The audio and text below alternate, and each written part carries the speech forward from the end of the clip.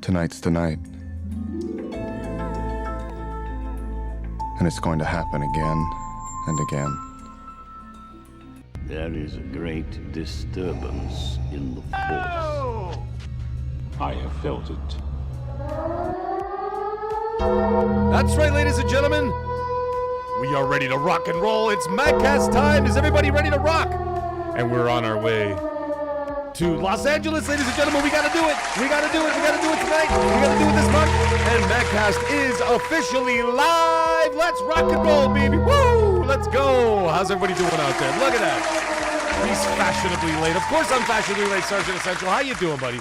How's everybody doing out there? Look at all the maggots out there. Everybody doing, having a good time? We're live. We're live. We're live. Now, if you guys noticed, I actually have all new backdrops and all new I was gonna say layovers, all new overlays and stuff like that. Because you know what? Winter time is officially over, even though it's not officially over like in the calendar, so to speak. But there ain't no more snow on the ground, and it's been raining, and the grass is starting to get greener again. So I thought I'd change it up. So no more winter wonderland. We are now going to have summertime. Okay, it's springtime, summertime, whatever. So you're gonna see all kinds of fun stuff. Yeah, it'll be kind of cool. Check this out. Here, I'll show you guys something. Look at this. Ooh, isn't that special? Look at that. Little surf and turf. I will be right back. Look at that. Nice little beach scene going on. Let's get back over where I am. There we are. Hi, everybody. How the maggots doing out there? And before I could even say more than 25,000 words, which I do per minute, Bobby comes in with a $1 super chat. Let's go, ladies and gentlemen. Let's go. Thank you so much, Bobby. I appreciate that. And he says absolutely nothing. But that's okay. Now, if there's something else you guys noticed out there, take a look right above. Colt Eastwood, by the way, who's in the chat. Scumbag extraordinaire, ladies and gentlemen. He's in the chat. Check him out. It's Colt Eastwood. He's out there. And by the way, the super chats have new little things in the corner, too. I made them last longer because I got some requests saying, hey, we'd like to see our name up there for longer. So I said, okay, I'll change all that. And that's exactly what I did. But if you look right above that, Colt Eastwood designed this little thing right up here. It says, The Mag and the Quest for LA. And what we're trying to do, listen, man, we were talking about it behind the scenes. And you know I don't lie to you guys, all right? I tell you guys the truth. And Colt and I were talking behind the scenes, and I'm like, listen, man, I can't afford this. I can't do this. Not this year, man. It's been a hard year. There's been a lot going on. You know what I'm saying? And like, I mean, it literally started from more than a year now. It's been like from January and on. And if I told you guys even half of the stuff that's happened over the last, let's say 13 months, 14 months, you would never even believe it. You think I'm lying. 100% you would think I'm lying. There's no way that you would think it. But either way, it's been a hard year, whatever. And I'm like, dude, I can't do this. I can't do it. I want to do it. I've been wanting to go to LA since E3 to not only just meet everybody, but like, you know what I mean? Just to be there, part of the experience and all that stuff. Like I felt like it was something I was always meant to do. You know what I mean? It is unavoidable. It is your destiny. Yes, thank you, Emperor Palpatine. I know it's my destiny. But either way, we're working on something new. And for the next couple of months now, I got a goal in that. Nope, that corner. I got a goal in that corner over there. And that'll get my ass to Los Angeles, California, ladies and gentlemen. That's right. We'll get us out there so I can meet Asha in person. That's right. So Asha and I can dance like this. I'll be Asha, let's go. Booty can stand and watch on the sidelines. You know what I'm saying? But either way, we're working on it. So that's the goal. You see it right there? That's the goal right up there in that corner. And that's what we're trying to do. And anyway, God willing, we'll see how far we get. And then either way, one way or another, I will find my way to the sunny beaches of California and all the homeless people and all the fentanyl zombies. Yes, we're excited for all of those things. Yes, it's going to be great. But anyways, every single penny counts. And I'm not going to turn this into one of those things where I be like, for $1, you can feed Mag shrimp cocktail in Los Angeles. Like, no, don't be ridiculous. Anyways, I'm just happy everybody's here. What do you mean what's going on, everyone at Colt Eastwood? We're all here having a great time, buddy. How you doing out there, ladies and gentlemen? Colt Eastwood's in the chat. Go say hi to my friend over there. There we go. He unlocks a rare achievement. There we are. And we got Maverick coming in. Listen to this. Drops a $5 super chat right now. And thank you so much, Maverick. And he says, let's fucking go. What's good, Mag? We got to top last week's show for real. Dude, if we top last week's show, that would be beyond epic. And I'm pretty sure Seth Monsters now is dealing with creditors in the bank because I think he emptied his entire bank account into this show last week. So it was pretty funny. I mean, what are you going to say? What are you going to do? Oh my God, Mag is inevitable. It is unavoidable. It is your destiny. Ladies and gentlemen, and without even further ado, the man, the myth, the legend himself unlocks another rare achievement that is $50 from none other than the man himself, Colt Eastwood. Colt, you didn't have to do that. I love you, brother. But here comes Colt Eastwood dropping up $50 super chat. Look at that number going up, folks. Unbelievable. Thank you, Colt. You didn't have to do that, buddy. Maybe I'll call you after the show. And he says, everyone, let's get Mag to LA. He's been through a lot. Fuck. Oh, guys, you guys have no idea. He's been through a lot and worked hard on YouTube to make it. Thank you so much, brother. I appreciate you, man. Oh, my God. Anyways, we have to focus. We have to focus. We have some things to talk about. Control your emotions. Discipline your mind. Yes, thank you, Snape. I get it, buddy. You don't have to remind myself. Control your emotions. Okay, Snape, relax. Discipline your mind. Yes, well, Snape's telling me I got to focus on the show, folks. Okay. Thank you so much, Cold. I appreciate you, brother. Eddie Garcia comes flying in with the funniest comment in the chat so far because you know you guys are all stand-up comedians. Okay, and he says, $2,000 might fill up your gas tank with those California gas prices. I mean, tell me about it, right? Dude, yeah! It ain't no different. It ain't no different up here, man. I'll tell you that right now. I'll tell you that right now. Hey, One More Week Dragons in the house. Let's go. Say hi to the Dragons. And hopefully he makes his ass to California as well. I'd love to see him in person. Show y'all what it's like to party with an old man. Most of y'all wouldn't survive. I'll tell you that right now. You get gray beards like me and Dragon in the house and some other people in the house, let me tell you something. Y'all won't even last 2 hours. And you'll be KO'd. Me? Sunset Strip, 6 a.m., still rocking. Let's go. That's what I'm talking about. Hey, Runaway Dragon is going to be there. Unbelievable. That's fantastic to hear. Well, then we will make a point of obviously hooking up at some point because it's going to be all of us there. I mean, Iron Lords will be there. Boom's going to be there. Colt's going to be there. I'm going to be there. I already told Hargeet I'm going to pull on his beard as soon as I see him. That's happening, ladies and gentlemen.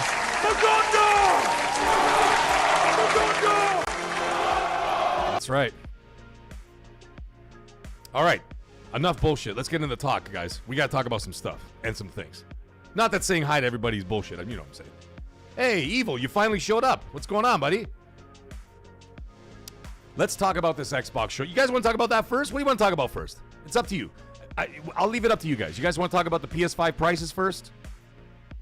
And then move into the Xbox thing? Or you want to just go, you just want to go in, no Vaseline and go right in? One Away Dragon, he goes, I just left Showcase. Okay, Showcase it is. One Away Dragon says, he goes, I just left Hargeet at PAX East. Like, you left him there? That would be even funnier. It'd be like, yeah, Hargeet, listen, I'll be right back. I'm gonna go get an Uber and I'll pick you right up. And then you just left? Oh my God. Sorry, I make myself laugh. I mean, what the hell am I supposed to do with my life? You know what I'm saying? All right, fine. Let's get into the meat and the potatoes, all right? The meatloaf! Fuck! All right, let's get into it. Foggy Playbox is saying, he goes, wish I was rich, I'd show you how the Irish party. Hey, man. Listen, we're going to be doing all that stuff. And we got Pedro coming in, dropping $2. Let's go, Pedro.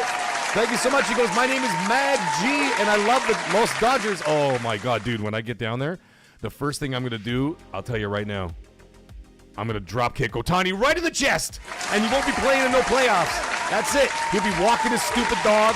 He'll be walking down the street. His bodyguards won't see me because I'm going to sneak in like a ninja. Double drop kick like Liu Kang right to the chest. That's it. Ohtani's out. He's out. Yeah! Shout out to the Blue Jays. They're playing right now. They're 3-1. We'll see how that all goes, man. We'll see how that all goes. And then the Yankees, of course, the Yankees can't come in and just leave us alone. No, they got to go 3-1 as well. So we're tied for first place already. It's already a battle. But either way, it's going to be great, man. And RT Reviews comes in and drops a £4 super chat. Let's go. Thank you so much, RT Reviews. On YouTube, of course. And he says, for £4, by the way, that's British proper money, ladies and gentlemen, for anybody who doesn't know. And he says, get Mag to LA. Any news on Gears Reloaded 2? None. I'm so sorry to disappoint you with that news. But I got to tell you, man, I have heard absolutely nothing about it. We reported, like when we were doing it on XNC, even before I even started this channel, I talked about Gears of War, the Marcus Phoenix collection that they had worked on. It was basically done. And then somebody over there said, hey, I got an idea. Why don't we split it up into 3 games and charge $40 a piece for it? You're fired! Pretty sure they got fired. But anyways, in all seriousness, it was a disaster. Welcome to hell, motherfucker! Oh, there we go. 108 Dragon. Oh, 108 Dragon has just subscribed to the channel, ladies and gentlemen. He's going to get a little special something. Welcome to hell, motherfucker! There you go. Welcome to hell, buddy. Welcome to hell. You're a maggot now. Listen, you can't get out, Dragon. You can't get out. Lemon, you can't get out. You're in for life. That's the way it works. It's not me. I don't make the rules. I'm just telling you. You're in it for life. But that's how we work. That's how we roll. So anyways, back to answer your question there. The Gears thing. So what happened is they made this Marcus Phoenix collection, and I talked to someone who was literally standing in front of a monitor, and he's like, yeah, I'm literally looking at it. I'm like, oh, wow, okay, so what's the story? And he goes, yeah, it's going to be something that come in a package, whatever. Anyway, then someone decided, hey, we're going to split this up, do into 3 games. We'll see how each game goes, and then we'll move on from there. They didn't finish all 3, but, like, the first one was ready to rock, and so they said, okay, let's do this. So they did that. They released it for $40. It did not do great, which is, I mean, let's face it. I mean, you know, I'll take a little jab at Sony here with this one. I mean, I said it last night on XNC. I'm like, yeah, it's a remaster of a remake of a remaster of a remake. You know, and I'm like, I didn't think it was going to get like a lot, but I honestly thought it was going to do better than it did. However, the bigger problem is literally the same day they released Helldivers 2 on Xbox. Well, why would they do that? You know that everybody on Xbox was going to be playing Helldivers 2 because they've already played Gears 1,000 times. And then it didn't really do well on PlayStation. You know what I mean? So, I don't even know if it's going to even happen anymore, bro. Because now you know that they're laser focused on that. They're laser focused on E-Day, right? Which is obviously, you know, the big talk. We're going to talk about that in just a moment. And we'll see from there, right? But I don't know, man. It's kind of unfortunate because for me, my favorite Gears of War was actually Gears of War 2. It's not even 1. I love 1, and I love 1 for what it is, that horror aspect and everything else and whatever, and blah, blah, blah. And it's amazing. Hey, Joey Abs, where you been? I haven't seen your name in a while. Ladies and gentlemen, Joey Abs is back in the chat. Lordy frickin' dog! There it is. He's back. There he is. Nice to see you, Joey Abs. I know you've been busy, man. I'm just busting your balls. Hey, Beer Baron, what's up? My selection of soundboards. Yeah, I know. I try to change them up every once in a while. I add a couple things. I took Gandalf out of the one and I added Snape. Control your emotions. Discipline your mind. I'm trying, but I got OCD. What do you want me to do? I mean, I'm not just got OCD. I got, you know, whatever. My mind is like a 3-ring circus, man. I can't control it. What do you want from my life? But anyways, they're going to focus on the Gears of War E-Day thing, and we'll get into that momentarily as we'll do a little bit of a deep dive here on the show. Hey, Steven, nice to see you in the chat finally, for God's sake. Where the hell have you been? I know you're excited for... Listen to what he says in the chat, folks. He says, I'm excited for Forza Horizon 6. Dude, your name is literally Steven Forza Racer. Of course you're excited for it. That's what we're talking about. The meatloaf! You know what I mean? But the cream will rise to the top. Oh, yeah. All right, before we get into that topic, I got a couple more donations coming flying in the door, and we got J-Man Games coming in, dropping a $10 super chat.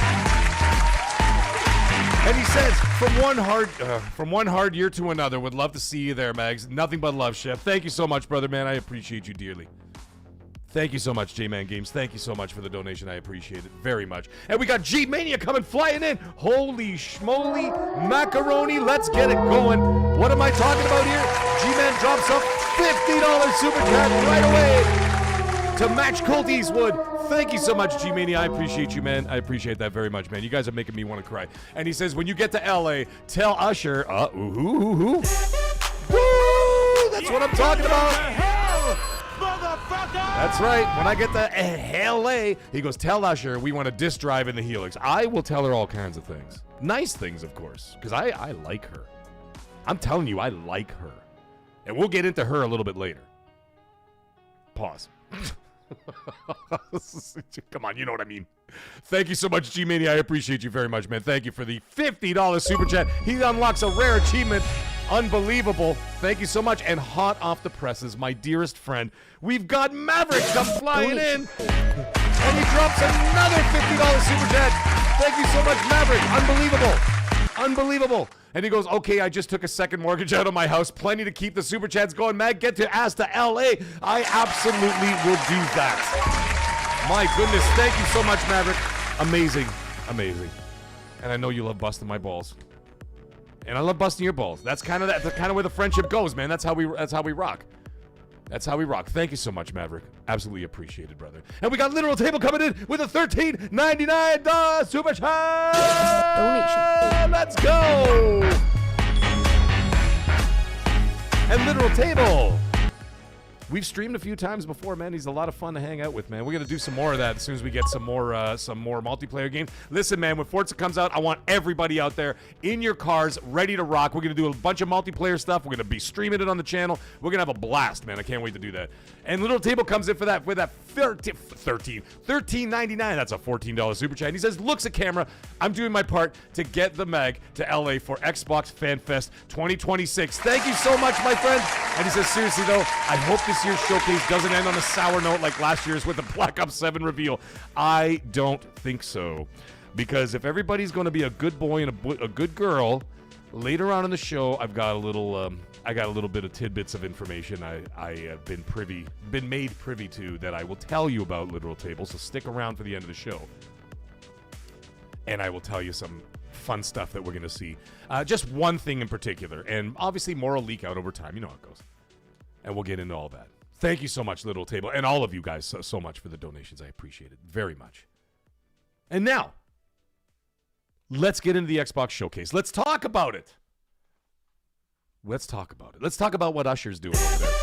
Okay, let's talk about what Usher's doing. And so far, so good. You know, she did what, you know, she's making her moves. You know, right? She's making her moves. Gets rid of the "this is an Xbox" campaign. Fine. We knew that had to go. That had to go. We all knew that. We knew that. But she did it. She also knows that marketing sucks. Their marketing sucks. And what does she do? Right away jumps on top of it. Hires 2 marketing specialists. Right away. Boom. Get them in there. Get them moving. Get it going. Then she starts talking about, you know, she gets the fan base riled up in a good way. And says, you know, Xbox first, right? You know, treat the Xbox consumers who've been there for years, literally decades for some, right? So she talks about that. We're going to focus on Xbox, whatever. Great. Moves on to that. Then has the partner showcase. Missed opportunity in one aspect of that partnership thingy. Sorry, two things I was going to say. And you guys know how I feel about Sony marketing. Sony marketing is just chef's kiss. They know what they're doing when it comes to marketing. They know how to present things because they own a Hollywood studio. Okay, I've said this a million times before. Sony knows how to sell the sizzle. And I said, if Microsoft is going to learn anything from Sony besides whatever, the other side, we're not going to get into all the other bullshit. I just want to talk about this, marketing. Their marketing is superb. So when you had that partnership, and Colt and I talked about this last night on the show, when you have that situation where you've got a third-party partnership or whatever, and Colt mentioned it first, and I agreed. And I said, listen, man, it's fine that it's going to Steam. It's fine that it's going to PlayStation. No one's going to argue about it. Nobody cares, okay? Especially not here in this channel. I don't give a shit. In this channel, whatever, okay? You play wherever you want. There's no fanboy nonsense or whatever. We're talking business and sense. When they had that third-party partnership, when they showed, like, you know, like the end credits, like, you know, when they did a trailer or whatever, and they're like, okay, here's, you know, the what the hell was it called? The hell was it called? Artificial Detective or whatever? By the way, dopest game, I mean, one of the dopest games I've seen in a long time. That looks so cool. That artificial, whatever the hell it's called. Artificial, yeah. Someone in the chat will nail it for me. Artificial Detective, I think it was. Whatever, anyways. The point is that when it shows the credits, you should show coming to Xbox and PC. Because that's what you're advertising. You paid the money to put this showcase together. You paid for the advertising. You're clearly giving them funding, right? Because if you're doing a third-party partnership and not everything's going to Game Pass, there's Play Anywhere and all that kind of stuff, yes. All right, but not everything's going to Game Pass. That means that you helped fund the game as well, right? You get them off the ground, say, hey, that seems like a very cool... Artificial Detective. Yeah, that's what it was. Thank you, Literal Table. I appreciate it. So, you know what I mean? So you put in money, you've invested, you put together a show at your expense, and then you put Steam and PS5 in the credits. Let me ask you a question. Now, this is, like I said, this is not some fanboy bullshit. I'm talking business and sense. Let me ask you a question. When was the last time you saw Sony put a game that was going to Xbox, like let's say, Marathon, okay? Did you ever see Xbox Series X and S at the end of their credits? I don't recall. They put, and even if the game comes to PC day one or whatever, I don't know, but I'm just saying, they put PlayStation. You don't see no Xbox nowhere. PlayStation. That's what you hear and that's what you see. Want to hear it again? PlayStation. You know what you don't hear? Because they want you to buy it on their system. That's how marketing works. Okay? That's how it all works. So that being the case, the point is that you come in there and you present that there and you get people to go, oh, they make those IPs that they showed at that showcase, they make it synonymous with the show that it was put together by, in this case, Xbox. So present it that way. They can find out a day later or later that day, say, oh, by the way, it's also coming to PS5 and Steam or whatever. Okay, fine. That's fine. You could do all that. So now the big thing is, let's talk about this. Now, the missed opportunity, that was one missed opportunity, I think that they should have kept it like that. Now, listen, man, if you want to play with the big, if you want to run with the big dogs, you got to act like the big dogs. Sony are the big dogs. I know Microsoft is a bigger company. I understand all that, but I'm saying in terms of the gaming space, they are the big dogs. So you want to play with them, even if you're not considered direct competition or whatever the hell people want to say these days or whatever rhetoric you read online and social media and all that kind of shit, you still are. So therefore, still treat it in a way that you're like, listen, man, you paid for this shit. Then you market it for you. That's not that much to ask for. Now, that's my one complaint. The other complaint is, I believe, because she hasn't really been front-facing with the audience. Now, I don't expect her to do the Phil Spencer thing. Like I say, show up with the pop collar, hanging out on the couch, talking about this and that and whatever, and shaking hands and kissing babies and all that stuff. She didn't have to do all that. She was not hired for that. You know what she's hired for? What's up, Punty? How you doing, brother? Sabina, how are you? She was hired to make money. Not just make money, make more money than the previous administration, so to speak. Right? That's what she's hired for. She's a super nice person, but listen, man, when it comes to business, and I've looked into her now. I've been looking into her. I've been looking at what she was doing before, and what she's currently doing, even outside of the Xbox thing or whatever else. She still has her fingers in a few other pies. Right? So the thing is, it's like she's no nonsense when it comes to business. And that's why she was hired. So, therefore, that being the case, she didn't have to be everywhere. Right? She didn't have to be all over the place doing these little interviews all the time and whatever. Okay, she'll do some here and there, but she's there to work. And that's why I like her. That's why I think that she'll do no offense to the other administration, I like them. But I'm saying I think that she's going to be more financially successful than they are. Now, that being the case, with this showcase thing that they just had, that third-party partnership leading up into the actual showcase in June, I think she could have done a 30-second clip. And I mean, I know some people are like, oh, they make those things like a long time. Dude, I make YouTube videos and I don't have no idea what the fuck I'm doing. But somehow I put them together. You don't think Microsoft could slap together a 30-second clip and tag it on to the end of the showcase and just say, hi? Like, she could be like with a thing with like a black backdrop. You know what I'm saying? Like a black backdrop or whatever, and it's just her standing there, a couple of floodlights. I mean, I got them right here. Like, how much could it cost? $100? A couple of floodlights. She sits there and goes, "Hello, my name is Asha Sharma. I'm the new Xbox CEO. Thank you for watching our third-party partnership. We're very excited for this year and blah blah blah blah." And we're working really hard to get our Xbox showcase ready for June. I hope to see you in LA. That's it. That's all you had to say. Just a statement to show that you have not only just a face or not just a name on Twitter, a voice. That's it. That's all she had to do. Just my personal opinion. That's it. Other than that, I have no complaints about her. I think that what she's already doing and what I'm hearing about what she's doing in the background, I think she's doing a bang-up job. Now, is she the other thing? I want to clear this up right now because I know some people feel, some people get a little riled up, a little overworked. Okay, it's a little silly. And they're like, they're taking on play. They're not taking on PlayStation. They're working in tandem with PlayStation. They're never going to be as big as they are. They're never going to be as big as Nintendo. They don't have to be. They need to be successful. That's it. That's it. They need to be successful. They have been successful up to this point, just not where they wanted to be. They have loftier goals.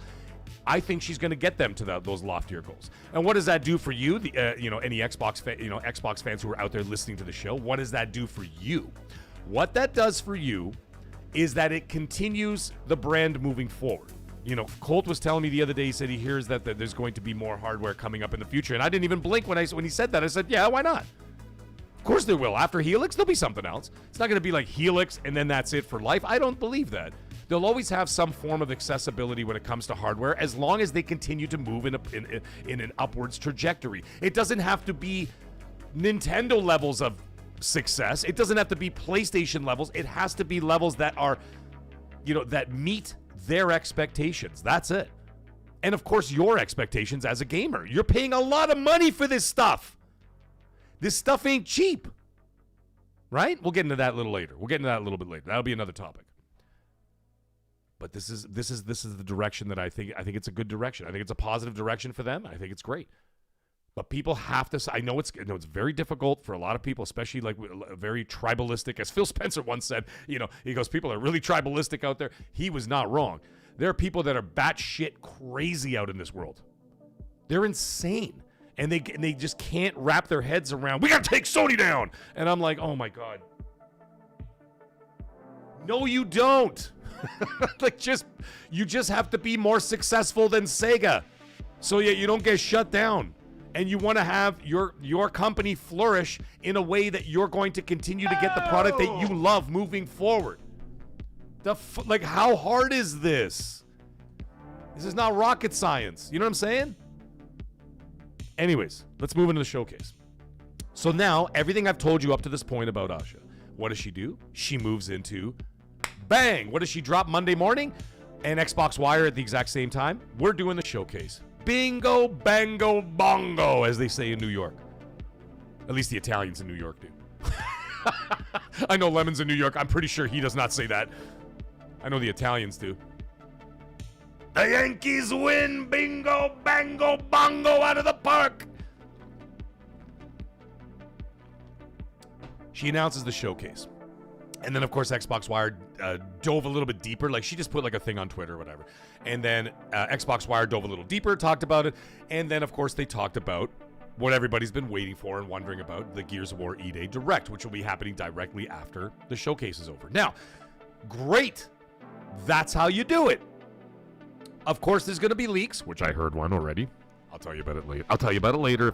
If everybody behaves themselves, I will tell you about it all later. Just one leak for now. And that's how you do it. And now, don't say a word. Go back to doing your work. You announced it. Everybody's excited. We're trying to get my ass over there. Right?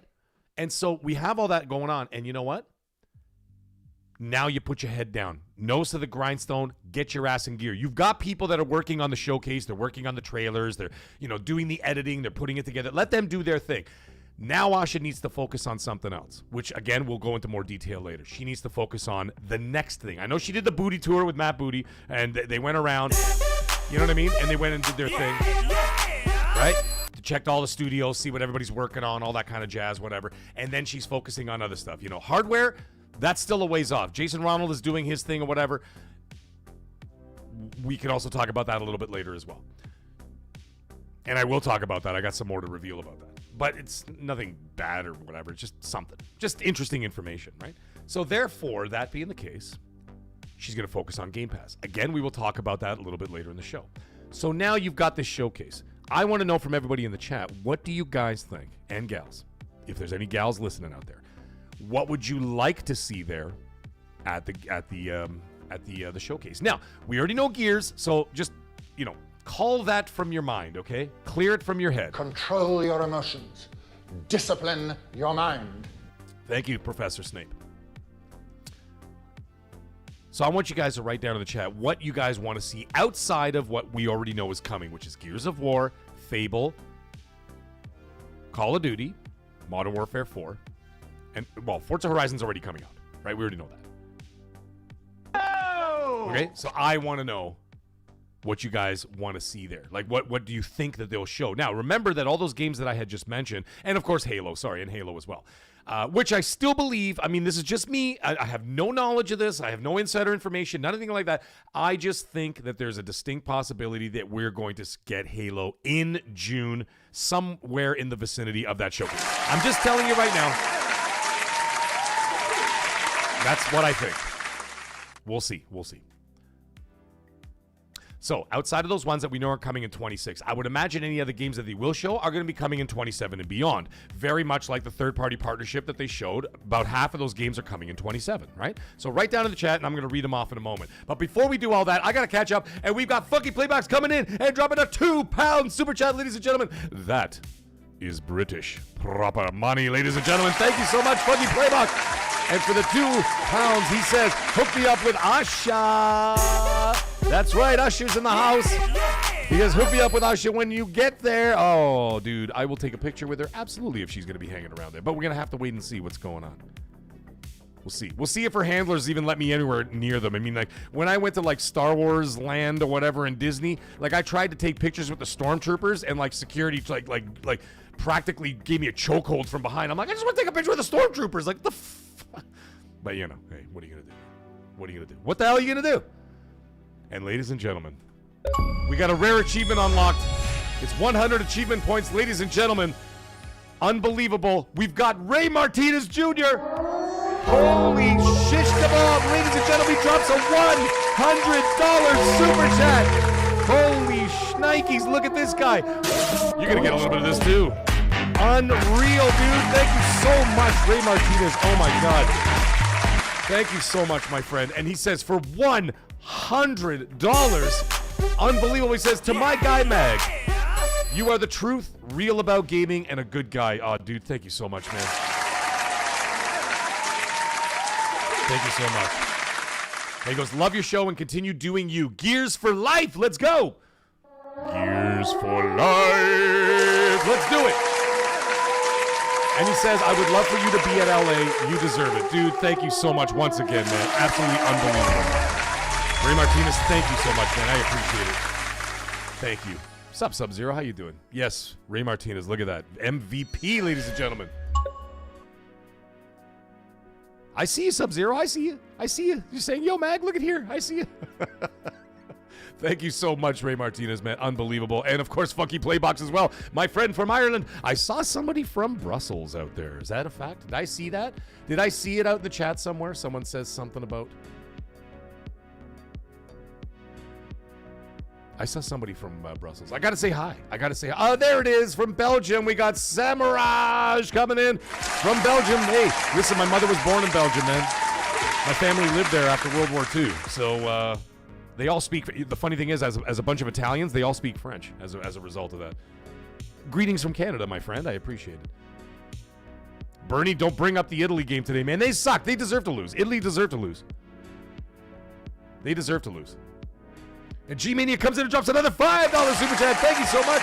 And he goes, Usher should just get Justin Bieber to open Fanfest. Jokes aside, I picked up a Sega Nomad for $75. Takes like 6 AA batteries. I think my wife's toy does that as well. Oh, whoa. I didn't say that. I did not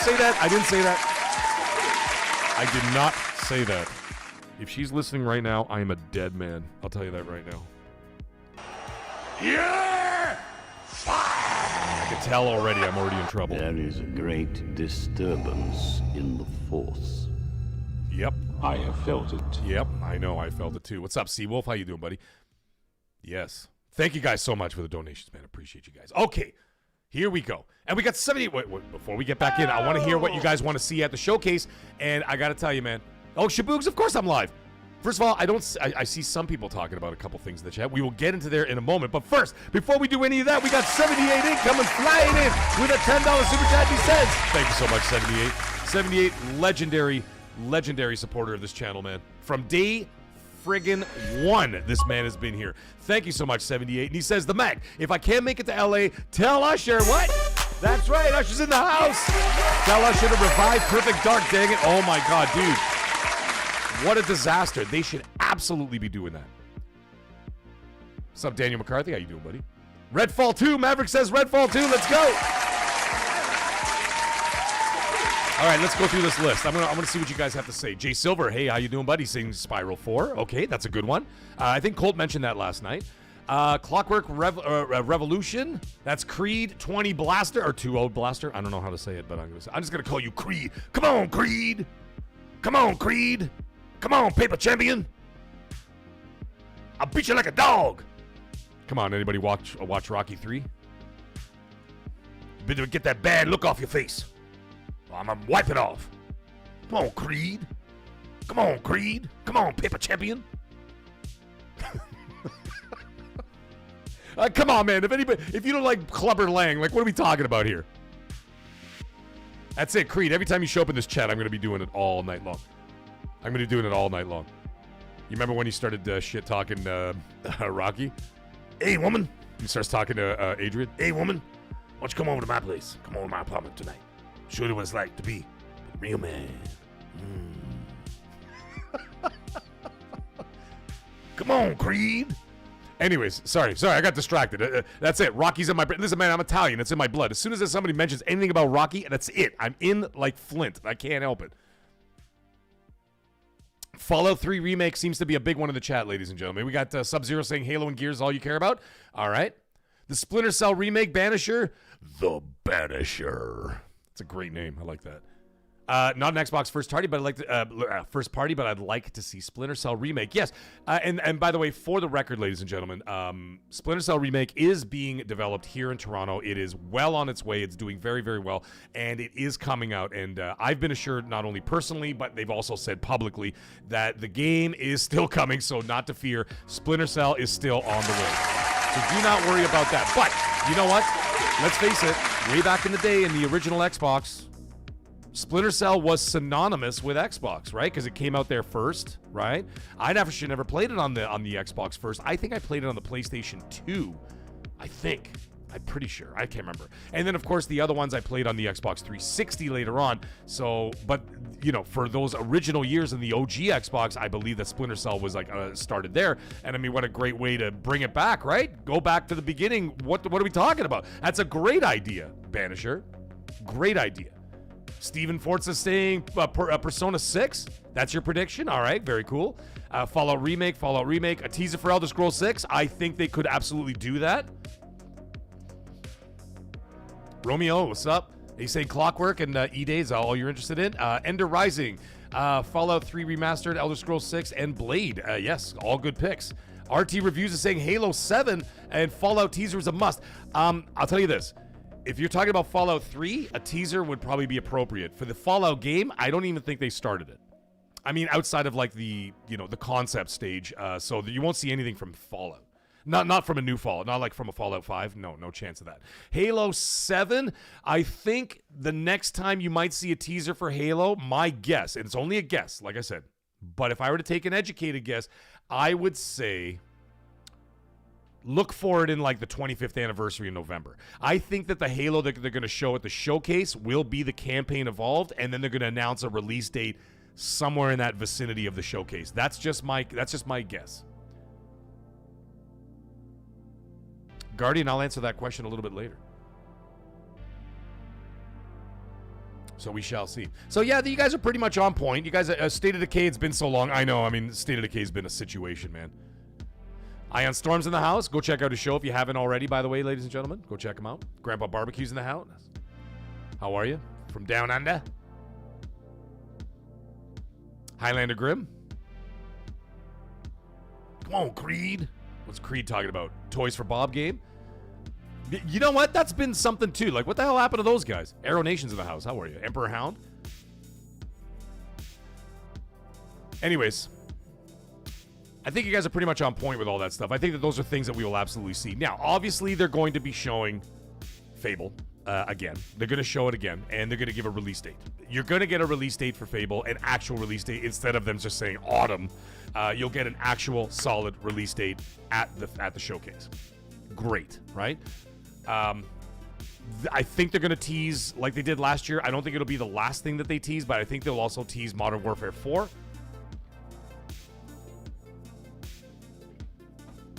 I mean, they have to. It's Call of Duty. They own Call of Duty, for God's sake. You know what I'm saying? It's Call of Duty. You have to talk about it. And clearly they're not doing the after-show Call of Duty thing that they've done in the past. They're like, oh, okay, when the showcase is over, we're doing like a Call of Duty, blah, blah, blah, blah. Well, they're clearly not doing that because Gears of War has taken that spot, right? But a Call of Duty is still coming this year. So I think that they will show that at the showcase and then say, hey, you know, next month or whatever else, or maybe in the fall, I don't know, probably like July or something like that. But like, we'll have another little soiree where we talk about Call of Duty Modern Warfare 4, and they'll get into the meat and potatoes of it. You know what I'm saying? The meatloaf! You know what I mean? Fuck! So yeah, so we'll see how that all goes. Mastermind is asking for a new Quake game, maybe. You never know. Furious Legacy. Furious Legacy wins. Fatality. What's up, Furious? He's saying hit the like button, ladies and gentlemen. Yeah, help me out. Hit the like button. That always helps, man. Pistol Pete. Trick question. Does Peregrine Took have educated guesses? Fool of a Took. Yeah, you're gonna make me do it. For Gondor! For Gondor! That's right. For Gondor. So anyhow, they're going to give you a release date for Fable. That's guaranteed. They're going to tease Call of Duty with no release date. They'll tease it like they did last year, but I don't think it'll be the last thing they show. But it'll definitely be there. There is something else that they've got cooking up their sleeve. But there's all that. Now, the other thing is, of course, let's talk about Gears of War. So they're obviously going to show a Gears of War trailer. They're going to show another one during the showcase, and they're going to say, stick around for after, whatever, blah, blah, blah. We're going to do a Gears of War Direct. It will be addressed during the showcase, and then they'll do the deep dive afterwards where you get to sit down. You know, they get the little, they do like the interviews with the developers, you know, all that kind of stuff. They'll get into all that, and they'll do all that, and that's definitely going to happen.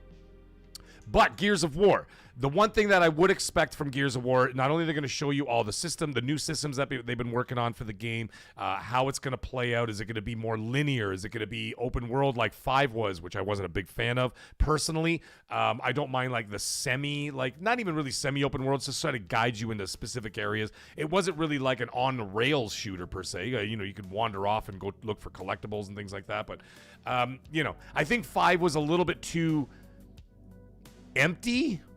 Like there were areas like, yeah, you could like find an area and there was like, okay, there's something over there, like a collectible over there. You can go over there and you have to deal with a bunch of enemies and, open a box or something and get like collectible. That was cool. I like that. So it added a little bit of like, exploration into the game. You know what I mean? So that was kind of cool. I think it's going to be a little bit more of a focused experience, very much like Hive Busters, just on a larger scale. That's what I'm thinking. We'll see how that all goes down. But anyways, as well as that, you're going to get the release date, of course. And on top of that, I would also expect that they're going to announce betas. And I don't think there's going to be one beta. I think there'll be 2. That's just a guess on my part, but I think there'll be 2 betas. There'll be like a closed beta, like you have to sign up for it, everything else, blah, blah, blah. And then there's going to be an open beta closer to the release of the game. And I would expect the game somewhere around late August, early September, somewhere in that range. Now, where these games are all going to fall, I mean, we've talked about this ad nauseum on other shows, so I don't have to keep getting into it like every 5 seconds as to like where as to where these games are going to land.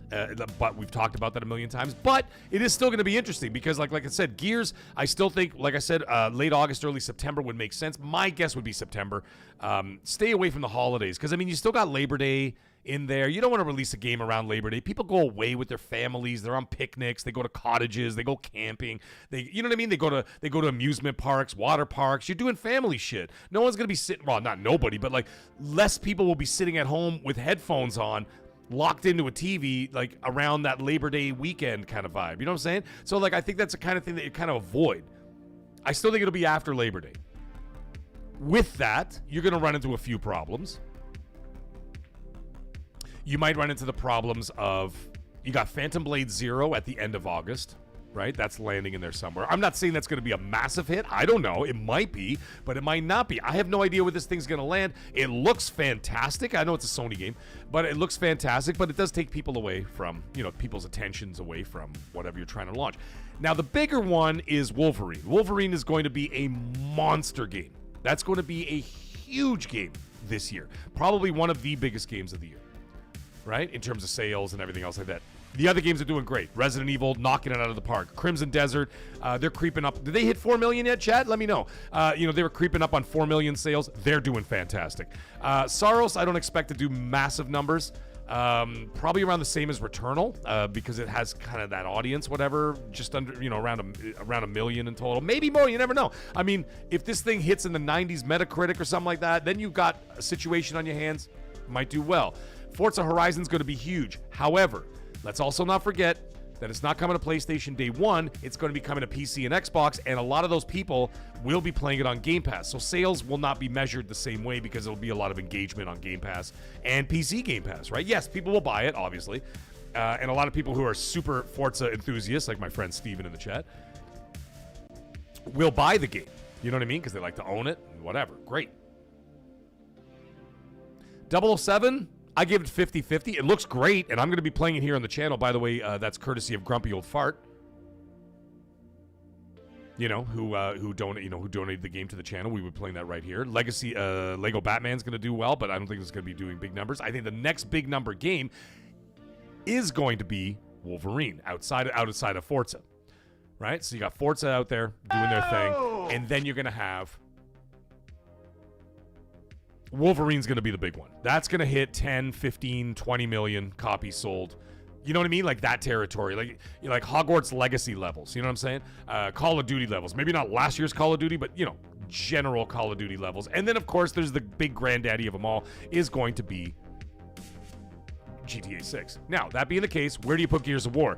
If it's going to be somewhere in that late August, early September area, you want to avoid Wolverine. I understand that one is on Xbox, one is on PlayStation. And there's still no guarantee, which we'll get into in just a moment. There's still no guarantee that it's going to come to PlayStation day one. They haven't said anything yet. I know Halo said, now here's the interesting thing. I said it the other night on the show on XNC. I said, Halo is saying that it says all their games moving forward. And they did say this, literally the lead developer said all our games moving forward are coming to PlayStation. The interesting thing is, and I'm not trying to spin some narrative, okay, folks? So let's not get excited. They didn't say when. They just said all their games are coming to PlayStation. So does that mean that they left the door open for a possible, maybe they do it 6 months down the road, like Colt and I were talking last night? We don't know. We'll have to just wait and see, man. There's nothing else we can do but wait and see, right? You can speculate till you're blue in the face. But anyways, that being the case, Gears of War E-Day's got another thing on its hands. You're going to want people to, engage in the game, playing it, whatever else. I personally think that if you're trying to maximize online engagement, I think you'd want everybody to have availability to that. And I don't mean everybody. I mean PC, Xbox, and PlayStation to all be there at the beginning, because essentially it's a live service game, so to speak, because there is, yes, obviously the campaign and the single player campaign and the co-op campaign is obviously a huge focus in the game, but so is the multiplayer. And you want that multiplayer to thrive because you want the community to stay alive, because the more they stay in there, the more microtransactions, the seasons, skins, all kinds of shit like that. You remember the last one? They had Terminator skins, and they had Sarah Connor skins and all that kind of cool stuff. I like that stuff. That was really cool. the T-800 walking around doing his thing. Like, that was wild, right? So you have all those things happening. So I think that you don't want to lock out 100 million potential. I'm not saying they're going to all be there. You have 100 million PS5s in the wild. You don't want to lock out potentially 100 million people out of a multiplayer game, because if you do it 6 months later, it might have there's usually a drop off within the 90 days. We all know that, right? Everything has, I mean, outside of like the rare exceptions like your Fortnites, not lately, but like up until this point, Fortnites, your Arc Raiders that gained in popularity over time. What was another one? PUBG was another big one. You know what I mean? Like those games that like they kind of went up over time as opposed to down, but for the most part, there tends to be a downward sort of trajectory when it comes to online experiences because people move on to other games. So I think that you want to kind of avoid that. Can you imagine like releasing that for like PC and Xbox, and then you release it 6 months later, and then you might get an injection of online players, or you might not.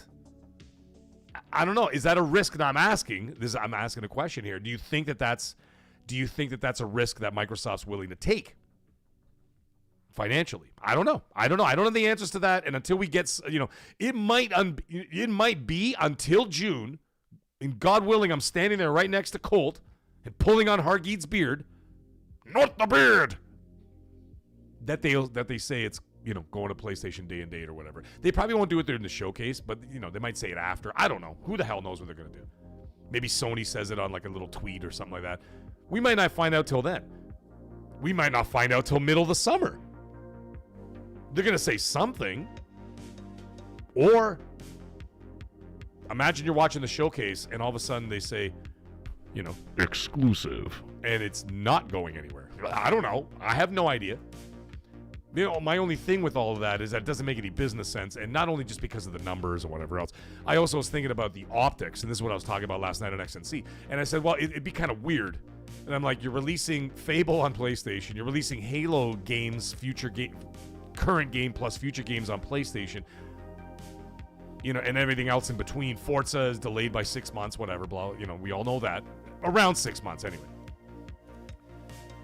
And then taking that one IP and not putting it there and be like, okay, so what are you guys doing? It would just send more confusion. So, I mean, I still think it's going to go there, but like I said, I give it 50-50 on the chance that it might be delayed. They might do like a window and say, listen, if you want to play this, you got to play it on Game Pass or buy it on Xbox or PC. But if you don't, if you want to wait, you have to wait down the road and you can get it there. But I think for a game like a live service game, they certainly won't do it for Call of Duty. Call of Duty's for the streets. You know how that is. Right? That's going to be everywhere day one, obviously, because they're going to maximize their profit. And, of course, they want online engagement. I don't think Gears of War is that unsimilar or dissimilar. So I could see it launching day one. But anyways, we're going to have to wait and see. But the other thing is, too, once again, when you've got a juggernaut like Wolverine sitting there and Insomniac has a history of huge success, you also kind of want to, you know what I mean? Give a little bit of buffer between all those things. But I don't know. We're going to have to wait and see, man. Like, it's all up in the air. We just don't know. But it's going to be very, very interesting to see how the rest of the year plays out in terms of those release dates. But we will get all those answers at the showcase. I also think that at the Gears of War E-Day Direct, I think there's going to be people playing online there live. And I think that for anybody who actually is there at FanFest, I think may get the opportunity to get to play. And by the way, and if I can get my ass to LA, let me tell you something. I think there would be nothing funnier than watching this dumbass right here, me, this guy, watch me try to play that game because I suck at Gears of War multiplayer. And I mean, I am terrible at Gears of War multiplayer. I have tried every single Gears of War that has a multiplayer. I have said, I'm going to do it this time. I'm going to be amazing. I'm going to get better. I'm going to practice. And guess what? I suck. Stupid fucking game. Stupid fucking game. Stupid fucking game. I blame everybody but myself. What an idiot. Oh, what a loser. Listen, man, there's games I'm good at. Call of Duty, I'm great. I'll wipe the floor with people. Still now. I mean, like, I play online with my son or whatever. It's always Wolfman and Mag. Wolfman and Mag. 1 and 2. 1 and 2. 1 and 2 every single time. No problem. You put me in a Gears of War multiplayer, see you later. Yeah! The worst. Gears of War multiplayer. So I think that would be really funny. Can you imagine seeing me like live in the flesh and funky fresh, and I'm sitting there playing Gears of I'm playing Gears of War multiplayer in front of like other YouTubers and executives, and they're watching me just suck ass. That would be hilarious. I'm terrible at the game. Anyways, I think they're going to offer access in person in LA for the Fanfest or whatever, but it'll be after the showcase because they're going to show the showcase. And remember that one that they did? They had like the UFC fighters, and they're like, oh, look under the stage. There's a bunch of UFC fighters out there playing like the Gears 5 demo or whatever, and they were playing the Gears of War multiplayer or whatever the hell they were doing. I can't remember. It was something like that anyway. I think they'll do the same thing, and then I think they'll offer access to, like, you know, a limited amount of people. Be like, hey, you know, here's an opportunity to give it a shot or, you know, see how it's playing or whatever. I think that that'll happen. And then, of course, an actual beta. I think there'll be a closed beta first. They'll try it, like a little bit of a smaller experience. You know, let the coalition sort of wet their feet a little bit. You know, get used to the crowds, the numbers, and whatever else. And then I think from there they'll do an open beta about a month before. My guess is somewhere in like the middle of July, maybe beginning or middle of July, or not July, excuse me, August. And then bang, you release the date a couple of weeks later, the game a couple of weeks later, and off we go.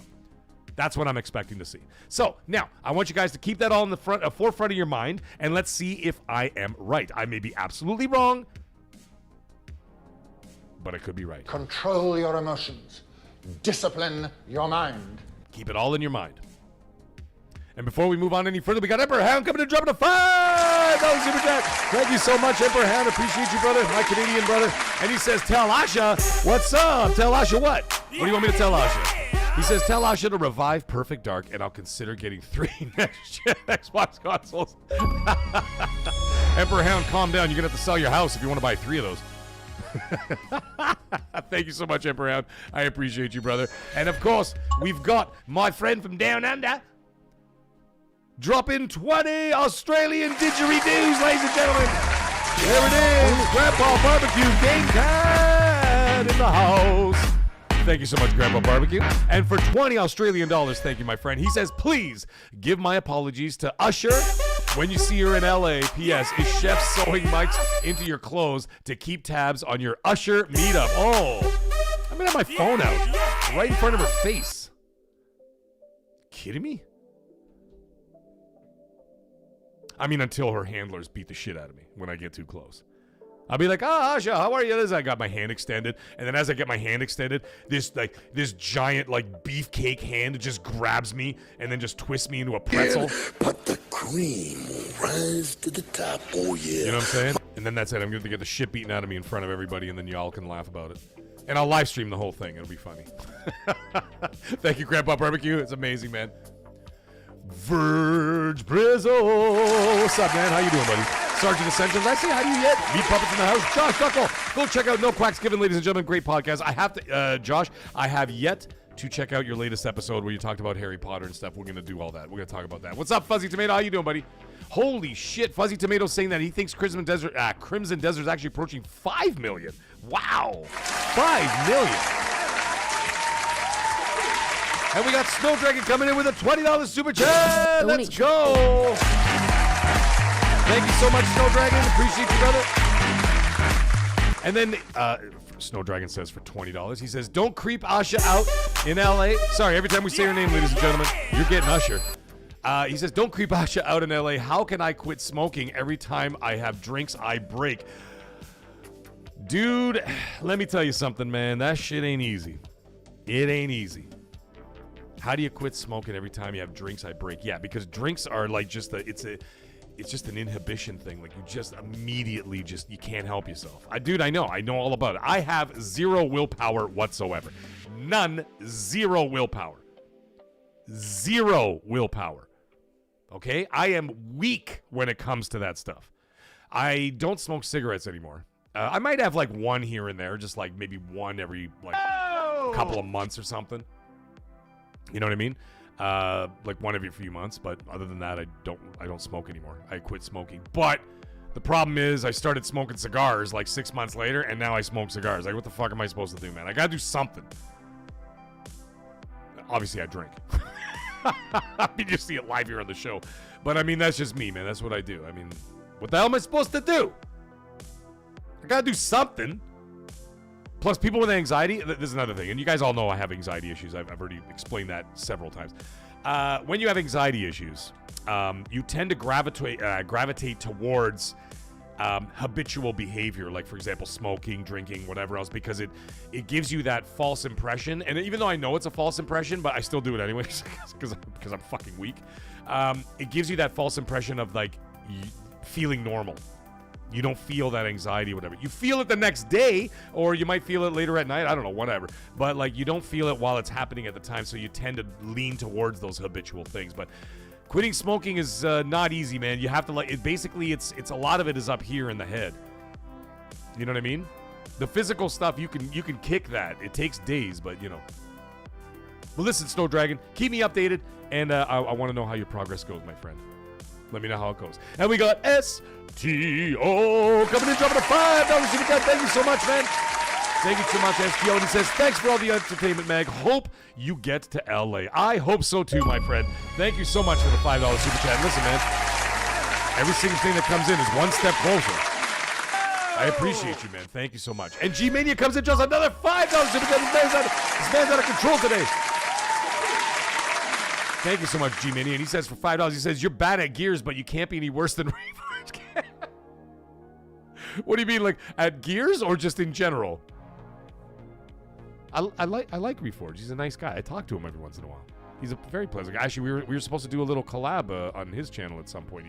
He wanted to. He was going to reach out to me.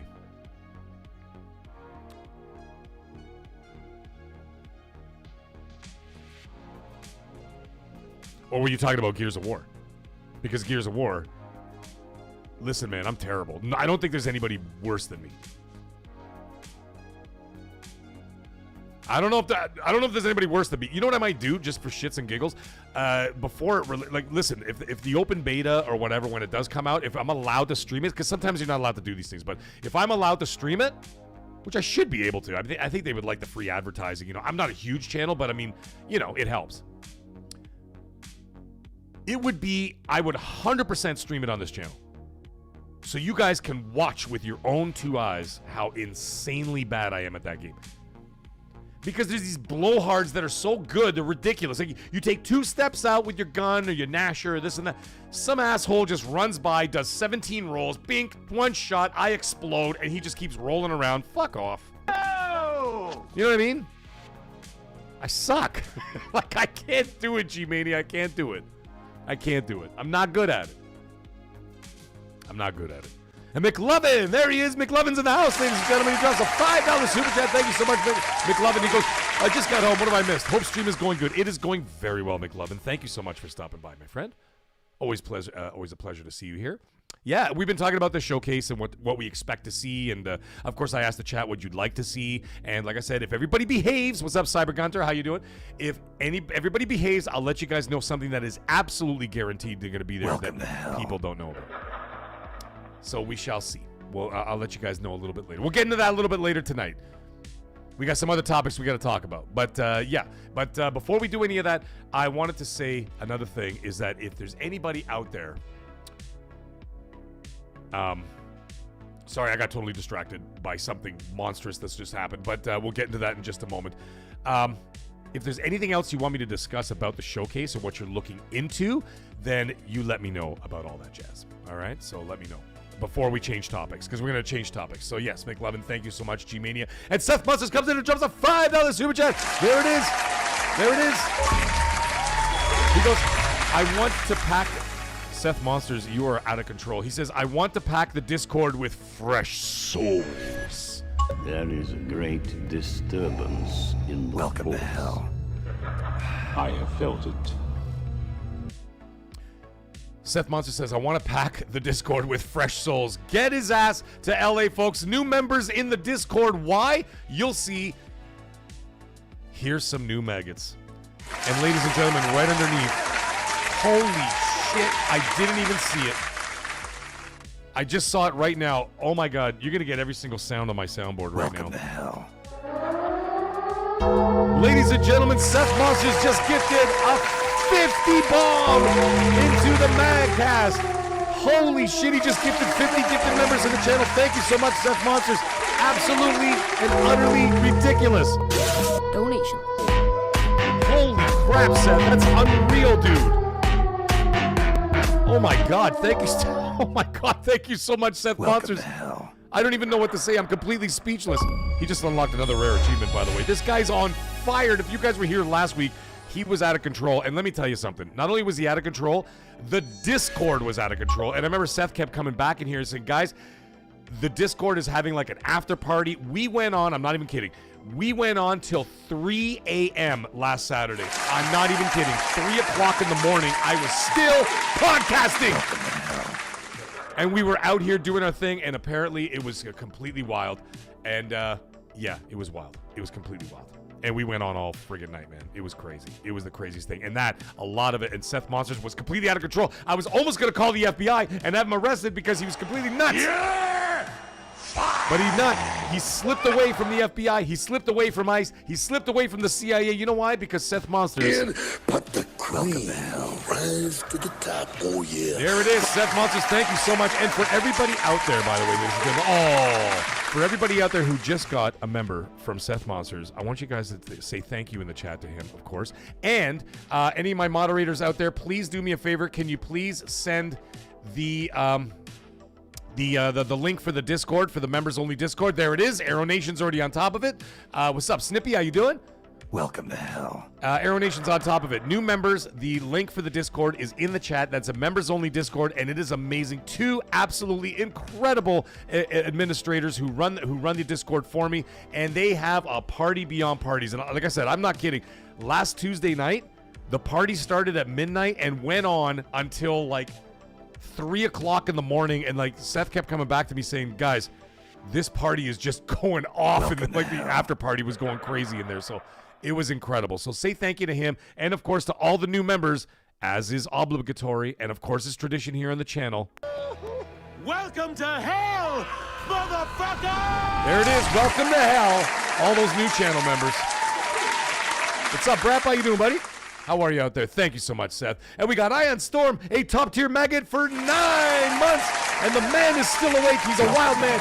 And he says 154 subs, 21,000 views, 100 vids, all thanks to Mag and the community.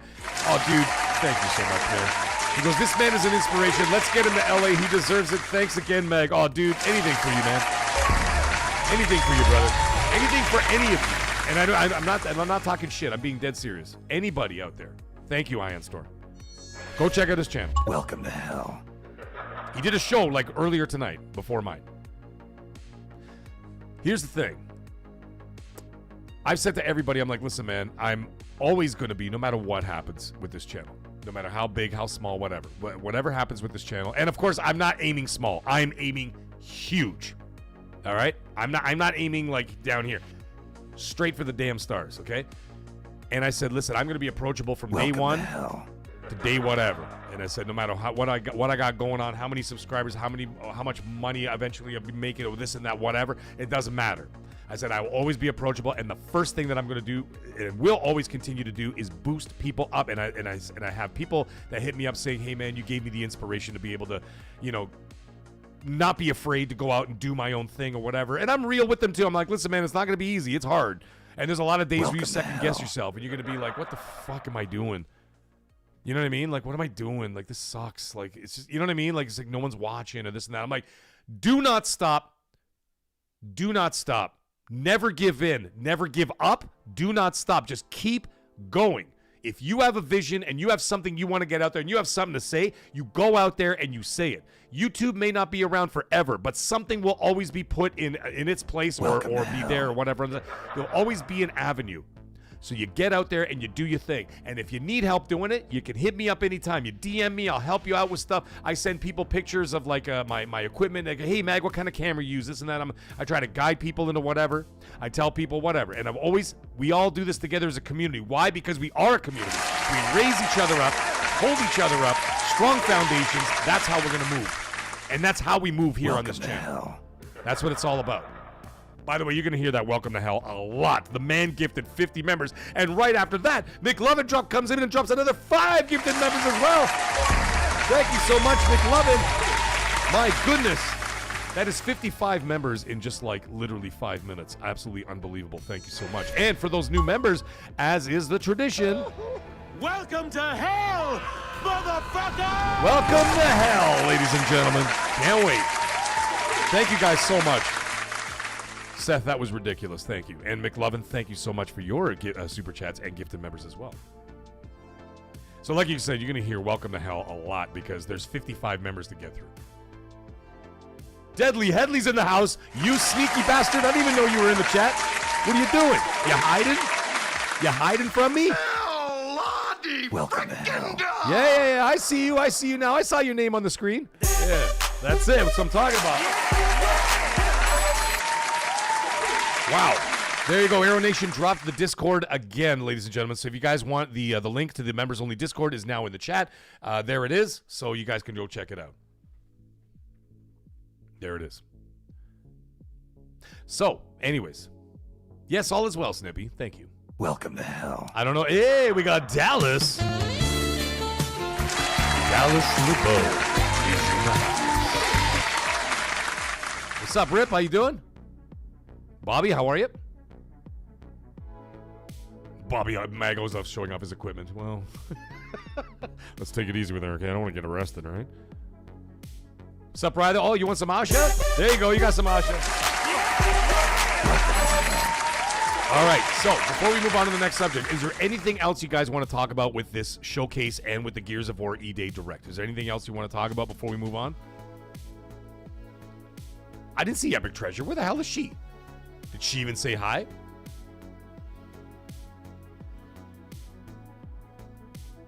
I didn't see her name in the chat. What's up, J-Dog? How you doing? What are you saying, Creed? Welcome to hell. What are you saying, Creed?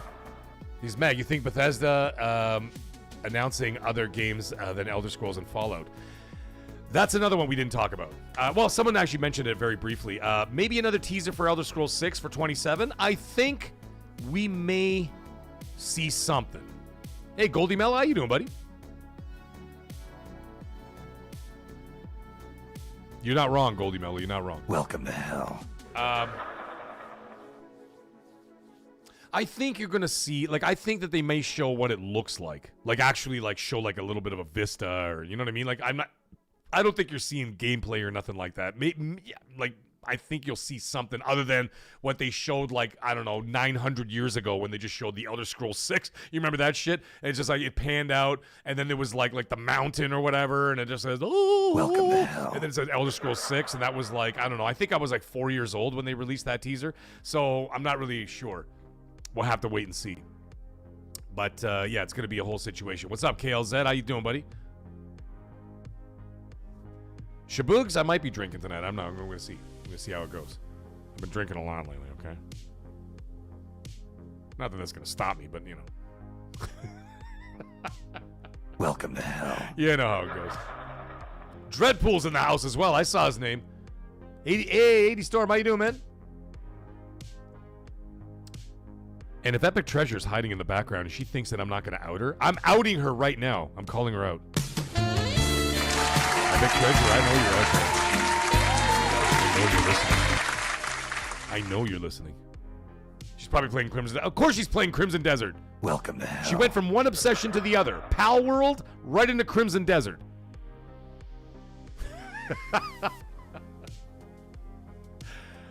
Yes, so I would imagine that Elder Scrolls 6 will actually see something for once and be like, hey, look at this. And you know what I mean? Like show like a town, a village, a couple of shots, that kind of thing. You know, coming 2027, and then that's it. I still think it's coming 2027, and I think it's going to come around the time that you're going to see the new Helix. Whatever the hell they actually decide to call it. You know what I mean? So we'll have to see from there. But, yeah. Hey, guys, give me 2 seconds. Listen, man, you guys know I've been drinking water like a psychopath, okay? I gotta go to the bathroom real quick. I'll be back in 2 seconds, all right? Don't go anywhere. If I swear to God, if I see that viewer count go down one number, I'm going to be freaking out when I get back. I'll be right back.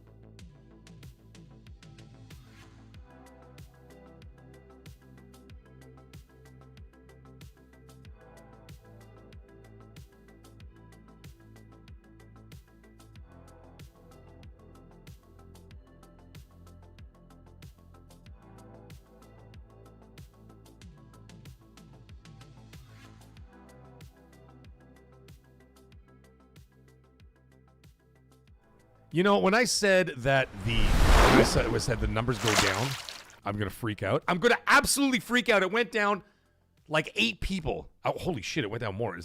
It went from 140 to 123. But mind you, these numbers are totally wacky because like people tune in and out all the time, whatever.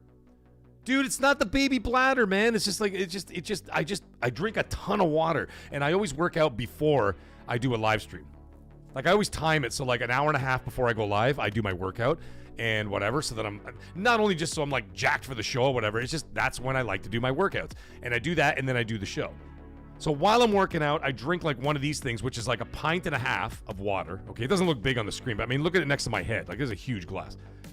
I drink one of those while I'm working out. I drink another one after, and then I fill it up a third time while I'm doing the show. Like, that's more water than a camel puts in his 2 humps, for crying out loud. You know what I'm saying? It's insane. Now, before we get back into this whole situation, we're going to continue on with some of our super chats here, and then we're going to get into it once again. And then we're going to talk about the PS5 and the PS5 price hikes, and I've got a little bit of information that might be very interesting. You can take it with a grain of salt. I'm not saying it's fact, but I'm just saying it's something to think about, and it'd be pretty interesting if that is indeed the case. But we will find out in a moment when I release that information to everybody. So, we got LePedro coming in, dropping a $2 super chat. Thank you so much, my friend. He says, I really want YouTube channel with RC's love hobby. Well, then do something about it, LePedro. You can do it, buddy. I want you to do it. I don't want someone else to do it. You do it. Thank you, LePedro. I'm just busting your chops. You know how it is. And stop watching the Dodgers. It's absolute nonsense. They gotta go. They gotta go. You know what I'm saying? You don't want to make me upset. But anyways, we got McLovin coming in, dropping a $5 super chat as well. Thank you so much, McLovin. And he says, you know, the Discord is missing just one thing. Mag himself needs to pop in and say hi and hang out with a bit sometime, and then the party would be complete. Well, then I will absolutely have to do that, my friend. Let's go. I'll stick my head in there, absolutely. Listen, man, I come in all the time, and like, I go in there all the time, but the thing is, at the same time, I also don't really say much, right? Because I'm like trying to catch up with what everybody's writing. So like, I'm catching up on like literally hundreds of messages, and by the time I get to the bottom, whatever I was gonna say, it's completely irrelevant to what was at the bottom of the list of all the things that I was going to say, right? So there's a bit of that as well, you know what I mean? So, yeah. But listen, man, I stick my head in there all the time. I mean, I did create the damn thing. But, I mean, yes, I have 2 extremely amazing people running the entire show. But, you know, that's how it goes. And we've got Ray Martinez. The man has lost his mind. He drops another $50 super chat. Jesus Lord in heaven. Unbelievable. You're going to get one of these too, man. Unbelievable. Thank you, Ray Martinez. Once again, the man is on fire tonight. He unlocked another rare achievement. Thank you, Ray Martinez. Thank you, brother. My goodness. And he says, hey, Mac, do you think Xbox will go back to limited edition consoles like Gears of War release?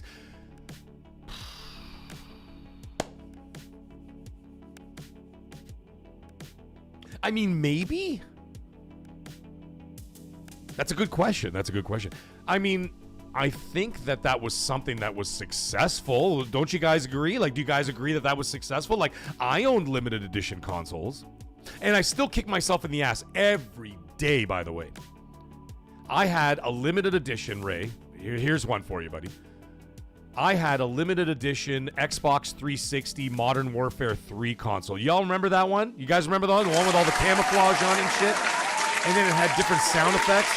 Like when you turned it on, it sounded like the night vision goggles turning on from like Splinter Cell. And then it had like other noises and sound effects, and it had like the camouflage controls and stuff like that.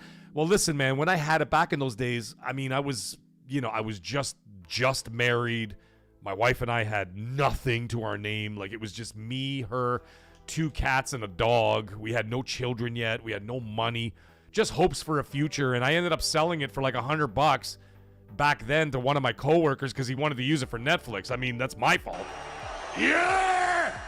Because I 100% would still have that Xbox 360 right now. I'm like an idiot. I sold it. But I loved that console. I mean, not only the 360, but I'm saying I loved that limited edition console. And I think that'd be a good idea. I would do it. I would do that. Why not? Like, make some series that... Listen, I already know what they did with their consoles, like the bolster up consoles or whatever else for the fall. A lot of it is for Grand Theft Auto, let's face it. But what they did is that they took Xboxes that were not sold in certain countries that they ended up like stop selling them or whatever, and a bunch that did not sell in regions that they're saying, okay, well, I'll pull back from these regions they're not selling. They took them back to the United States and in Canada, and what they did is they refurbished them so that they were able to work here. Because remember, there are different power sources in some of those countries, right? And so they refurbished them, and then they basically repackaged them, and then selling them over here. They're brand new. No one's touched them. They just did alterations in order to make them run here in North America, and they're selling them. So why not take like a couple thousand, 25,000, 50,000, whatever, and make some Gears of War E-Day ones? I think that'd be a great idea. But the thing is, like, they're very risk averse, especially this generation so far. I don't know what Ash is gonna do. I'm not gonna speak for her, but I can speak from experience from what they've done so far. Is that they do controllers. Because controllers, they don't have to send them out until you buy it. Welcome to hell! You know what I'm saying? Like, if you go online and they're like, hey, we got this limited edition, like, whatever, Gears of War E-Day controller, they can make, like, 1,000 or 10,000 of them, like, off the bat, and they have them ready to go, and they'll sell. But then if you want more than that, like, let's say they place orders, they just make them. Like, it's how long does it take to put together a controller with the skin on it or whatever, right? The 3D laser printer shit, whatever the hell they do. You know what I mean? So it's very risk averse in that way. Consoles, maybe less risk, so more risk taken with a console. But, I mean, why not do it anyway? Like, bring that feeling back for some people. Like, some people, like I said, I just talked about my Xbox 360 Modern Warfare 3 limited edition, which I kicked myself in the fucking ass for selling it. Because otherwise it'd be sitting here in this room, my gaming room, right? But it's not. You know what I mean? But, that sucks that I did that. But, yeah, I think it'd be a good idea. I think it'd be a good idea, Ray, to answer your question in a very, very long answer. I hope that was satisfactory, my friend. And thank you so much for the donations, man. I appreciate you, brother. And hot off the heels of that, we got Maverick coming in and dropping a $5 super chat. Thank you so much, Maverick. And he says, Mac, when are we cracking some cold ones? Bought a few tall boys just for tonight. You did you? You see what happens? What did I tell you guys earlier, Maverick and everybody else? What did I tell you about willpower? I have none. Which is ironic, let me tell you, that I've never touched drugs. Not like weed once in a while, but weed's not a drug, it's a fucking plant. I don't even know how that got categorized as a drug. It's so ridiculous. But it did. It did get categorized as a drug. So, I mean, for decades and decades, people going to jail for it. Like, fuck, it's so dumb. I mean, it's legal here in Canada. Like, you can smoke weed anywhere you want. You can smoke weed, like, literally in front of a cop and just be like, good evening, officer, how you doing? You know what I mean? Like, they don't give a fuck. But other than that, I've never touched a drug in my life. Not interested. Never have been. Isn't that weird? Isn't that weird? Some people might think it's weird. I mean, it's wild. Considering I have, like I said, no willpower when it comes to drinking, and certainly without, like, smoking cigars and shit like that, I've never touched a drug. Just the way I am. What are you going to do? And hey, you know what? That's probably the only reason why I'm still alive. Because if I got into any of that shit, I'd probably be dead. Or certainly not here talking to you guys. Yeah. So, thank God for that. Thank God for that. And Grumpy Old Fart, hey, my friend Grumpy Old Fart, we were talking about you earlier tonight, and he's waving hello. Grumpy Old Fart, how you doing, buddy? That's the man, the myth, the legend himself, by the way. Ladies and gentlemen, I just like to point out, as I've said, I don't want to embarrass the poor guy. I don't want to embarrass the guy, but every single game that you guys have watched on this channel, okay, that we have live streamed on this channel, all courtesy of Grumpy Old Fart. He's bought every single one of them, man. From late 2025 or mid, like fall 2025, all the way till now, all the way into the summer, every game I'm playing on this channel, that man has donated to this channel. It's absolutely unbelievable. What's up, Cameron? How you doing? Easy Does It's in the house. How are you? He's saying, Meg, I'm excited to get you to California alongside Colt Eastwood. Yes, man, absolute dream come true. You guys have no idea how long this has been going on for, man. What's up, Goku? How you doing, man? Aluminum, how are you? The Gears 360 was fantastic. I never had the Gears 360. I never had that one. I had the Modern Warfare 3 one. What's up, Rock88? How are you, brother? Matt Collins in the house? Maritime Mafia! Hey! That's not what the girls in the streets say. Oh my God. Emperor Houndy saying, I've only done alcohol, cigs, and weed, and nothing else either. Yeah. And like, I mean, when I mean weed, I mean like once a year. Because I can't handle it. I can't handle being high. It fucks me up so bad. So bad. You know what the thing is? Speaking of which, by the way, not the weed thing, but beer and alcohol, forget it. I could bury anybody under the table. Anybody under the, well, mostly anybody under the table. Forget it. You guys can't hang with this one when it comes to that stuff.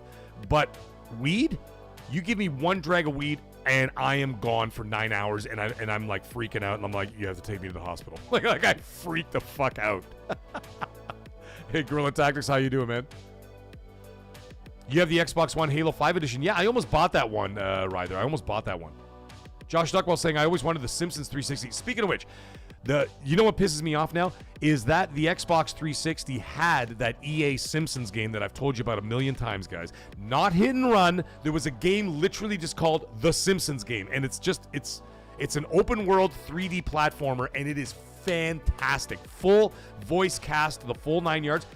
They, to this day, still will not update it so that you could play it on current consoles. So the only way you could play that game is if you own an Xbox 360 or a PlayStation 3. The fuck is that about?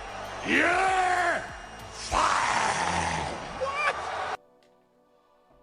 You know what I mean? Yeah, I missed Little Evil. Actually, my cousin was just there, the doctor. He's been in the chats once in a while. He was just in Amsterdam, actually. He didn't even touch the stuff either. Mind you, he was on a stopover for a day because he was on his way to Thailand. And no, not for a sex trip. Oh my God. All right, so we're already at an hour 30 here. We talked about the game. We talked about the game showcase. We had our little intro. We had a lot of support on the channel. We talked about Gears of War E-Day. Let's talk about PlayStation 5 and the price increases. Boy, oh boy, what a bad time for them to do all that. I mean, they were riding high with the PSSR 2 thing. People started buying them. People were noticing the difference. Like, you play like Resident Evil Requiem. You know what I mean? Fuzzy Tomato, the new Super Meat Boy. I might, depending on how hard it is, man, because, you know, I freak out. They're riding high off the PSSR 2. They did all those updates. Incredible results. I mean, you could see them for yourself. You know what I mean? When you implemented the PSSR 2, absolutely incredible. I re-downloaded, because I never finished it, I re-downloaded Alan Wake 2 because it was just, what an amazing game. And then when the PSSR 2 update came in, stunning. I mean, it's looked like a high-end PC at that point. You know what I'm saying? High-end PC. Not like the highest end PC. Like, we're not playing like 4K, you know, 120 frames per second with ray tracing and all that shit. But I mean, pretty damn close, right? You can have 120 FPS mode. You can play 4K 60 with full ray tracing. Amazing for a console, unheard of, right? At least up to this point, you know, up to this point. So they're riding high off of that, right? They have the Portal selling incredibly well. It's actually one of the #1 peripherals out there on the market across the planet, selling incredibly well, way better than they ever expected. So what do? They start updating. Then they updated it again. Then they updated it again. And then just a few days ago, they updated it, or not a few days ago, last week sometime, they updated the Portal again. And I'm like, Jesus Christ, Sony is just cooking right now with these updates on the hardware. Absolutely incredible. Plus, they're going to have a really good year. We already talked about that. You know, on the exclusive side, they got Saros, they got Phantom Blade, they got Wolverine, right? That's 3-1. That's three big ones. Great. Wonderful. Now, that being the case, and then, of course, they're going to make a boatload of money off the third-party stuff. They're going to make a boatload of money off the third-party games or whatever. The Xbox games, they're going to make a shitload of money off of that. GTA 6 and Call of Duty, let's face it, that's going to be mostly PlayStation, right? It always is. It always, you know, there's nothing you can do about it. What are you going to do? You can cry about it? You can't cry about it. It's just the way it is. So they're going to make a shitload of money. So I'm like, wow, man, they're going to have a banner fucking year. And they will. They still will. They still will. Absolutely will. But then all of a sudden, as I made fun of Sony earlier in the show by saying, you know, Microsoft took a page out of their book with Gears of War Reloaded, making a remaster of a remake of a remaster of a remake of a remaster. I go taking a page out of Sony's playbook. Well, now they're taking a page out of Microsoft's playbook, as soon as you do something good, they step on a giant fucking rake. Yeah! You know what I'm saying? Hey, Great Wall, how you doing, buddy? And Easy Does It comes in and joins the channel as a magnificent Megan. Thank you so much, Easy Does It. And just for that, you know how it goes, buddy. Welcome to hell, motherfucker! Welcome to the Maggots, Easy Does It. Thank you so much for becoming a channel member, man. I appreciate it. Otani's pitching right now. Let me know how he's doing. I thought he was going to be pitching next week because I think, is it next week or the week after they're playing Toronto? And I thought Otani was actually set up in the rotation to play against Toronto. That would have been awesome. But anyways, we'll see. Hey, Ambidextrous, how you doing, buddy?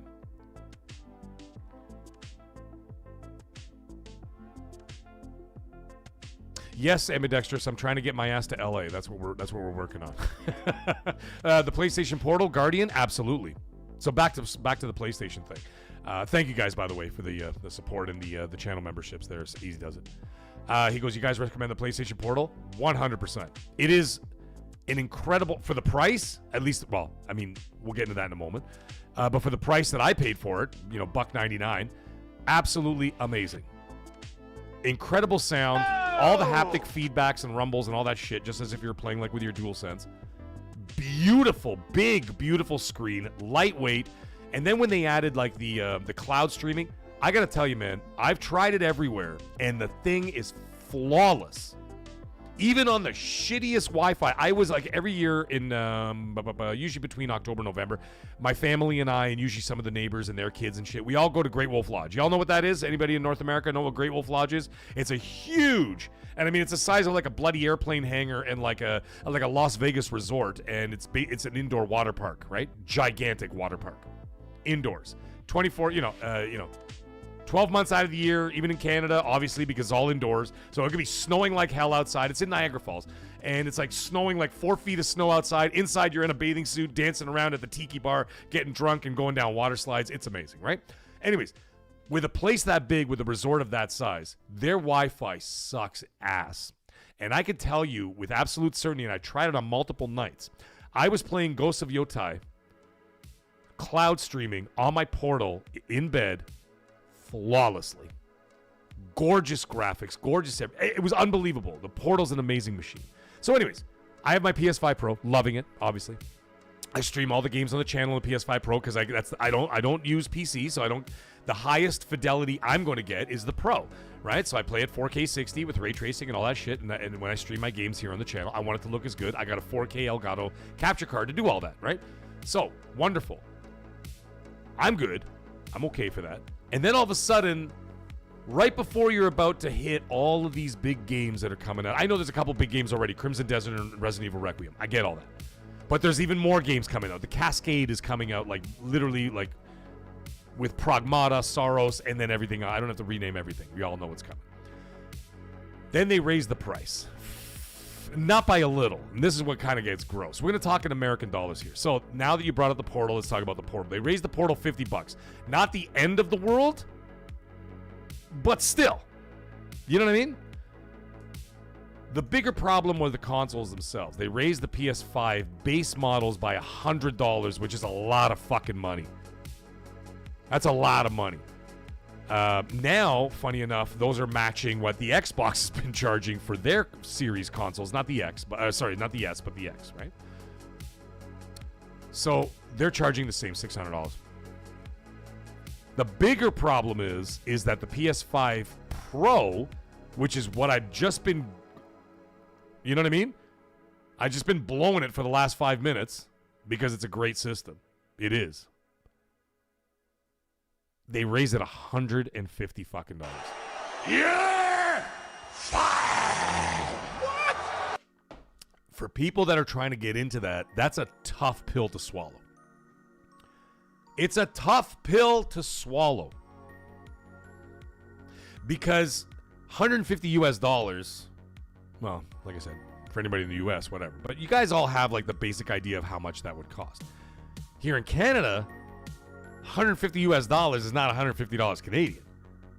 That's like $250 increase in price. That's half the fucking price I paid for the PS5 Pro when it launched. That's half the price of a console that I bought 6 years ago. That's a lot of money, right?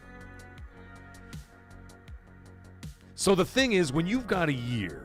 Now, by the way, I'm going to give you a little insight, by the way, as to what we think is happening. I talked to somebody who's in the industry. But we'll get into that in a minute. The thing is, when you look at a situation like that, and you know that when you've got a year, when you've got 40 million plus people on the old consoles, being the Xbox One and the PS4 out there, and PS4 Pros, and they have no choice but to upgrade this year to the PS5 or the Xbox Series consoles for Call of Duty, which, by the way, this is an unprecedented situation. This is the first time in 6 years since last generation that you will not be able to play Call of Duty on a PS4 or an Xbox One. Okay? So you're forced to upgrade. So all those casuals that play Call of Duty all year long on their PS4s, still playing on their PS4s, you got no choice now. If you want to continue, you could stay where you are and just not buy it. But I'm saying if you want to continue playing the new Call of Duty, which a lot of people would, because a lot of people, for them, that's what they want to do. That's what they do. That's what they put their money in. Now you got to pay a shitload of money. So what you could have bought, now, who the hell would have guessed this in 2020? Nobody. Let's face it. Let's not lie to ourselves. It's not like we knew in 2020 going, oh, well, I better buy it now for $500 or $400 for the digital, by the way, for PS5 specifically.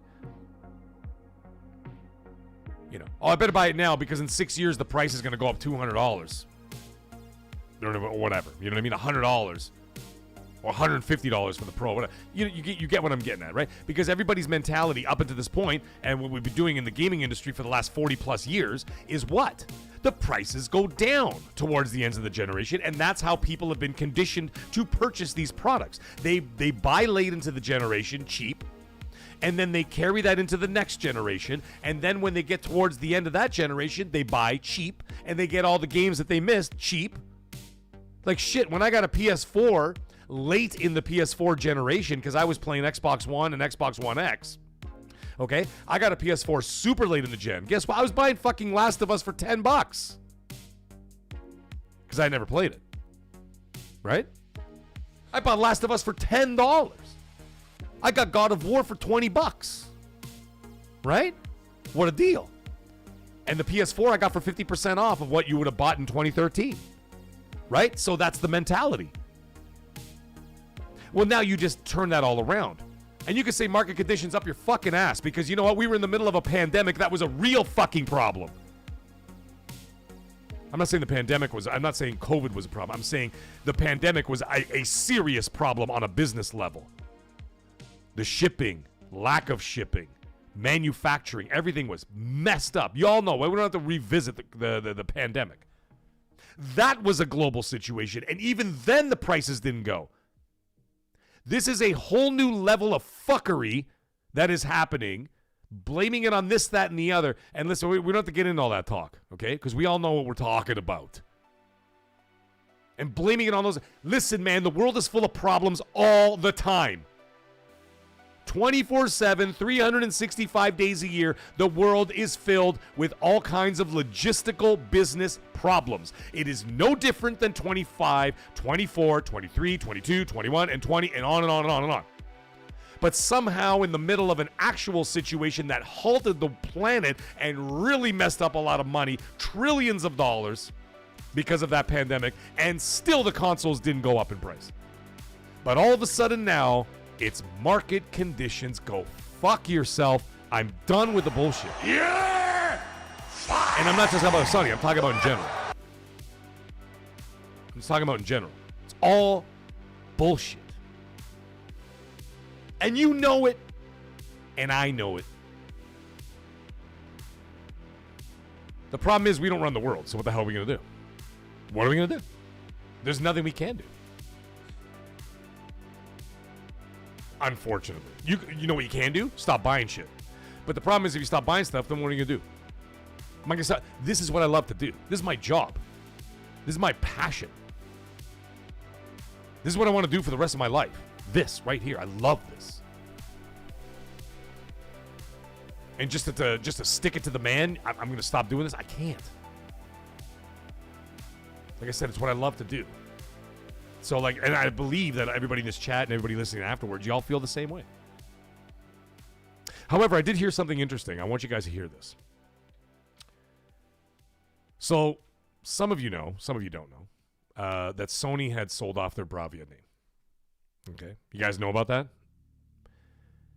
They sold off their Bravia name in order to free up finances, whatever else. They were working on something else, but nobody knew what. The word is, like I said, take this with a grain of salt, but it makes a lot of sense. It makes a lot of sense. So I'm not gonna poo-poo it. We'll never find out. I mean, I did find out, but like, we'll see if this all came out the way it did, I guess. They sold the Bravia name, okay? Closed the division, all that kind of stuff, to free up capital. There's a reason for that. Word is that Sony they plan on making their own RAM and their own SSDs in-house, because it would be infinitely cheaper for them in the long run, not only for the rest of this generation, but also for the next generation and the generation after that. Right? Well, that makes absolute sense. Wouldn't you do the same thing if you had the ability to do so? Sony certainly has the ability to do so because they are a manufacturer of technical products. Correct? Correct. Why not make them in-house and not have to worry about the AI bullshit, the AI eating up all the fucking all the hardware and whatever else. Anyway, the word is they sold off the Bravia brand, whatever, freed up capital, all that kind of stuff, and are planning on making their own RAM and SSD in-house for their hardware. That would be PS5 continuing. That would be for PS6, PS6 Pro, PS7, whatever. Well, the word is, like I said, we'll see if this pans out. But the word is that their partners, who they've been getting that stuff from, okay, found out and were pissed. Called off their deal and said, no, you're paying full price now. Fuck you. And then Sony had no choice but to turn around and jack the prices because now they're paying more for it. Because those partners are now going to get screwed because now they're no longer going to get those contracts. You see what I'm getting at? Let me know in the chat if you believe that story. What's up, Talos Ray? How you doing, buddy? Infinite, how are you? Bernie, did I say hi to you? I'm not even sure if I said hi to you yet. While you guys are writing in the chat whether you believe that or not, I believe it. I mean, that makes absolute. When I heard that, when I got that report sent to me, I was like, yeah, that tracks. That tracks. While you guys write whether you believe that or not, I'm going to have to catch up with some things here. We got Maverick coming in, dropping a $10 super chat. Thank you, Maverick. Appreciate you, brother, once again. My goodness. Thank you, Maverick. And he says, for $10 US. He said, first world problems, but my dilemma is buying new games on PS5 Pro for better graphics and frames per second or Xbox. I'm diehard Xbox and plan on getting Helix, but I don't want to have to re-buy my games. Okay, fair enough. Here's a thought. If you're diehard, now if you have the funds for it, Maverick, this is what I would suggest. If you have the funds for it, okay? If you have the funds, what I would suggest is that you get a PS5 Pro. That will carry you into the next generation. Okay? Far into the next generation. Probably about 4 years into the next generation. Okay? So from now, that'll give you 5.5, almost 6 years usage out of a PS5 Pro, which is fabulous tech. Okay? Then, next year, keep your series consoles or whatever you play. I don't know if you play on Xbox or PC, but you're saying you're diehard Xbox, so I would assume you're on a series console. Take those series consoles next year, trade them in, and I would buy a Helix with that. So if you're a diehard Xbox, then you primarily I would imagine you will primarily be gaming on your Helix, right? Great. So up until that point when that comes out, from now until a year and a half from now, you play on the Pro. Games that you're not going to be playing on Game Pass. So that's what I would do. I'd play your games on games that you can access on Game Pass. I would do that on your Series consoles right now, all the way to the Helix. Any games outside of that, third-party games and first-party Sony games, you buy them on the PS5 Pro. That's what I would do. And I would take advantage of Game Pass whenever you can. If you got deals on it, or if you're stacked up for whatever, or, you know, or maybe just wait a few months and then you subscribe for 1 month and you could bang off 2 or 3 Game Pass games in 1 month or whatever and save some cash that way instead of, like, you know what I mean, subscribing all the time. Just, you got to take advantage of them. Remember, they're the corporation that are worth trillions of dollars. They're driving the Ferraris, not us. They're the ones living in the $25 million mansions, not us. So you take care of you. So that's what I would suggest. I hope that helps. That's what I would do.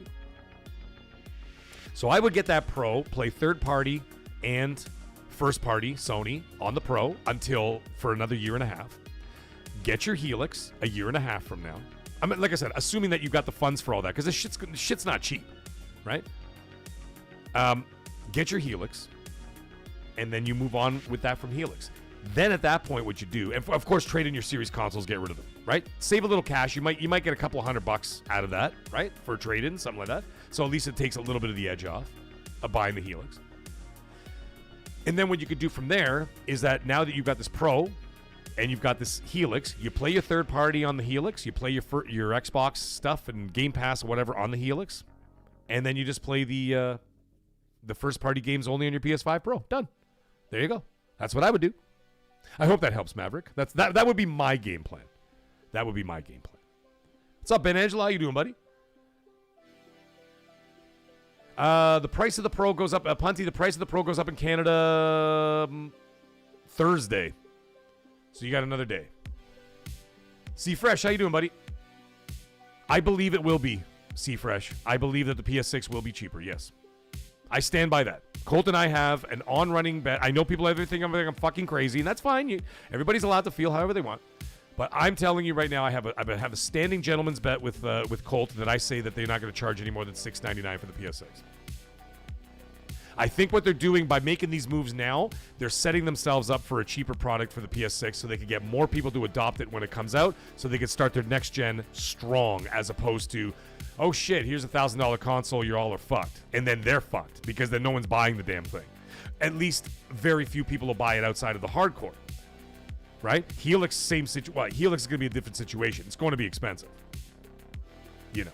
But we don't know that either. We're going to have to wait and see what they're doing. But from my understanding of the way Microsoft runs these days and the way that they're moving forward with their products, they ain't subsidizing nothing. Hey, Alex, how you doing? You saw the Hail Mary movie? Yeah, I heard it was really good, man. I heard it was really good. Oh! So, yeah, we'll see what happens from there. But anyways, yeah, that's the whole story with that. So now that someone touched on it in the chat, I'm going to mention that very briefly. So Colt and I have a standing bet that I think that these prices that are happening right now is a I personally feel. Like I said, it's all on me, okay? So if I'm wrong, you guys can come crucify me. That's totally fine. But I personally think that this is a temporary situation, and they'll go back. It'll even itself out eventually. But I still think, and I'm telling you right now, I got this feeling, whether I'm right or whether I'm wrong, you guys heard it here, I think the PS6 will be $699. So $700 US. That's what I think. And I think that's why this little story that I told you guys, I think that's why they want to make their own RAM and SSD in-house. And sold off the Bravia division in order to have the capital to do that. Makes sense to me. That's what I would do. That's absolutely what I would do. It secures your future, number one. And number two, can bring down the costs. But, once again, we'll have to wait and see if this all comes to fruition. Now, that being the case, if I'm wrong, I'm wrong. If I'm right, I'm right. But we will revisit that conversation in the fall of 27 when they actually reveal the pre-orders for the PS6 and the price. Of course, there's going to be leaks throughout the year. You know how it all goes. There's always going to be leaks and all that kind of jazz. But those things change over time. We're not going to know until we sit down and watch the little, they do a little showcase in the reveal, and then they show you the thing, and it says pre-order, starting Thursday, whatever, September 17th or whatever the fuck, and it'll say that, and it'll show the prices. Like they did last time with the PS5 and with the series consoles, right? When they did the pre-orders, they had the, they show the graph, they show the whatever, then they show the prices, and then you run to GameStop and you pre-order whatever console you want. So I think it's going to be the same thing. So we're going to have to wait a long time, another year and a half. But anyways, we will revisit that conversation, and we will not forget, because it's going to be talked about throughout the year. Infinite Hero says it's pure greed? Possibly. Because, the thing is, you know what? Actually, I'm glad. Hey, Legless, how you doing, buddy? He's saying, let's take over the world then. We should. Infinite Hero, here's the thing. This is what I was thinking about. If they had to pay more, now keep in mind you've already got about 100 million, give or take, about 100 million PS5s in the wild already, okay? Guardian's saying $900. All right. We'll do gentlemen's bets to everybody. Here's the thing. This is I still think it's going to be a temporary situation. And when you've got a year like this year, where you've got these huge titles coming out, right? You got Gears. I'm talking about from the PlayStation side, okay? I'm talking about specifically Sony. Games that are coming to them. Forza, Gears. Modern Warfare 4, Call of Duty. Big names, right? Big title names. Sorry, Call of Duty. I already said Call of Duty. GTA 6 is what I meant to say. Okay? So you've got all these big titles coming out this year. You know you're going to sell a shitload of more consoles, and you're going to get a bunch of people who are from the previous generation are going to have no choice but to update to these new consoles if they want to play those games. And let's face it, a lot of people are going to want to play those games in order to do so. I think that by the time GTA 6 comes around, and I know that Sony has the marketing rights and they have bundle rights as well for the product, I think they're going to sell it for cheaper. I don't think it's going to be $900 for a Pro with a GTA 6. They might put it on quote-unquote fake sale and say, $850 or $800. Whatever. I don't know. I'm just making shit up. But I'm just saying they might do something like that. But we don't know. Again, we don't know. I don't know. You don't know. We don't know. We're going to have to wait and see what happens here. But the thing is, and this is a question I wanted to ask, is that do you think it was more important that they jack the price in order to keep their profit margin the same? Or, and I know some people will say I'm nuts for saying it. That's fine. That's fair too. They subsidize until they can get their shit back on track. They subsidize those consoles and take those losses, like $100 here, $100 there, whatever. They take those losses in order to get those consoles in people's hands, and they make it up on that software sales like they do every generation at the start of the generation. And you take that hit for now because I think you'd rather have 25 new PlayStation players on your console in 26 buying shit from your store than have 25 million people who can't afford to upgrade. Because not only do you have to buy, let's say you wanted to buy a Pro, okay? You're not just buying a $900 Pro and it comes with anything. No, you're going to have to buy Wolverine, which is another 70. You're going to have to buy Call of Duty, which could be 80, by the way, right? GTA 6, which could be 70 or 80. We don't know. Don't forget, the same publisher, Take-Two, tried to charge $80 for Borderlands in 2025. Yeah! So it would stand to reason that there is a distinct possibility that they could charge $80 for that game. They tried, like I said, literally the same publisher, Take-Two, a year ago, tried to charge $80 for Borderlands 4 and got absolutely shit on. But GTA 6, they can get away with it. Because GTA 6 has that quote-unquote fuck you popularity. They can do whatever they want. And they'll get away with it because it's GTA 6. Call of Duty can almost pull that, except for the fact that 2 out of the last 3 Call of Duties were dog shit and didn't do well. Modern Warfare 3 and Black Ops 7 did not do well. Black Ops 6 did very well. But Black Ops 7 and Modern Warfare 3 did not. Call of Duty, I give them 50-50 on the fuck you popularity, so to speak. You know what I'm saying? So I don't know. We're going to have to see. Listen, man, it's a big jumbled mess. That's all I know. But the one thing that I do know is that a lot of those people who did not upgrade and wanted to buy into those consoles for this generation are facing an incredibly high financial wall to climb over. And that's a situation. You see what you know what I mean? That's a serious situation. Because you're going to lose people. You're going to lose people because that's a lot of money. And there's a lot of young people out there who want to play GTA. I know some of them, a lot of them aren't 18. My kids, they're going to play GTA 6. You don't think my kids are going to play GTA 6? My kids have been watching GTA 5 videos on YouTube and GTA Online videos on YouTube for years. Now that my son's a teenager, but my daughter is on the verge of being a teenager. You don't think they're going to play it? Of course they're going to play it. Get the fuck out of here. Don't give me that. They're going to play it. But do you think that their parents are going to dish out $1,000 or $900 for a thing and then have to buy the game? That's a lot of money, man. And those kids are young and be like, okay, go get a job cutting lawns. You know how many fucking lawns you got to cut? That's a lot of money, man. It's a lot of money. It's not $500. Where your parents can say, listen, you don't get allowance for 6 months, we'll cover the rest. We'll get you, and then they get them a console for Christmas or something. You know what I mean? You start hitting that $600 to $900. Yeah, okay, you could buy the base models, obviously. But I'm saying if you want the Pro, for example, like, you want that better experience, well, you're going to be paying through the nose for it. But anyways, I think it's going to be temporary. Like I said, I may be totally out of line. I may be totally wrong. I'm putting myself right out there on Main Street, okay? I might be completely wrong. My gut tells me that this is going to be a temporary thing, and I think the PS6 will be priced lower, and I don't think these PS5 prices are going to last for very long. I think eventually they'll move them down. Now, they may not move them down to the original prices. Like, I don't think you'll see them back to $500 and, like, for the Pro back to $700. I mean, they already raised it to $750. I don't think it'll go down there. But I could see them dropping $50 off at some point. Maybe even I doubt $100, but maybe $50 I could see them dropping that at some point. But, again, if I'm wrong, I'm wrong. That's fine. And you can call me out on it. It's totally cool. You can call me out on it. That's what we're here for, man. Open dialogue. We just talk, man. We're here to talk. Not call each other names. Well, you can call me names. You can call me names all you want. You can be like, Mag, you asshole. You don't know what the fuck you're talking about. Lordy frickin' dog! You know what I'm saying?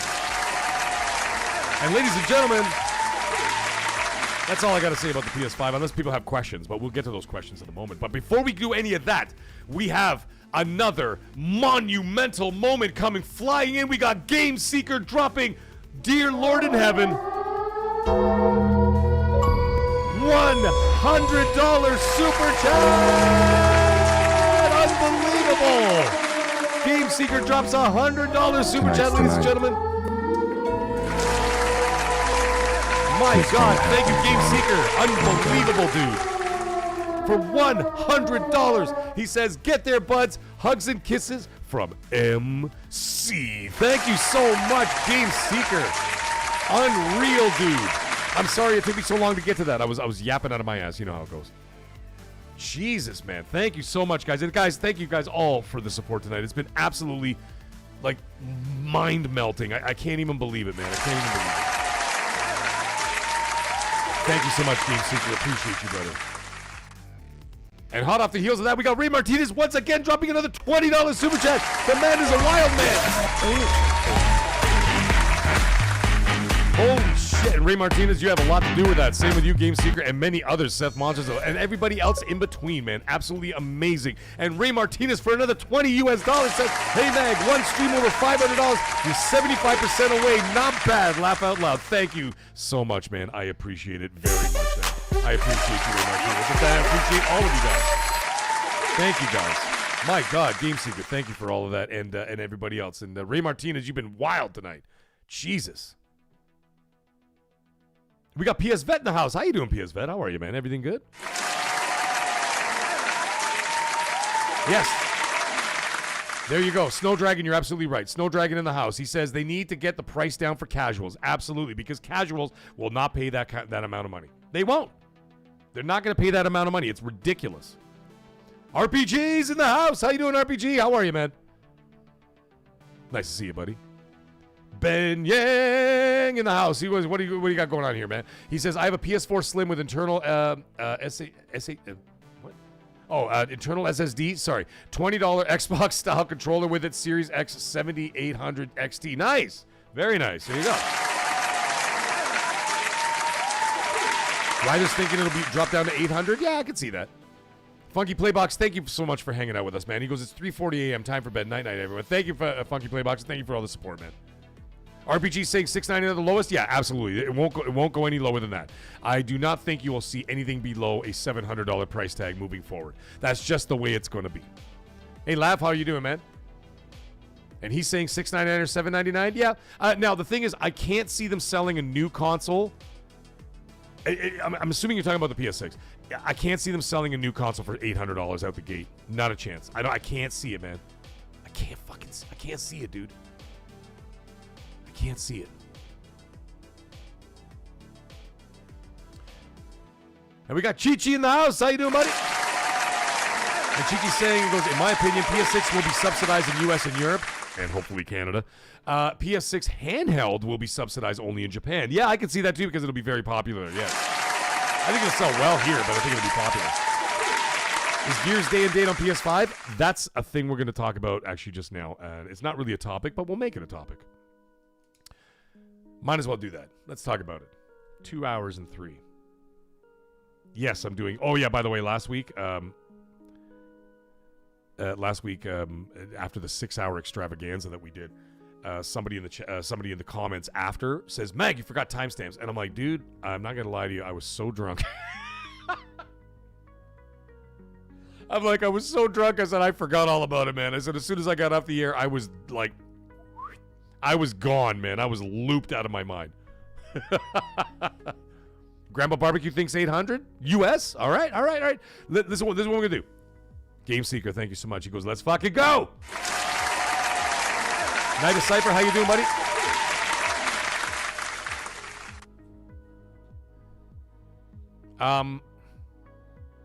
This is what we're gonna do. We're gonna have it all in our heads. Okay, we're going to use our minds, mentally remember everything that we say. Control your emotions.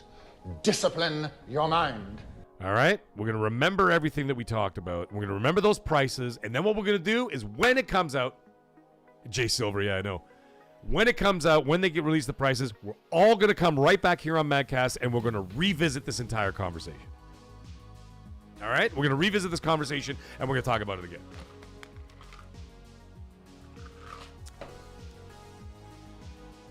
Okay, so let's talk about this exclusivity thing. This will be like a subtopic, okay?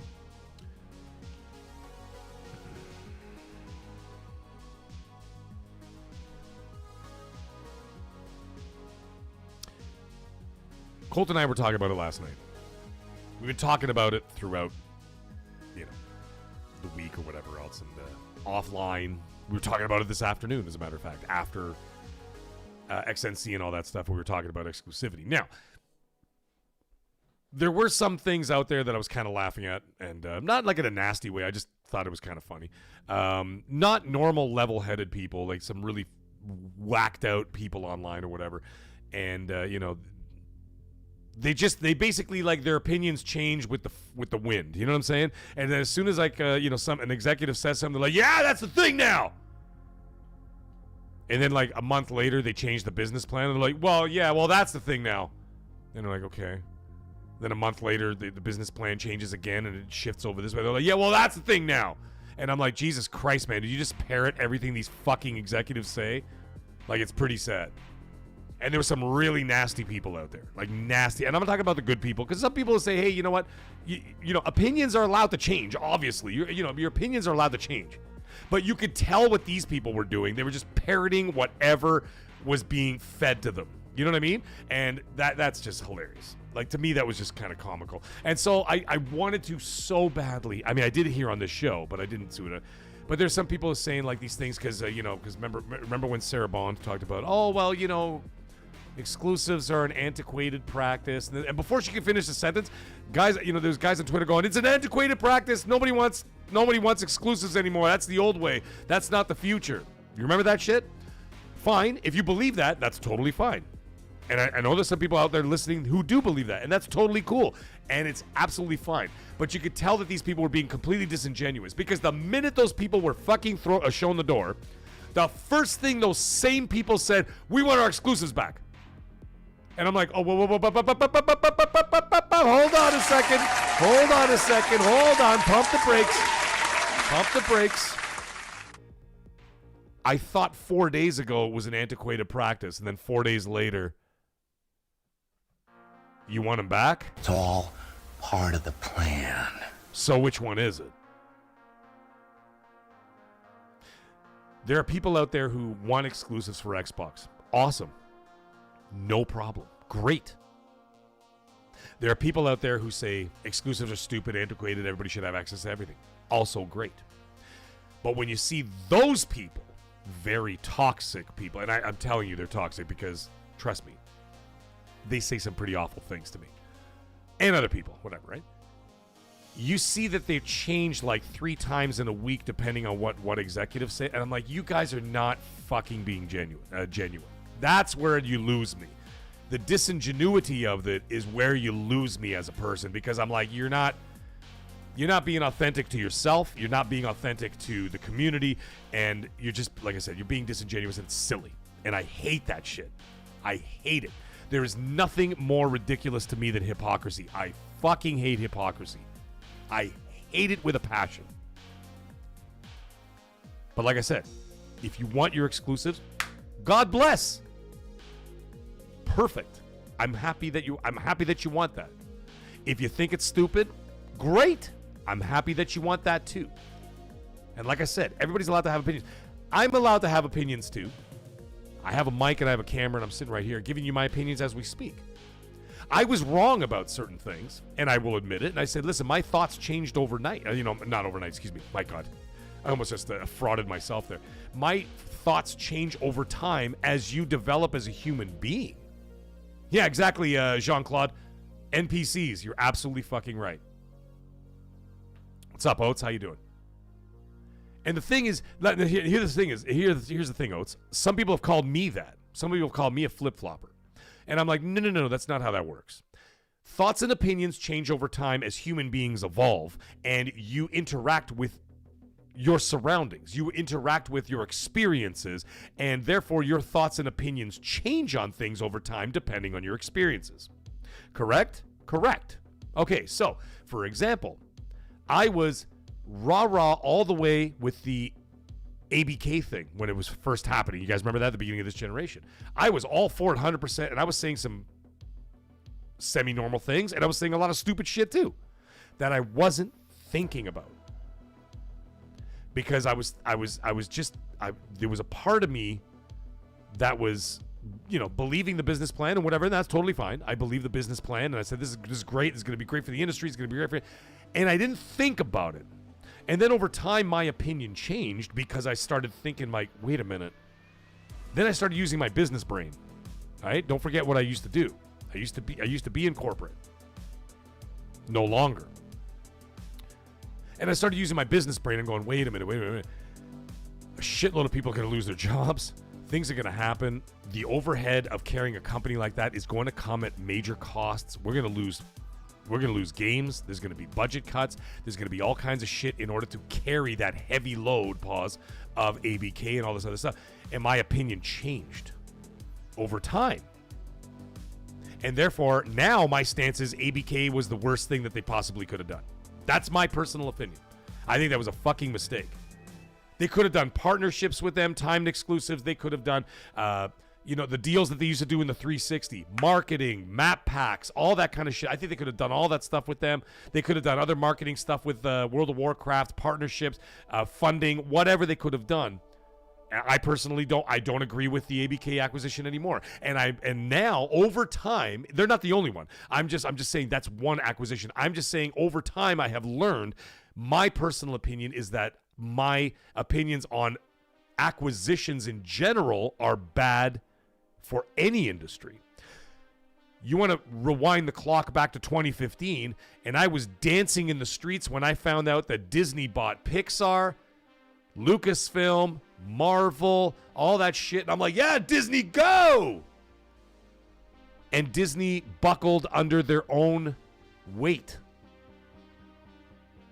And over time, in my opinion, they have literally fucked up every single IP and license they own.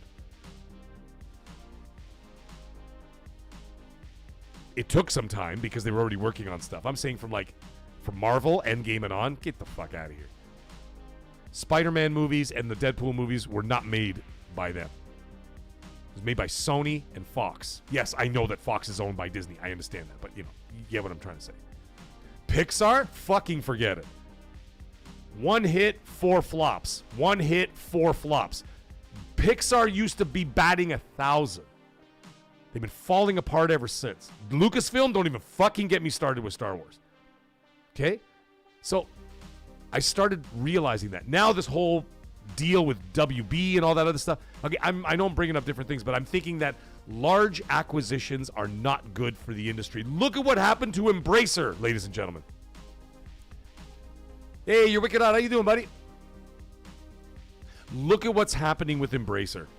Or what happened with Embracer. How many studios? How many thousands of people? How many IPs? How many licenses did we lose because those fucknuts kept acquiring developers, right? And what did they do? They fucked it all up. Although I hear that Embracer's working on a new Lord of the Rings game, so we'll see how that works out. Rogue One was great, Jean-Claude. And actually, funny enough, I actually really liked Episode 7. I liked Episode 7 and Rogue One in the first season of Mandalorian. After that, come on. Okay, fine. And the return of Luke Skywalker at the end of, Season 2. Awesome. I don't give a shit if it was like... I don't give a shit if it was AI Luke Skywalker. It's still awesome. Made me cry. You know what I mean? That's how I feel about it. So now, when we talk, we're going back to this exclusive talk, right? It is totally fine to change your opinions, when you have experiences. Say, you know what? Exclusive. I thought that, this would be good. I believed Sarah Bond's tales. I believed Phil Spencer's tales. I believe in Phil Spencer. Those pins from like The Dark Knight. I believe in Phil Spencer. A lot of people did do that. And that's totally fine. You believed it. You believed the, what they were talking about, the business plan, and say, you know what? I do agree with this. It's great for everybody. Everybody plays. Everybody wins. Da, da, da, da. And then over time, your opinion's allowed to change because you're like, you know what? That really fucked up Xbox. They've had the worst generation they've ever had. In terms of numbers. Not in terms of like financial numbers, but in terms of numbers. But you can't compare numbers from 25 years ago to now unless you adjust for inflation. I don't have those numbers in front of me, unfortunately. But in terms of engagement and everything else, this has been a bad generation for Xbox. The worst generation for Xbox. In fact, Xbox One, which was considered the worst generation, was actually way better than this. And so now you can have that opinion and say, you know what? I think now you got new management and everything else. You got a new CEO and all that stuff. I think that exclusives are a good idea, and that's a totally cool thing to say. Because you can say maybe that's what they need, or maybe they need timed exclusives, like Colt was talking about yesterday. We'll get into that in a second. And you could say all those things. Say, yeah, maybe timed exclusive for a little while, bolster that ecosystem, get more people engaged in there, and then then you can move it off to PlayStation or whatever else, right? And switch to eventually for some of the titles, obviously not all of them. And so I'm like, that's not a bad idea, right? And so your opinions can change, but people whose opinions change faster than a fart in the wind, you know that they're being disingenuous, and I fucking hate that. Now, I'm not gonna like do all that kind of stuff. I'm just saying those same people are the ones that come after people like us who use critical thinking, folks. They don't like people like us because we're thinking. Right? Just like Jean-Claude said, NPCs. They're NPCs. They're not real people. They are real people. They're just being idiots. But that's fine. It's totally fine. You do you.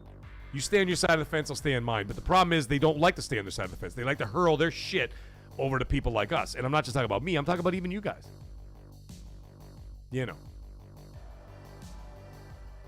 But anyways, let's get into this exclusive talk. So I want to know from you guys. Do you guys feel that exclusives for Xbox would be a good thing? Like I'm talking about either permanent exclusives or timed exclusives. You put in the chat and I'll read it as we go along. Yeah, we so smart. Hey, what's up, Big Lou? How you doing, buddy?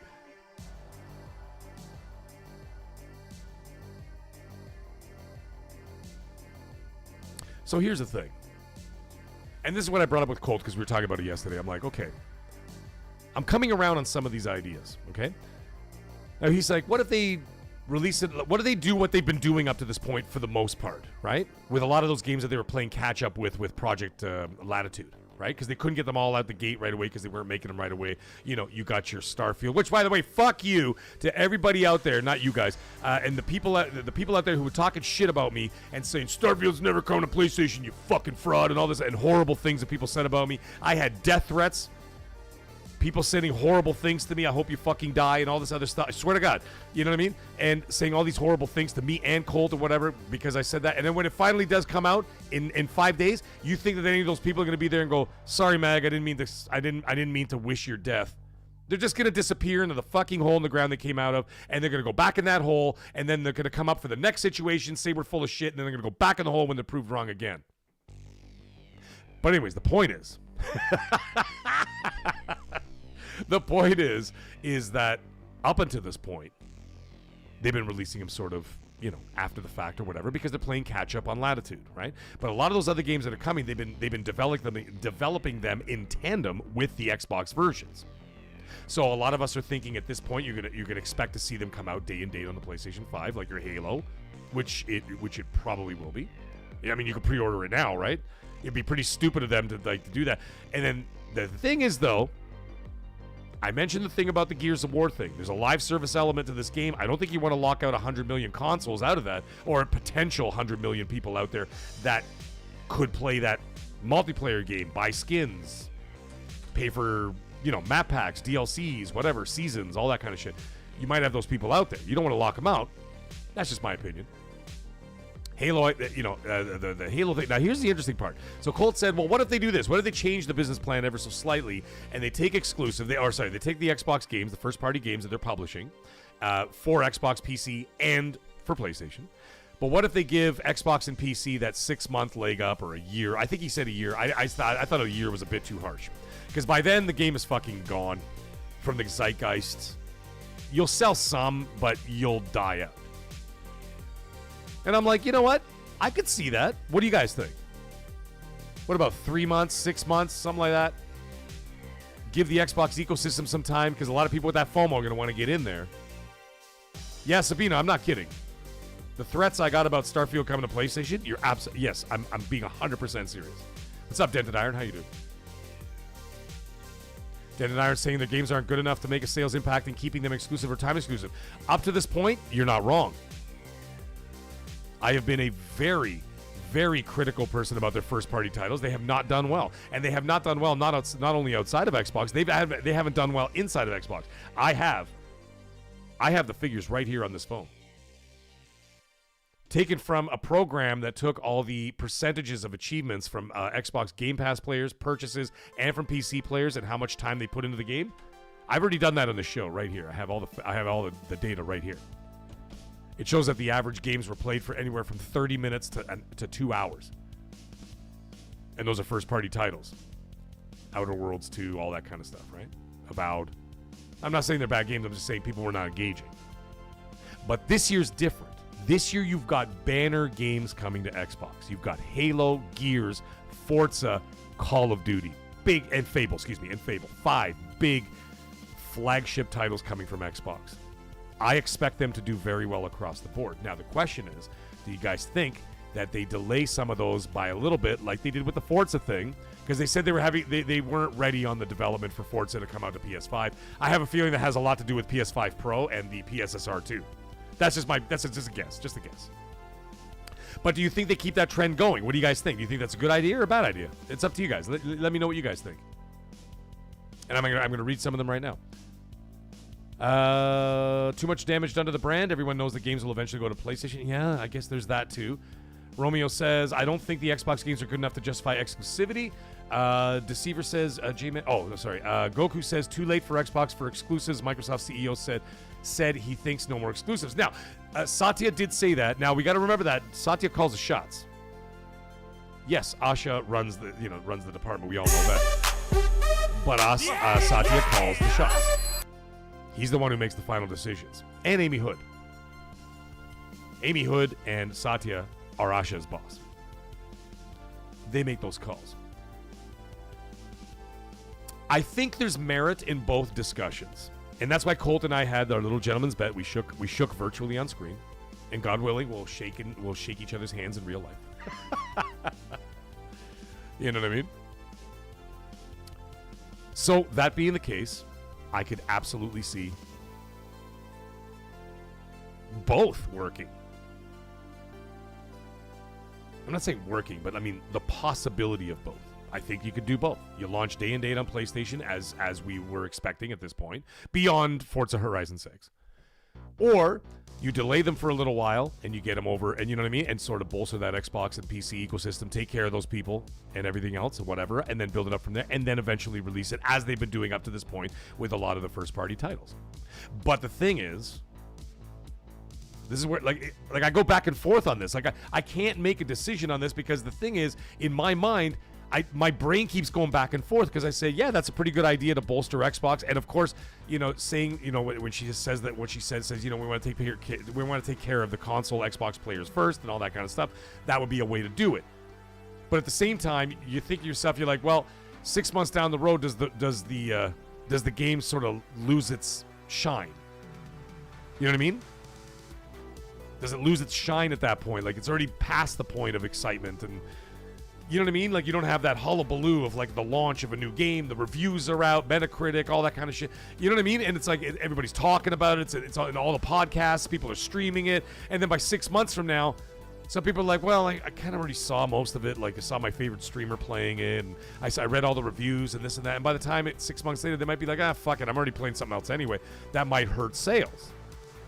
So like it bounces back and forth like a pin, like ping pong. Like, I can't make a goddamn decision. But I'm not expected to make it. I know some people want me to make a decision, but I'm like, I can't. I think there's merit for all the different scenarios. That's what I got to say about that. I think there's merit for what Colt's saying. I think there's merit from what I'm saying. And I think that somewhere in between what Colt and I are both talking about, I think there is a happy medium in there.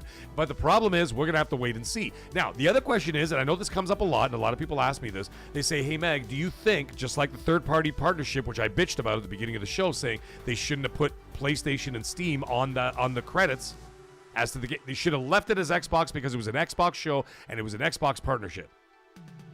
Xbox put the money into it. It should be their name only on there. You find out later on Twitter and on the official websites of the games, you can find out if it's coming to PlayStation and Steam. But when you're doing an Xbox show, it should have just said Xbox. That's just my opinion. You paid the money for it. Why are you advertising PlayStation and Steam? Fuck that. I mean, you know what I mean? Fuck that. Not fuck them. I mean, fuck that. You paid for it. Put your name on it. If the developer wants to talk about it going to Steam and PlayStation, they can do it on their own. They got social media accounts. They got marketing people. They got all that shit. They could do that on their own. There's no need for Xbox to be advertising someone else's hardware or whatever when they paid for it. Now, that brings us to the showcase. And there's another question I want to ask this chat.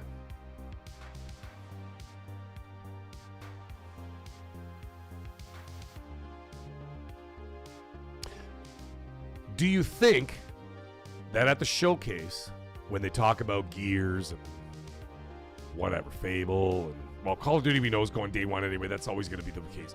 You know, those other games, Halo and all that stuff. Do you think that they put the PlayStation logo at the end of the credits? Curious. I'm just curious to see what you guys think about it. Yeah, Matt Cullen, I was just kind of mentioning that earlier. It's Warhorse is making a Lord of the Rings game. They are owned by Embracer, if I'm not mistaken. Yeah.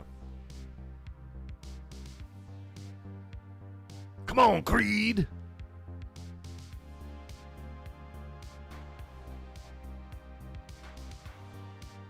You know what I mean?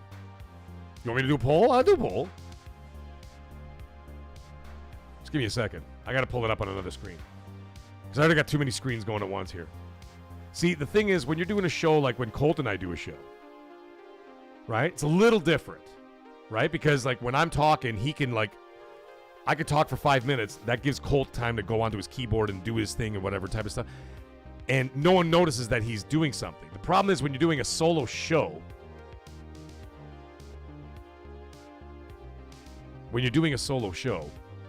you have to literally interrupt yourself in order to do this. You know what I mean?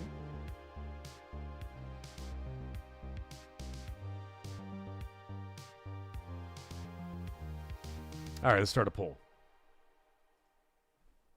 I'll write this down right now. Give me a second here. Does Xbox put PS5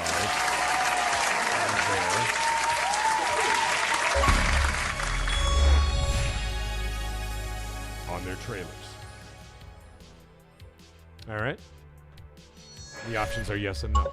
There you go. Start the poll. All right, let's see what you guys have to say about that. Sorry, you see how ridiculous it is? I gotta stick my stupid face all the way over here. You know what I mean?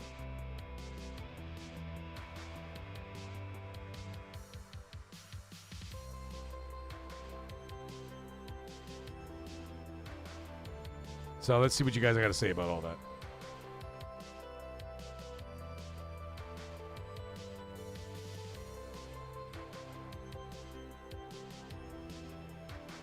So far, we got 24 votes.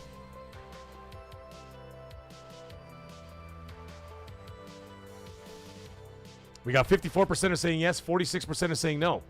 Me personally, you want to know my opinion? Because I'm not going to do the poll. I'm going to say no. I would say no. I'm paying for it. Like if I was Xbox, and I'm like, all right, it's costing us whatever, however much, $1 million, $2 million, $5 million, whatever, $5 million to do this whole showcase and a fan fest and all this other stuff. Probably more than that, but let's just say $5 million for shits and giggles, okay? I mean, like, I'm putting all this money in here, and I know you want to advertise these games to go to PlayStation, but you know what? You could talk about it after the showcase. I think that if you're putting on the actual Xbox showcase, my personal opinion is that you just say Xbox and Windows. That's it. That's what I would do.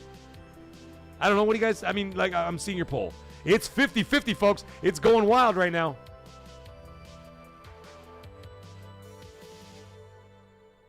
It's going wild right now.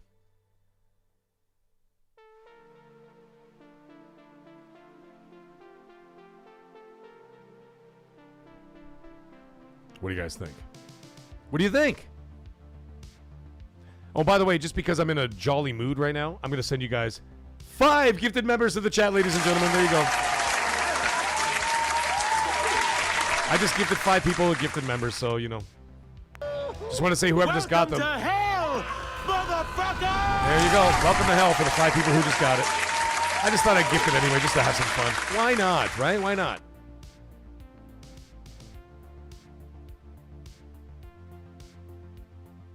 Goldie Mello, what are you saying there, brother? While we're reading this poll right now, he goes, "They do that, and I'll they do that. I'll lose the last molecule of hope of Xbox returning. It's just lying to their core fans." Yeah, that's fair. That's fair too. We'll see how that all works out. And by the way, everybody who just joined the channel right now, as I gifted 5 members to the channel, you know what?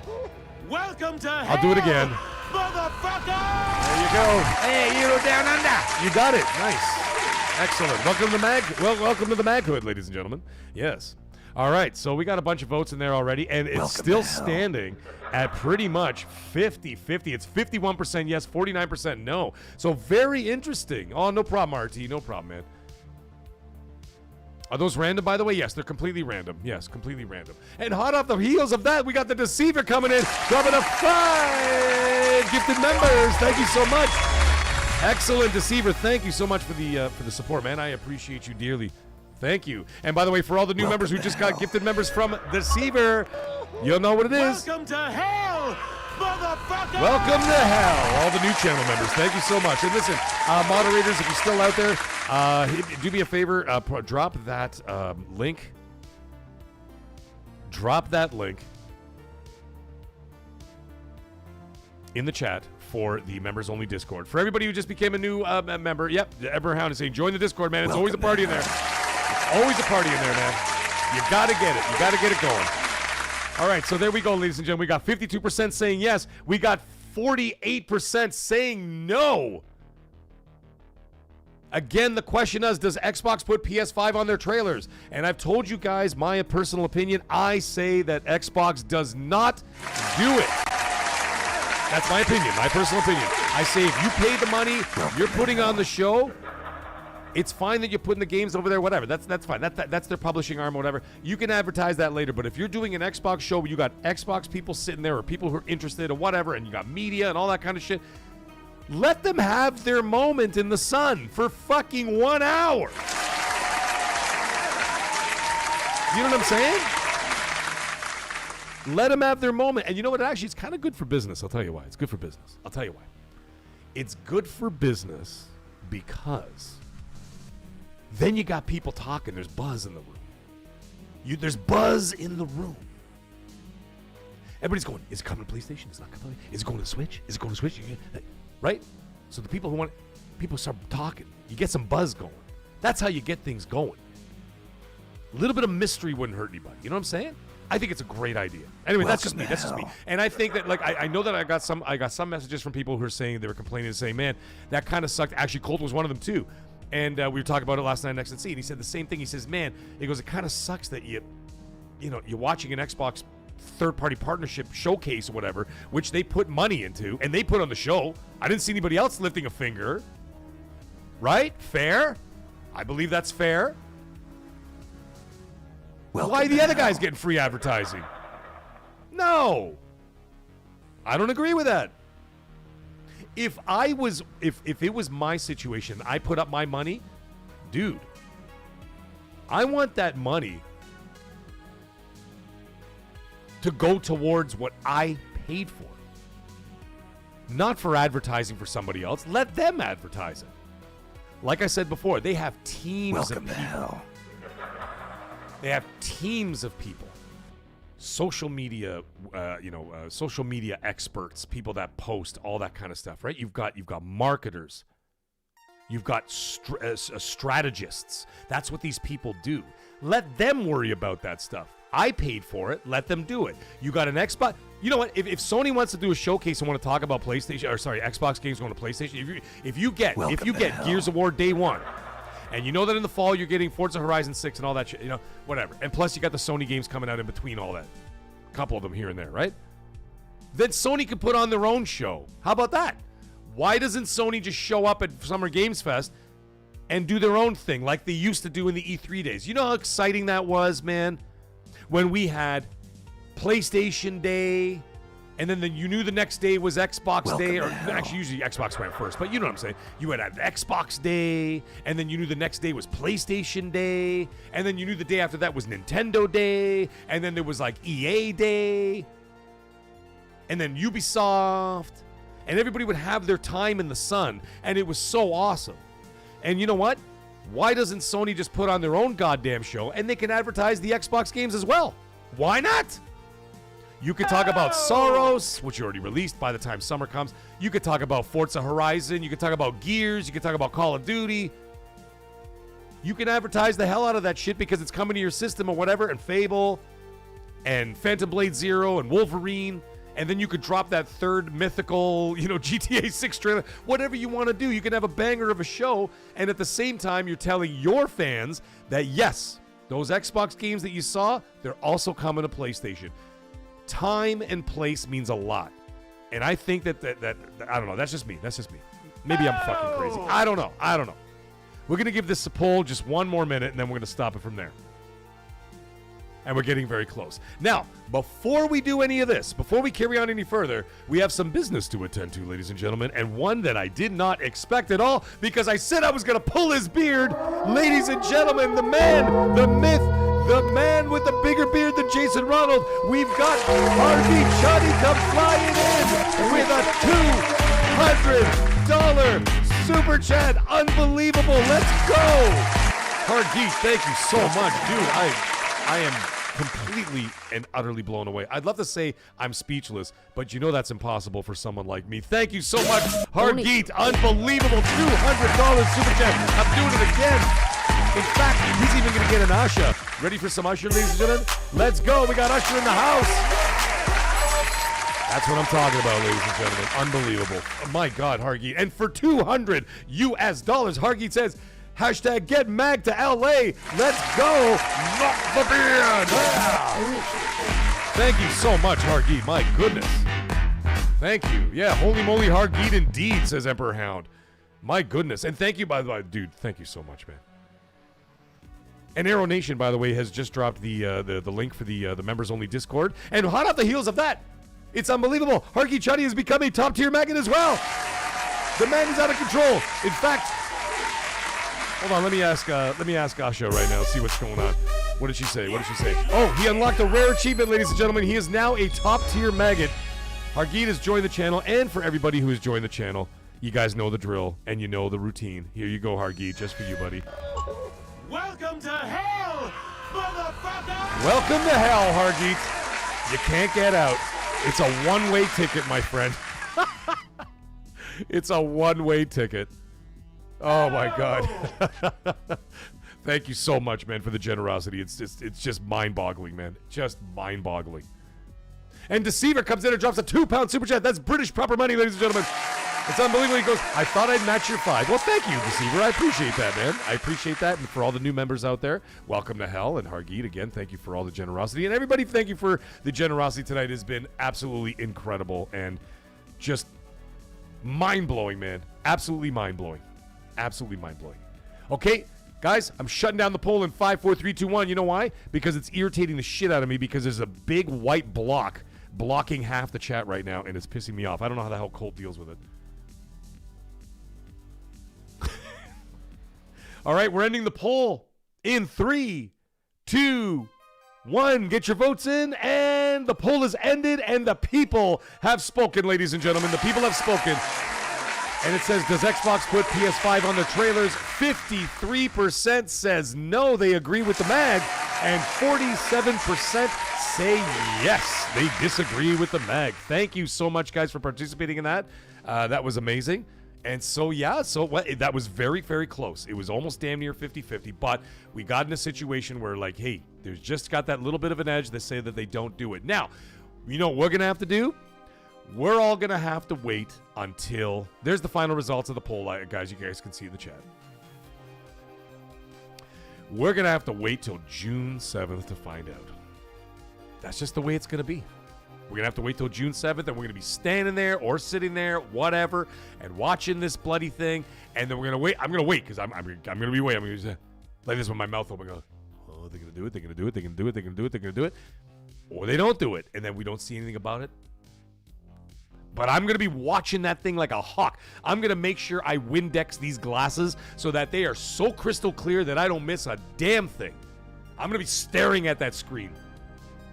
But anyways. Oh, dear Lord. And we got Sir Ripsalon coming in, dropping a $20 super chat. Thank you so much, Sir Ripsalon. Appreciate you, brother. And Sir Ripsalon says, for $20 US, he says, Mag, come to LA and make sure you stay out all night with the homie Colt. It'll be like the hangover. Dude, that's absolutely what's going to happen. Except Colt might be there with a significant other. And let me tell you something. Colt will not be able to keep up with someone like me. Not a chance. You know what I mean? In the Force. I have felt it. That's right. Absolutely unbelievable. But yeah, no, it's not gonna happen. Colt will not be able to handle himself. First of all, he doesn't drink or anything like that. So there is that. So there's gonna be that little bit of a barrier. That might give him an edge.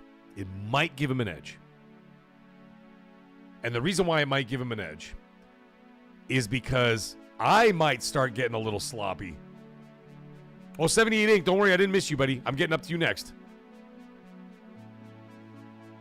I might get a little sloppy, and he might have the edge on me because he'll be completely sober or whatever, right? I, on the other hand, will not be. I can assure you that. Obviously, during the day, yes. But after those, listen, man, I'm telling you right now, and I'm not kidding. I'm not intending to go there to, like, you know, sit on, like, the beach with my feet up and, you know, drinking a Mai Tai with, like, a shrimp cocktail. No. I'm going there, yes, to meet everybody and to be part of the show and, be part of the feeling and everything else. But I'm also going like 10 toes down on business. I'm going to be talking to people, networking, meeting people, shaking hands, taking pictures, handing out business cards. I'm going to be doing all that stuff. During the day, like I said, during the day, I'm all business, baby. That's how I'm rolling. All business. It ain't personal, Sonny. It's business. But when that afternoon hits, you bet your ass we're going to be partying it up. We're doing some karaoke, hit the Sunset Strip, get into fist fights with fentanyl zombies. It's going to be great.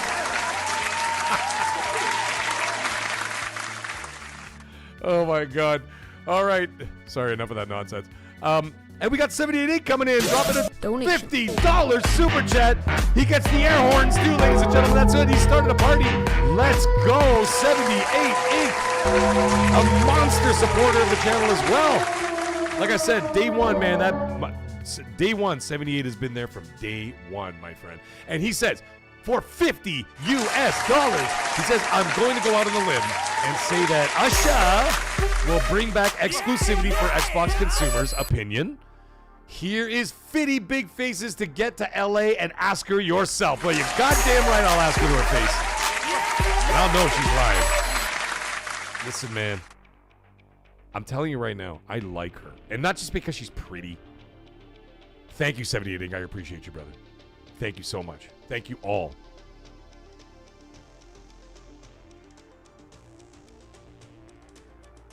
Oh my God, Deceiver, are you kidding me? He goes, Mag, please take pics of your antics. Are you kidding me? I'm gonna have to empty my phone before. Oh! I'm gonna empty my phone of all the photos and stuff before I go because it's gonna be endless photos and videos I'm taking the whole time. I'm gonna have to like do a data dump onto my hard drive onto my PC and just empty the phone so I'm walking in with a clean phone. Creed is saying, Mag, you remember Game Babes on Xbox stands? And you think you're goddamn right I do. That's right. Jean-Claude is saying, Asha! Listen, man, I like her. I like her. I'm going to tell her that, too. I'm going to tell her, obviously not in a creepy way. I'm going to say, listen, Asha, on a business level. I should say on a business level. I said, listen, man. I like the vibe. I like the vibe. She means business. She ain't screwing around. She means business.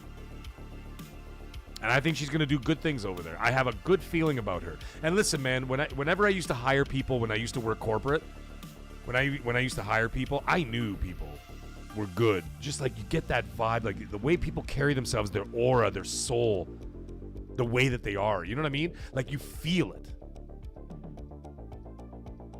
You know what I mean? There's something there. There's that whole like a vibration that people give off or whatever else. And you just, like, I would be able to point them out. I'd be like, that woman over there is going to be fantastic. Hire her. And all my hires were fabulous, except for one guy. He was an asshole. But that was, you know what? Not all of them, but most of them were excellent. Because you got that, you know what I mean? Like, you could just sense that vibe. You know, you set that feeling. You're just like, this person's going to do something. And now, like I said before, don't get it twisted, okay, guys? Don't get your titties all twisted about Asha. I don't think she's going to be out there on the streets every day doing, you know, apology tours, you know, and you know, like I said, with the Phil Spencer with the popped collar sitting there, you know, shooting the breeze with Paris and all that, who I can't wait to meet, by the way. Can't wait to meet him. Paris said the same thing last night. He goes, I can't wait to meet Mag. I'm like, yeah, I do. That'd be so awesome. I'm going to jump on him. And like, you know what I mean? Like Paris hanging out with his, like, with the aviator jacket when they were talking about, what the hell was it called? Flight Simulator. And he had like the aviator glasses and, you know, and then like you got Phil there with his pop collar and he's hanging out. I don't think you're going to see Asha doing any of that shit. I think she's there. She's going to be doing stuff, but I think she's there for business. And I think she's going to kick some ass. Now, did anybody in the chat, this is going to be weird. Hey, Z Birdman, how you doing, buddy? Think about this. Do you guys watch Landman? Let me know if you watch Landman. Satius, how you doing, buddy? He goes, are you going to buy the new Xbox or PS6 day one? Both. I've had a change of heart with these Helix. Oh, Z Birdman, you're calling it a night. Oh, have a great night, buddy. I had a change of heart with the Helix. Now, here's why. My plan originally was I have two Series consoles. I have a Series X and a Series S here, okay? My plan was to get a Steam machine, sell my Series S, like trade it in or whatever, trade in my Series S and get a Steam machine, and then keep the Series X because I figure the Helix is going to be too expensive, right?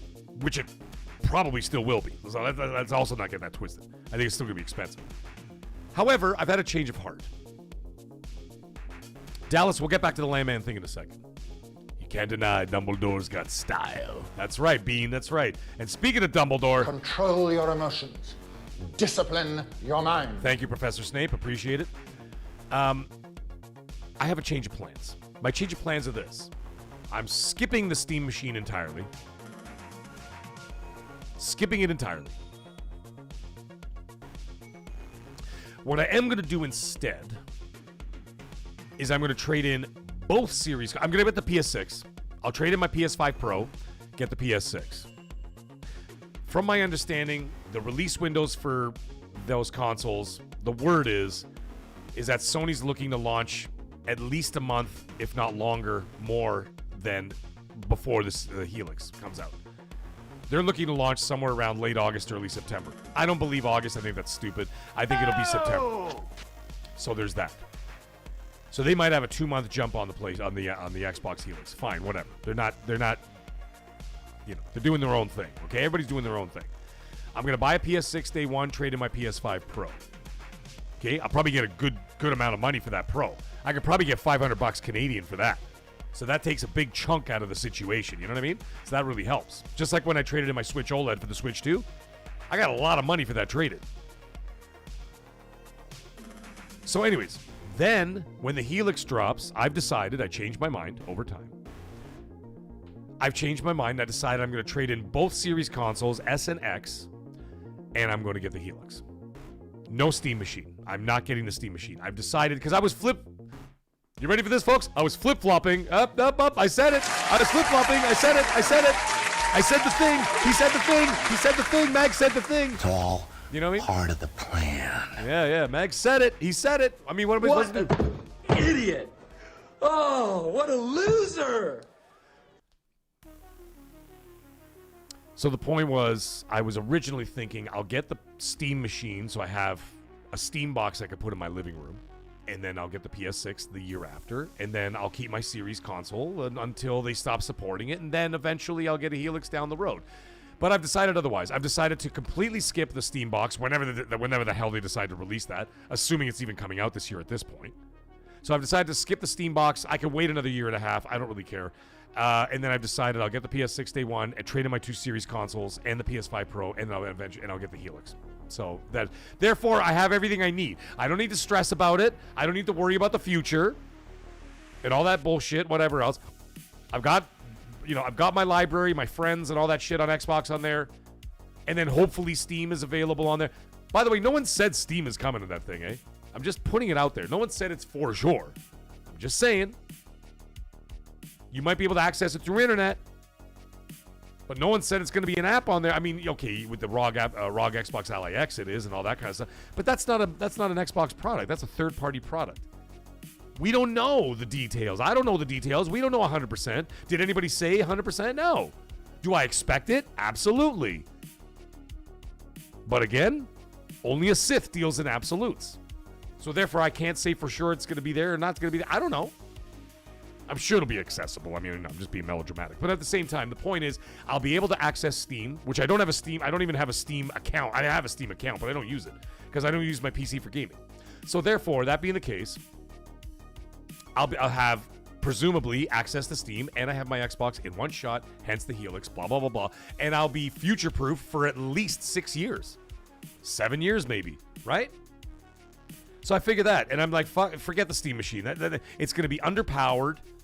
And it's not going to give me everything that I want. So therefore, I changed my mind. So that's what I'm doing. So I hope that answers your question. A very long answer to your question. Oh, and we've got Seth Monsters coming in, dropping a $5 super chat. Thank you so much, Seth Monsters. And he says, oh, and shout out to Anika. Great first performance with Rush. Absolutely, Seth. Yes, they played They played the Junos the other night. That's the Canadian Music Awards, kind of like the Canadian version of the Grammys. Yeah, she performed there, and she did very, very well, man. She played really fucking good, man. I mean, she kind of had that Neil Peart vibe, man. Like, her arms were flying. Yeah, amazing. It was an amazing performance, man. And then, you know what? Honestly, Geddy Lee, who, by the way, goes to every single Toronto Blue Jays game. He's always sitting right there. I sat like five rows away from him. Totally chill dude. Totally awesome.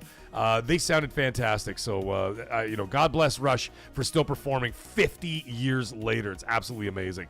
And yes, and Anika was fantastic on drums. Rest in peace to Neil Peart, of course. The man, the myth, the legend, one of the greatest drummers to ever live.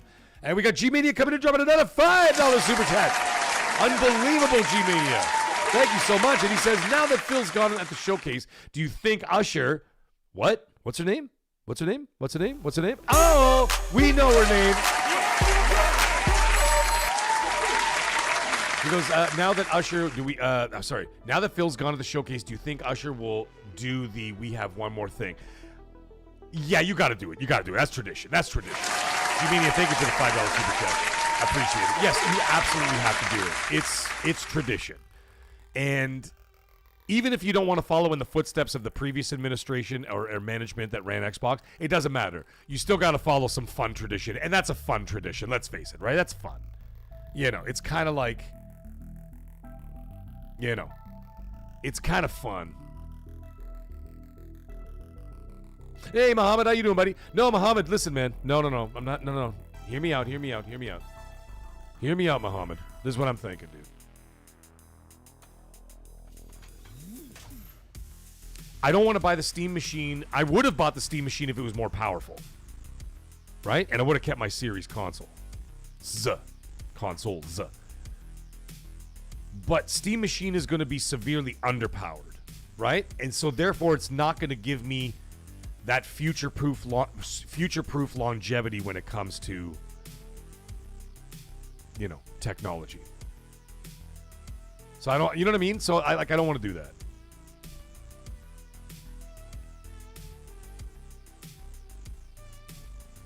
Because if I buy the Steam machine, let's just say presumably it's around $700-800, which is almost the price of a Pro now. I mean, that's what I paid for the Pro. I paid $700 when it came out. So if I pay that or more for a Steam box and the thing is underpowered, fuck that. Because then I'm not future-proofing myself. You know what I mean? Because then all of a sudden, in a year from now, 2 years from now, it's basically obsolete. What am I going to be playing? Fucking Poppy Playtime? I spend $1,200 Canadian, $1,300 Canadian, so I can pay Poppy Playtime, but I can't play the newest AAA banger because it's not powerful enough, or at least maybe I can, but I have to have it at lower settings. Fuck that, no. So I'll trade in those 2 Series consoles. I'll probably get $400 for those things Canadian, maybe $500 Canadian for those easily. Right? That could be half the price right there. Certainly more than a third. So that's what I'm thinking. Muhammad. That's why I want to make myself. What's up, Itchy? How you doing? I want to make myself future-proof. What's up, Andy B? How you doing, bud? He says Anika's the first ever woman at a Rush concert. Hey, man, the only reason why I know... Hey, Guardy, I keep saying Poppy Playtime is because my daughter just bought all the Poppy Playtimes on PlayStation. She bought 1, 2, 3, and 4. And her and my son are playing the hell out of those games, yeah. Creed, the music in the background, if you must know, it is royalty-free music that I got from a man named Harris Heller. And he has what's called, I will pull it up for you so you can see. You won't be able to see, sorry. I can't put that on the stream. It's called Stream Beats Synthwave. And it is 100% copyright-free synthwave music. You can use it for streaming. And the man's name is Harris Heller. So look up Harris Heller copyright-free music on Spotify, and you will find this man has tons of stuff. He's got hip-hop stuff. He's got synthwave stuff. He's got, like, whatever you want, man. You want chill and mellow, he's got all that shit, too. And then you can use him for streams. You can use him for anything. Genius move, by the way, because this guy makes so much money. He makes literally millions of dollars because streamers all over the world are using his music And he's getting paid because, you know, it's time spent when you use Spotify, right? So if someone does like a 5-hour stream or 6-hour stream or 7-hour stream every single day and they keep using his stuff, this guy is getting more views and more listeners than like big pop stars right now. You know what I'm saying? It's wild. You know what I mean? It's totally wild. Oh, by the way, you know what's really funny? You know, last week, because we went for so long, we went for 6 hours last week. The funny thing is that after I was done when I was doing the show, the playlist, which runs for like hours and hours and hours and hours, it ran out, and then it started playing licensed music, and then I got hit with copyright, not a strike, but I got hit with a copyright ban on my channel, so I wasn't able to monetize my video, which I never do anyway. What's up, Street? How you doing, buddy? I never actually, I never monetize my live streams. Because I figure if anybody's going to be here, they're going to be here now. You know what I mean? That's the way I see it. So basically, guys, in that the last hour, I would like to say between 2 hours and 2 hours 57 minutes, somewhere in that mix, we pretty much covered the exclusive conversation, and of course we covered the next gen topic. You know. But if anybody wants a recap on any of that stuff, I still think that you're looking at I think that you're looking at for the PS6, I still think I'm still holding firm. I still think it's going to be $700. Like I said, I may be totally off base, maybe totally wrong, and that's totally cool. Everybody else, I know what you guys put out there. I still think the Helix, I don't think the Helix is going to hit anything less than 1,000, but no more than 1,000. So I think it's going to be $1,000. I think it'll be $1,000. But weirder things have happened. Maybe they move the Helix down to the price of the PS5 Pro. Maybe it's $900. Street's asking me, what's the next game you're going to be live streaming, Meg? Yes, I will be streaming this Friday. And, well, the choice is up to the community. I could go back into Crimson Desert. I can do a lot of that. Bean is saying $9.99. Okay, there's your $1,000.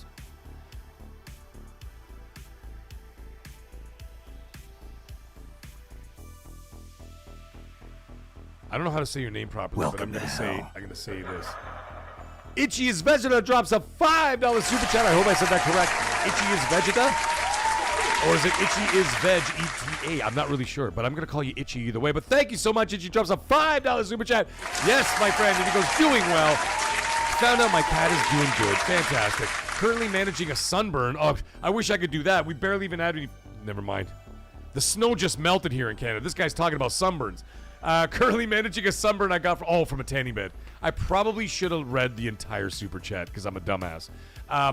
Currently managing a sunburn I got from the tanning bed at Planet Fitness. Should have stopped at 5 minutes. Oh, there you go. There you go, Itchy. See, for half a second, I only read half your super chat, brother, and I was thinking to myself, I'm like, my God, this guy is getting sunburned, and we're still wearing jackets up here. What the hell's going on? And of course, I realized later it was a tanning bed. Why? Because I am an idiot who didn't read the whole... Idiot! I didn't read the whole super chat. Oh, what a loser! I know, I'm a loser. What do you want from my life? And we got Emperor Hound, a member for 4 months as a Magtastic Maggot. And he says, thank you so much, Emperor Hound. And he says, hey, Mag, my wife Silent Reaper says hello. Well, you say hi back to the young lady. And listen, send her this song from me.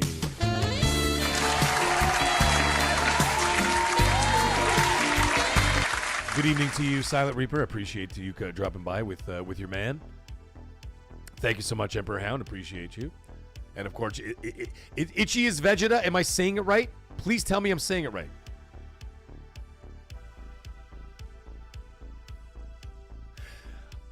Muhammad, we were talking about that earlier. I don't think it will be. I don't think E-Day will be exclusive. But I'm going to give, if I was a betting man, I would say my business brain says no. That it's not going to be a timed exclusive because that's a live service game, so to speak. You knew I was going to do that, Emperor Hound?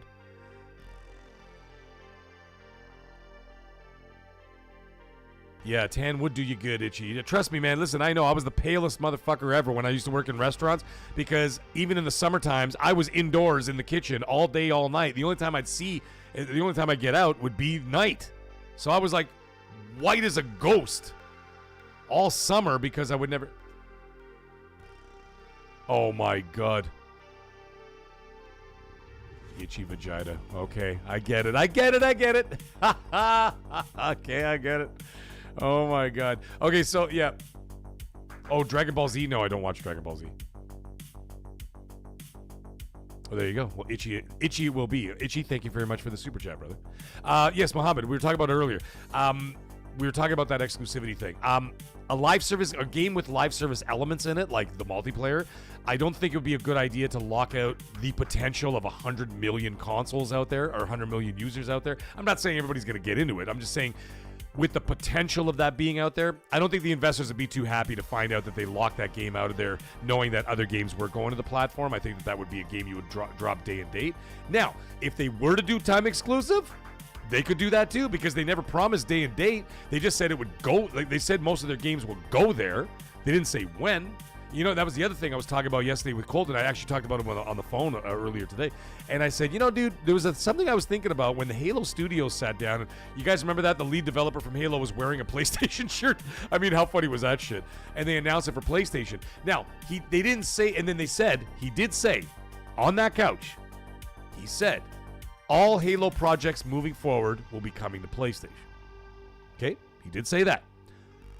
The one thing he didn't say was when. He didn't say when. So that's something to keep in mind. He did not say when. Yes, Mohammed, the PS5 Pros are selling out around the world. Yes. Can you imagine if this was all a plan?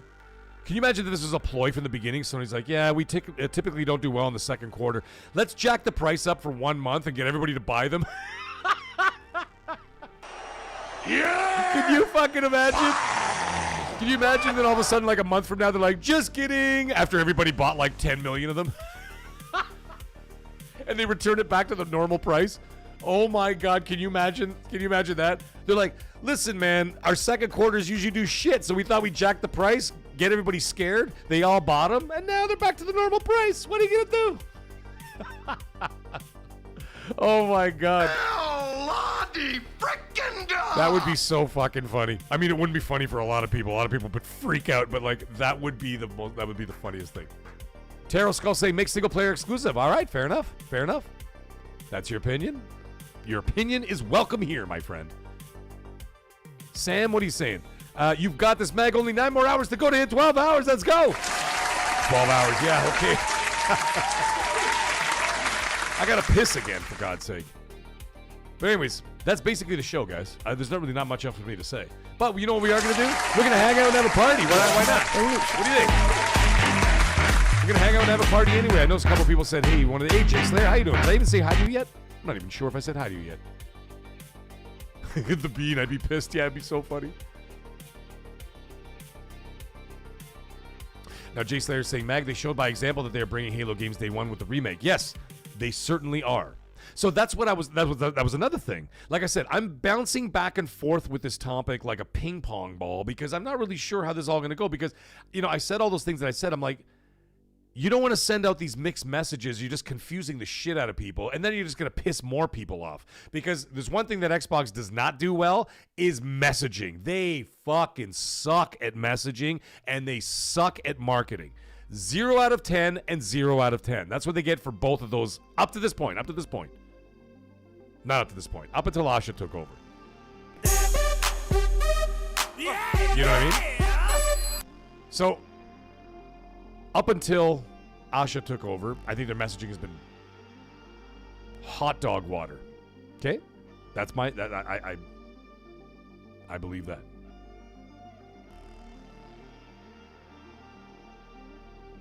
So, you know what I mean? So you don't want to add to that history by saying, yeah, this one's day and date, but this one's not. This one's timed, but this one's not. This one's coming day and date, but this one's coming next year, or this one's coming in 6 months. You're like, what the fuck are you guys doing?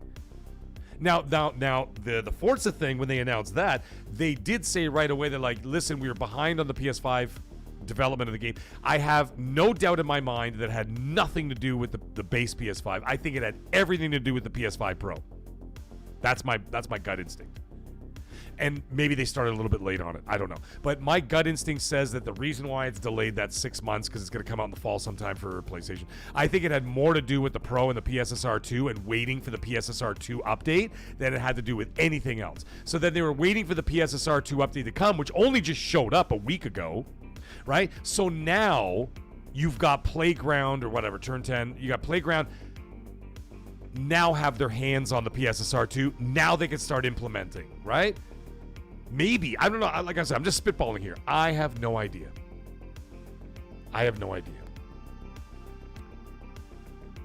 Mohammed saying, didn't Booty say that we consistent going forward? Yeah, he did under different management, though. And that's the only reason why I got my foot in the door thinking there might. I could be completely wrong. But if I were a betting man, I'd keep my money in my wallet. Because I'm like, I don't want to take this bet. Because I don't know what they're going to do. I highly doubt it. You know my stance. You guys know where I stand on this. I don't think it would make any business sense at this point. But, like I said earlier, there are merits for both arguments. So, the fact that nobody here has an answer, including myself, let's just leave it at this. And then we'll revisit this in June, okay? Because I don't want to talk about this after today. We'll talk about it in June when I get back from LA, God willing. I don't mean God willing getting back. I mean God willing we get my ass there. Is that there are merits to both sides of the argument. And unfortunately for everybody, including myself, we're just going to have to wait and see. That's my final stance on it.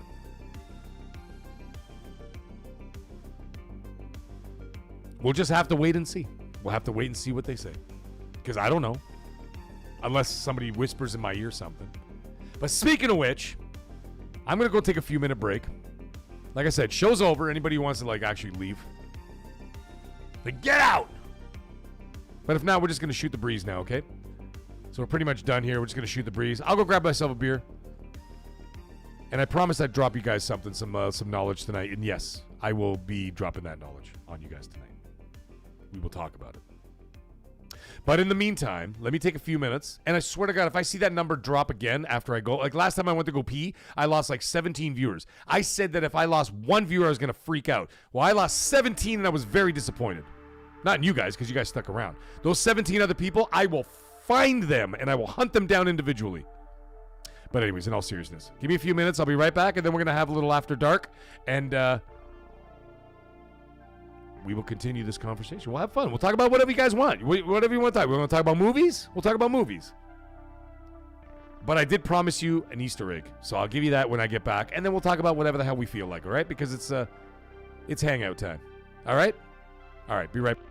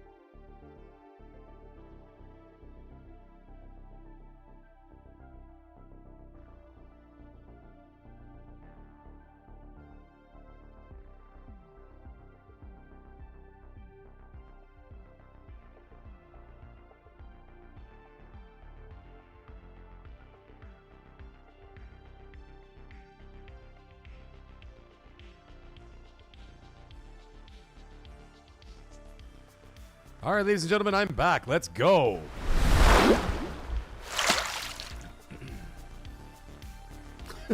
Ryther, what are you saying in the chat? Oh, dear God. All right. I promise you guys something. I'll give you something. First of all, let me crack this beer. By the way, the official sponsor of the World Cup. I'm drinking light tonight, Michelob Ultra, all right? By the way, you remember when I mentioned... Hey, Santo, how you doing, buddy?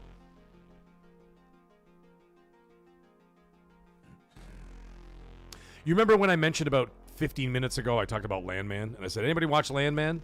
Okay, the reason why I brought up Landman is, you know that smoking hot lawyer that works for Billy Bob Thornton? The chick, whatever the hell her name is, the young lady?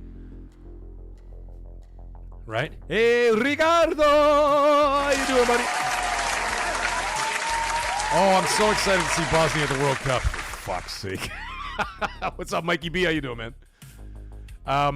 Yeah, by the way, anybody tuning in, we're basically done the show. Now we're just having some fun with the community, so we'll just talk about it. Gotta go get yourself a Labatt 50. Let's go! Maritime Mafia, y'all know what you know what I'm talking about. The Canadian special, man. Warm 50 and cold pizza. That's what I'm talking about. So, let me crack this beer. Oh, lovely. Okay, yes, by the way, anyways, as I was saying, sponsor of the World Cup that Italy fucking lost. I'm happy they lost. Fuck them right in the ass. They deserve every last ounce of it. The meatloaf! You know what I mean? Fuck! All of it. They deserve all of it. They deserve to lose. They played like dog water. They deserve to lose. Fuck it. Lottie frickin' dog! Yeah! What? Oh, that is an adult beverage right there. Muhammad, I'm gonna. Yeah, we just yapping now, Deceiver. Yeah, you know what time it is, guys. It's after 3 hours. We just talking shit.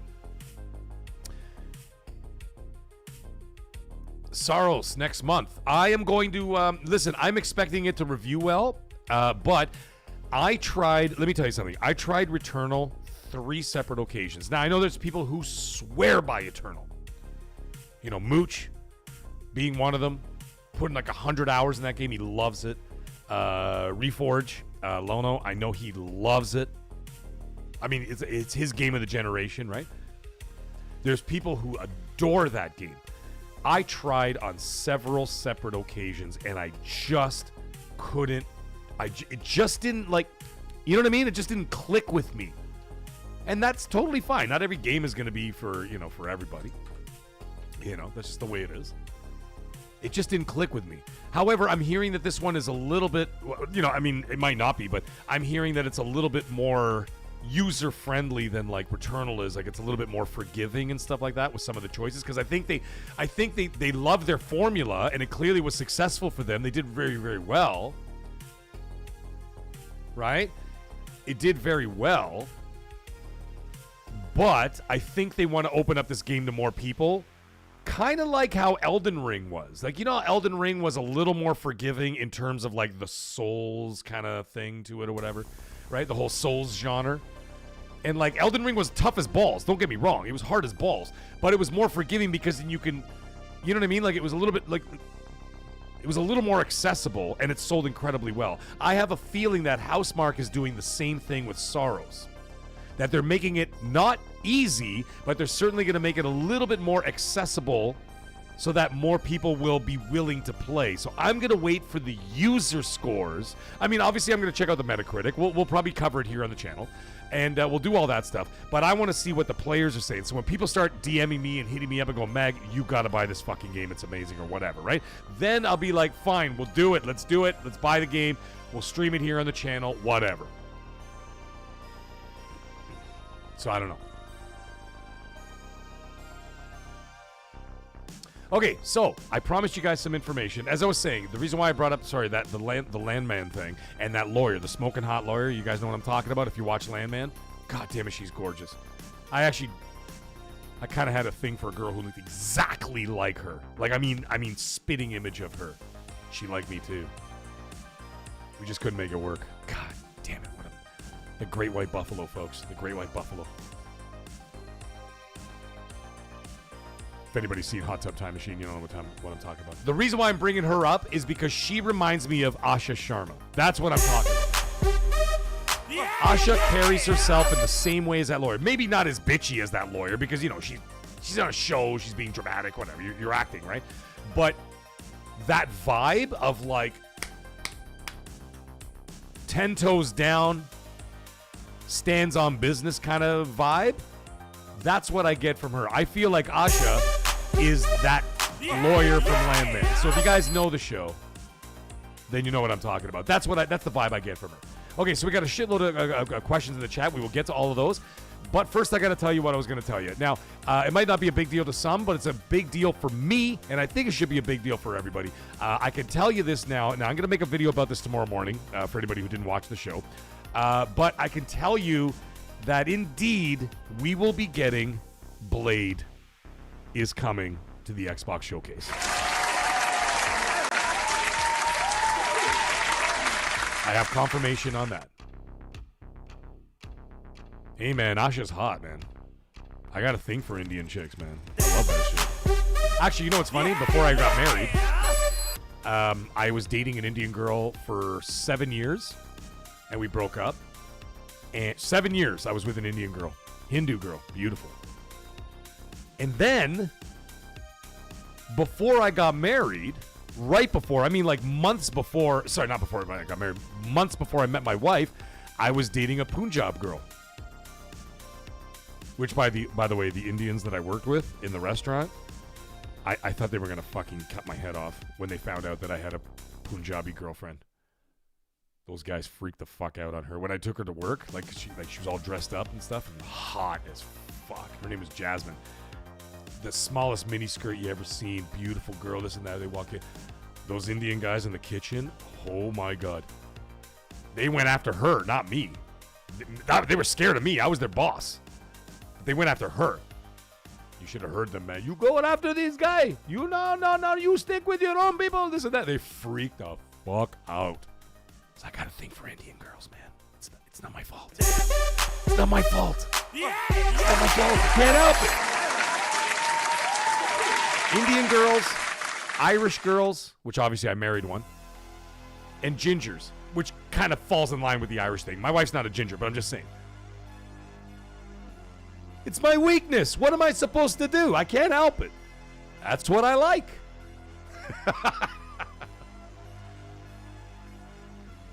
Yeah. So a Hindu girl, a Punjabi girl, Irish, gingers. I'm set. That's all I need. I know Asha's Indian, Bobby. That's what I'm talking about, baby. It's going to be very difficult for me to keep a straight face when I talk to her. I'm going to be embarrassed. I'm going to be looking at the floor like... Because it's not like she's not pretty. She's gorgeous.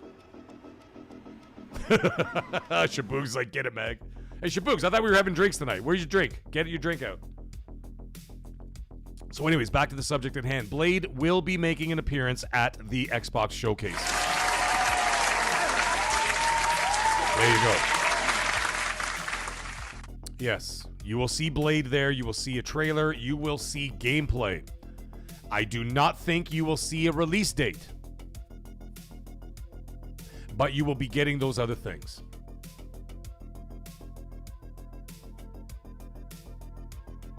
Mag, don't lose control. Stay focused. I am very focused. Control your emotions. Discipline your mind. What's up, Ghost Fixer? How you doing, buddy? Okay, so there's your information. No one else has talked about that yet, at least as far as I know. Maybe someone else has, but I don't think anybody's actually talked about that, but I did hear that from internal. We will be seeing Blade at the Xbox Showcase. I will do a video about it tomorrow morning. All right, let's talk some shop here. Guardian, what are you saying? 1943 Captain America Black Panther game? Not this year. You will not see that this year.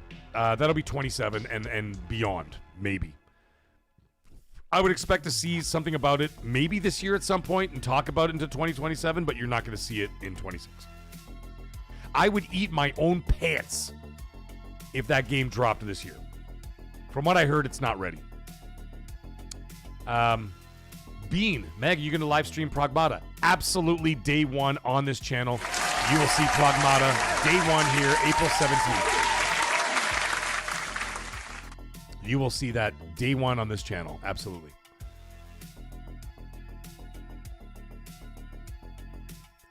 Itchy's saying, so now that I'm likely to be single soon, why? What are you doing?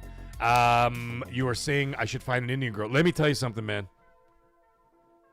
Assuming her family accepts you, which those other families accepted me because, you know, I'm so charming. What's there not to love? You know? Oh, my God. Anyways, yes, man. Listen, man. Indian girls, they cook. Not that I don't know how to cook. I'm a fucking 30-year executive chef. I know how to cook. I'm just saying, they know how to cook. Okay? You want tandoor chicken with some nice fresh naan bread, some jasmine rice, some cumin spice vegetables? What are we talking about here? They'll have that shit ready for you daily. Massage your feet. They take care of you. They listen, man. Indian girls know how to. They know what they're doing. And in some other categories, they really know what they're doing. All right, you know what I'm saying? We'll keep that at that. But you all know what I mean. You know what I mean. So there you go. Absolutely. Find one. Itchy, I don't know where you live. Canada. We got millions of them over here. It's not hard to find any up here. Ricardo, so you know Usher well, right? Yeah. Yeah. No, I'll keep it very professional. Come on, I'm just farting around. Street saying, Mag, did you see where Shift Up acquired Shinji Mikami Studio? No, I did not see anything about that. I did not. You'll have to tell me more. Yeah, Shabooks, how'd you forget? Shabooks is like, oh shit, Mag, you're right. Let me get my drink, dude. Yeah, get your drink, get it on. Let's go. Anybody who drinking in the chat, get on it. Cheers. Any other questions for me? Let's see, what else are we going to talk about tonight, guys? Like I said, ladies and gentlemen, anybody catching the show now, after the 3-hour mark, usually the 2-hour mark or 2.5-hour mark, but certainly at the 3-hour mark, we're just shooting the breeze now. We're just having some fun. You know what I mean? Just having some fun. We're just talking about whatever the hell you want to talk about. I know, now you're hungry, eh? Yeah. Jay Silver. Oh, we got the bean coming in, dropping a $2.79 super chat. Thank you so much, my friend. And he says, Fagondor! Can't wait to see the mag there. Bean, are you going to be there? Thank you so much, Bean. I appreciate that. Itchy, you only drink soda. You don't drink alcohol. Perfectly fine. Perfectly fine, my friend. Then you drink soda. Bean, are you going to be there? Thank you for this $2.79 super chat, brother. Can't wait to see. Or you just want to see me there. B. Macalypse, that's some weak talk. He says, no drinks for me. Still feeling it from Saturday. What? Saturday? Saturday was like... It was like a month ago. What are you talking about? Yeah! Maverick's drinking Miller Lite. All right. B. Macalypse, that's nonsense talk. Saturday. So yeah, I was drinking in the hot tub on Sunday. Bad idea. Listen, man, the hot tub was too hot. It was too friggin' hot. Sitting in there, I thought I was gonna die.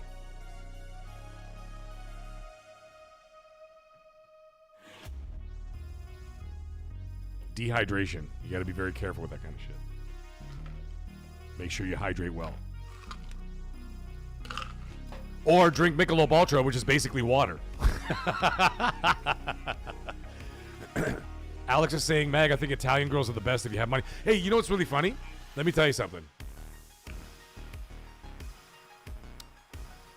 As an Italian, I'm a full-blooded Italian, okay? My parents are Italian. Both my parents are Italian. My mother's from the north. My dad is from Rome.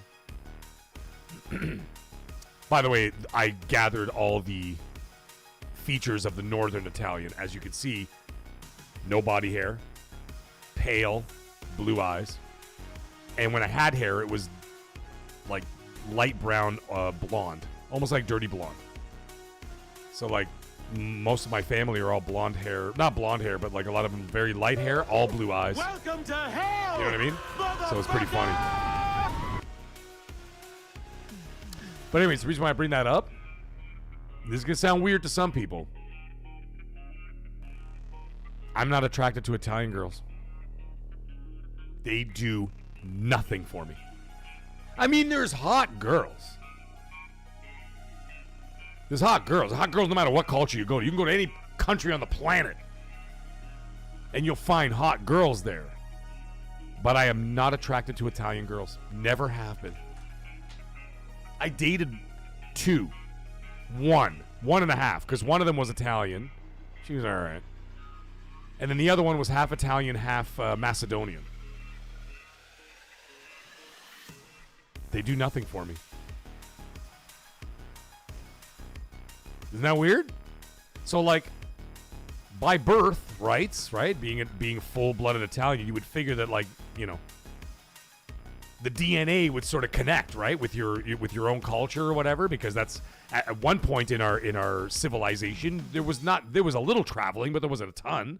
So basically, whatever choice you had was what was in your village, kind of thing, right? And so you're kind of like attracted to whatever's around you. Never me. I've never been attracted to Italian girls. All right, Guardian, thank you so much, man.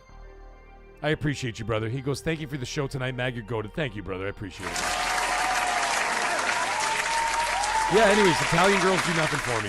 Latinas, on the other hand, oh, God, they're fucking hot, too. Give me a baddie Latina, and I'm there, too. But they're dangerous. That's the problem with them. They're dangerous. They scare me because they will fucking kill you in your sleep. Don't fuck with Latinas. They will kill you in your sleep.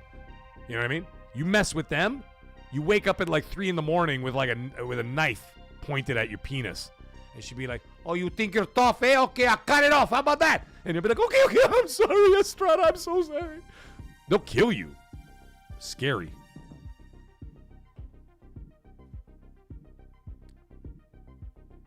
It's a Michelob Ultra. There's more fucking alcohol and orange juice. That was a great line.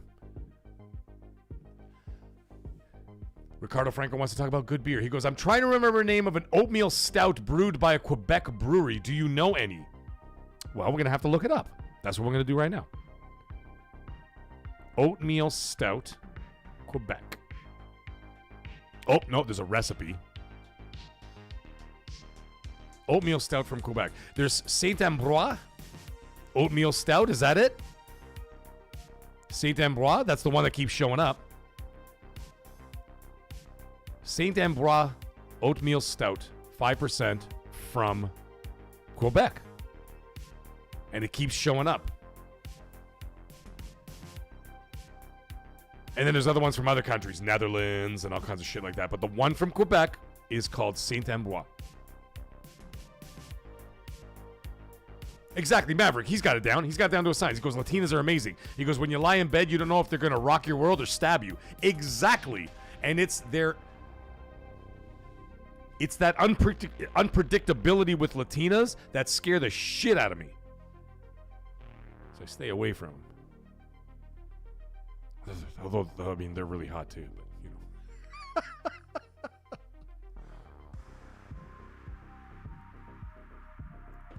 So now, we are about to, by the way, I'd just like to point out, tomorrow is April Fool's Day. So remember, all the media outlets are going to be going crazy with like fake news stories and all that kind of shit, get people riled up and whatever else, and people are going to believe it. So I'm just reminding everybody that tomorrow is April Fool's, and you know they're going to be making jokes about video games. Oh, this game's coming out, or confirmed GTA 7 trailer, or whatever. I don't know. They're going to be making all kinds of shit. So remember, for all day tomorrow and all day tomorrow night, do not believe a single goddamn thing that the media says. And now the funny thing is, because I announced that Blade will show up at the showcase, wouldn't it be funny if I do drop that video tomorrow and everybody's like, oh, haha, Mag, you fool. You know what I mean? So I think a lot of people might not believe me that game is coming out.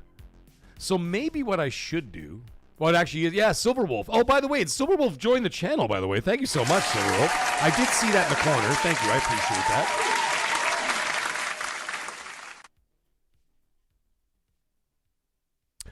And, well, yeah, I guess now it's 12:20, so you're not wrong, dude. It is already April Fool's right now. Well, hey, and I'm a fool, so it works out perfectly, doesn't it? Yeah, that would be funny. So maybe I'm going to drop that video on Thursday morning because no one's going to believe me. Everybody's going to be like, oh, Mag's just being an asshole because it's April Fool's Day. Ha, ha, ha, ha, that Mag. Or they might get mad and be like, oh, shut up, Mag, with your April Fool's bullshit. And I'd be like, I was being serious, but okay. So maybe I'll drop that video on Thursday. I think that'd be funnier. Hey, Hebs, what's up? How you doing, buddy? He goes, Mag, you're a gangster. We are friends on PlayStation now. Are we now? Well, I'm going to have to check that tomorrow morning. I have to catch up on a lot of my messages on Xbox and PlayStation because there's a lot of people. By the way, Taco Chef, I know you're out there, dude. I forgot to say happy birthday to you last week on XNC, so I'm saying happy birthday to you now, my friend. KLZ, where you at? Yeah, it's 12:20 out here, so you're Eastern Standard Time. Yeah, Hebs, I'll have to check that out on my thing. I have to catch up on my messages on PlayStation and Xbox because a lot of times when I'm playing, see what happens is I turn some of my stuff on private because I stream on the channel, right? And because I stream on the channel, I can't have people's messages popping up while I'm streaming on YouTube. And I've got like, you know, my last stream, I think I did Crimson Desert, like a one night, the second night that I was on, I had 1,000 people come check out my stream. I can't have one of my buddies on there saying, hey, Mag, suck a dick. Like, you know what I mean? Like, in like a message bubble shows up in the corner while I'm playing. You know what I mean? Like, while I'm streaming live on the channel, I can't have that. Okay, Hebs. Yeah, do that. I'll check it out first thing in the morning. So, you know what I mean? So, I have all the stuff turned to private, so I miss a lot of messages. So, usually, like, once a week, I go in, I'm like, oh, shit, I forgot. And I go in and check, and I've got, like, 50 messages on Xbox, a bunch of, like, friend requests and this and that or whatever. And then all of a sudden, I go to PlayStation, I got, like, 30 messages waiting, and I got, like, 5 or 6. Like, I don't have as many people on PlayStation as I do Xbox. And, you know, I have, like, 5 or 6 people, like, you know, friend requests, and I, like, do all that stuff, and I catch up on all that. But I forget because I turn everything to private.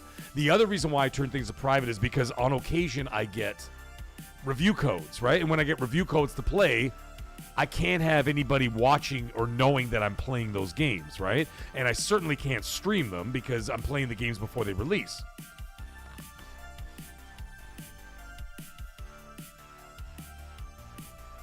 You know what I mean? So yeah, so there's all that. So yeah, so I can't do that. Now the other thing is too, on top of that, is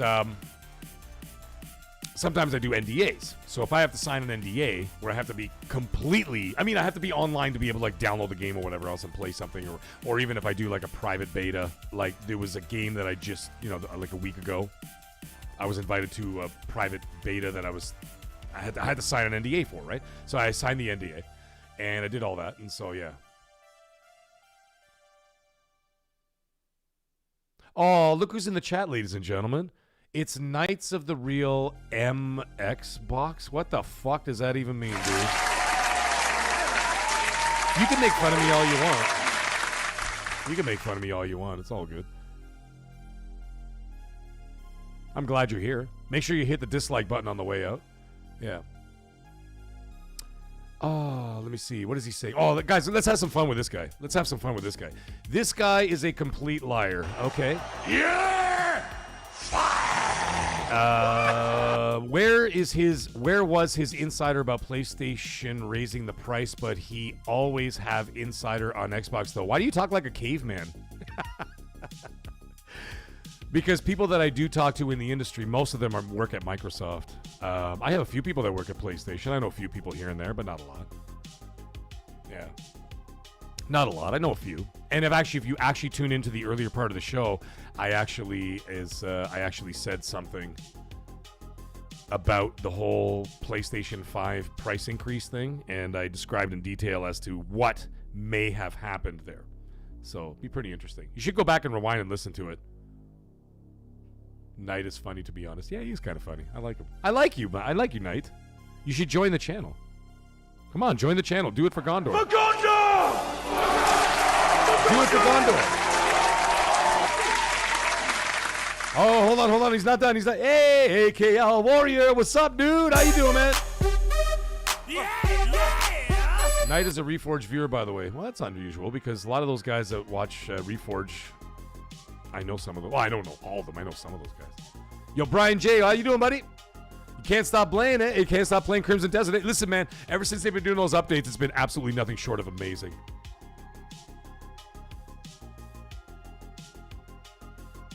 Been absolutely amazing. Oh, what are you saying, Silver Wolf? He goes, Mag, I thought I was already subscribed. YouTube crazy sometimes. Listen, man, don't get me started with the whole YouTube thing, man. They're completely out of control. They're completely out of control. Like, they turn notifications on, then they turn them off. Then you hit the bell icon, then they turn it off. Then they turn your account into a child's account, then they turn it off. And it's not it's the AI algorithm. It's the AI program that runs the channel. That's the problem with that. You know what I mean? It's kind of weird. So, yeah, they're all over the place. Yeah, they're all over the place. It's totally out of control. And then, like I said, it's the AI trying to understand the job because they implemented it over the last year, and that's why all the YouTubers have been getting pissed off because they're like, yo, you're fucking up my channel and you're fucking up my livelihood by doing this. Like, come on, man. What are we doing here? Like, what's going on? And it's the AI doesn't understand nuance, right? So all of a sudden you get into a situation where you're like, you know, like you may say something or do something, and all of a sudden, you know, the YouTube AI doesn't understand what you did, and it says, oh, he must have done this, therefore we have to strike him or whatever, right? And then they don't realize that buries channels or whatever, right? So what ends up happening is, what a lot of people do is you got to call in and be like, hi, your AI, and eventually you'll get to a human, and you'll be like, hi, this is my channel, AI banned me, shadow banned me because of this, that, and the other. It's totally whack, man. It's totally wild. Maritime, you're going to get one again for Gondor!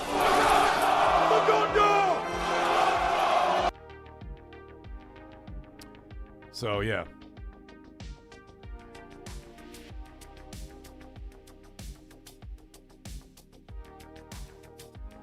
Knights of the Real Xbox is saying, thank you for making Starfield #1 of your platform. Is it really? Is it like selling like I mean pre-orders? Because I mean it doesn't come out till the 7th, right? Oh, Facebook AI algorithms, the worst. Yeah, it's smart and dumb at the same time because, like I said, the problem is, Brian J, is that the AI, like I was just saying a minute ago, is that the AI doesn't understand nuance. And the problem with nuance is that humans work on nuance. Like, not everything is black and white, cut and dry. You know what I mean? It doesn't work that way. So, like, even when you're having a conversation with somebody or whatever, you could say something. You know what I mean? It's totally, like, it doesn't understand that. It understands mathematics and metrics. And because it understands mathematics and metrics, it doesn't get, you know what I mean? And that's why you have to talk to a human when something happens. You'd be like, hey, guys, come on, man. What the hell is this? What's going on here? You got to be nice about it. You can't be a prick. But I'm just saying, you know, you got to be like, guys, what is happening here? Like, you know, you remember back in 2020, people were getting their channels banned for saying COVID. Like it wasn't a fucking thing. It was literally happening all over the world. And you couldn't say it? Like, what is that? You know what I mean? It's crazy, you know? RT reviews. That's a good one. He says Halo 7 no longer Master Chief and Cortana. It's now Master Chief and Co-Pilot. Oh, that's so funny. That's great. That is really funny. Thank you for that. That made me laugh.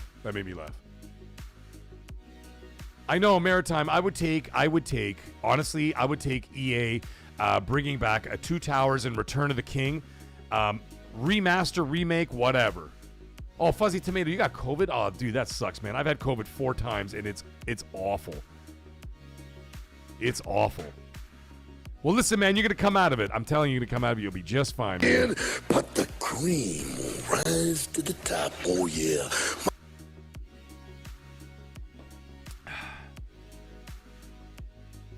Hey, Broke Boy, how you doing, buddy? Thanks for joining us. I know we're super late. Poseidon's in the house, enjoying the live streams. Thank you so much, Poseidon. I appreciate it, man. Yeah, we're at anybody joining late, by the way, we're just having some fun. The show was basically over like an hour ago. But now we get to the point of the night where we just talk to the community. We just have some fun. We just hang out and have a couple drinks. You know what I'm saying? We have a couple drinks, have a few laughs. You know, make fun of each other, doing all that kind of stuff. It's all good. It's all good. It's all good. Brian J, stop that shit right now. He says, I've had some really crazy conversations with Grok. Dude, don't trust that thing, man. It's going to get you.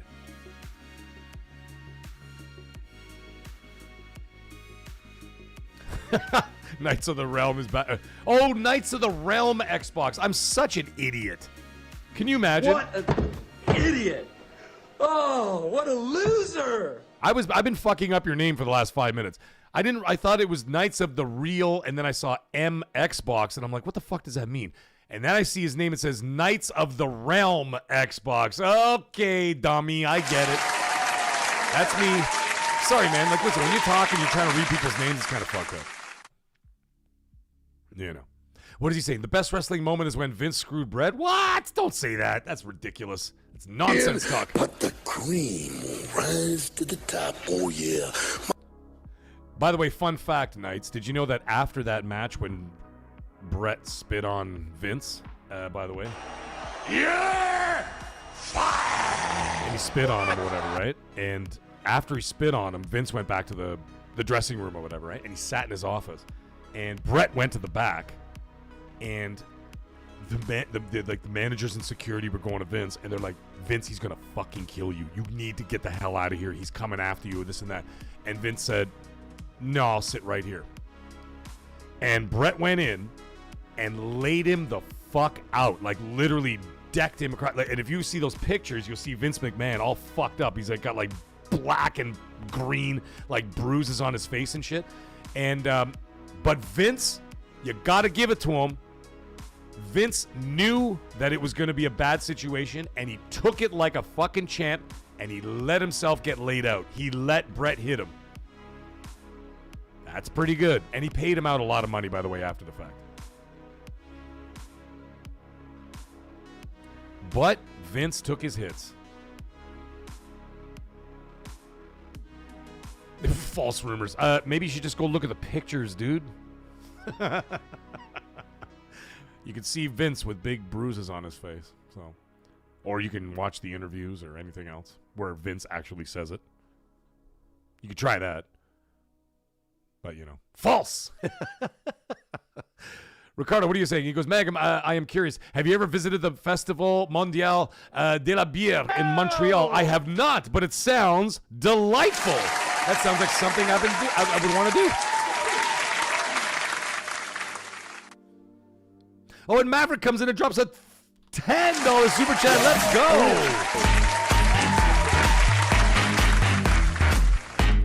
Thank you so much, Maverick. Appreciate you, brother. And he says, for $10 US, he says, been bugging the hell out of me that we haven't passed 800 yet. Yeah, because it was sitting at like 794 or whatever the hell it was. Yeah, that's so funny. Oh, thank you so much for that, for pushing me over the top. That's insane. I did not expect any of that. Thank you. And he goes, haven't passed 800 yet. Laugh out loud. Also been hearing you hype Star Wars Outlaws. Great game. I've also let me start again. Also been hearing you hype Star Wars Outlaws here and there. Finally started playing it. This shit is super fun. Thanks, dude. It is great. It is a great game. And if I'm not mistaken, and I'm not mistaken, it is available. Any Xbox fans out there? Hey, where is it? Knights of the Realm Xbox? You have Game Pass, right? Do you have Game Pass? Go play Star Wars Outlaws. It's fantastic. RT Review saying he's 40% of the way. Yeah. 40% of the way. Yeah, man.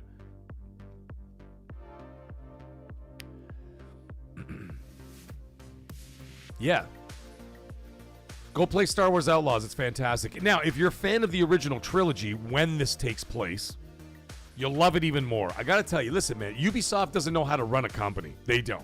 Let's face it. They're shit at running companies. But they really make some fantastic games, because Avatar, by the way, which is also available on Game Pass if you don't feel like buying it. Okay, and you're on Xbox and you don't have a whatever. And The games are beautiful. The game, yeah, okay. Some of the open world stuff can get a little redundant. You don't have to go for platinums or 1,000 out of 1,000s, you know, achievement points or trophies. You don't have to do all that stuff. But if you want to play the games are really fucking good. Now, the thing is, another thing with Ubisoft is that usually when they launch a game, they're not great.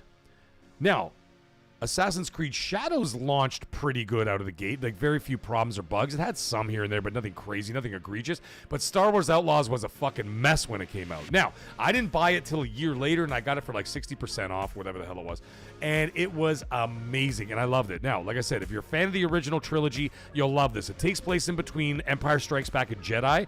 The reason why I know that is because when I went to go do a bounty, I went to Jabba's. I flew to Tatooine. I went to Jabba's Palace. Avatar is really fun. The DLC is amazing, Brian J. Harris. Absolutely amazing. Avatar is an incredible game. And if you play it in third person, it's like a brand new game. It's amazing. Thank you so much, Maverick, by the way. I appreciate you, brother.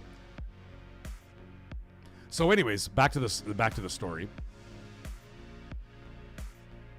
Is that I went to Jabba's Palace to go get a new contract from Jabba because I'm a bounty hunter, right? So I go to do that, and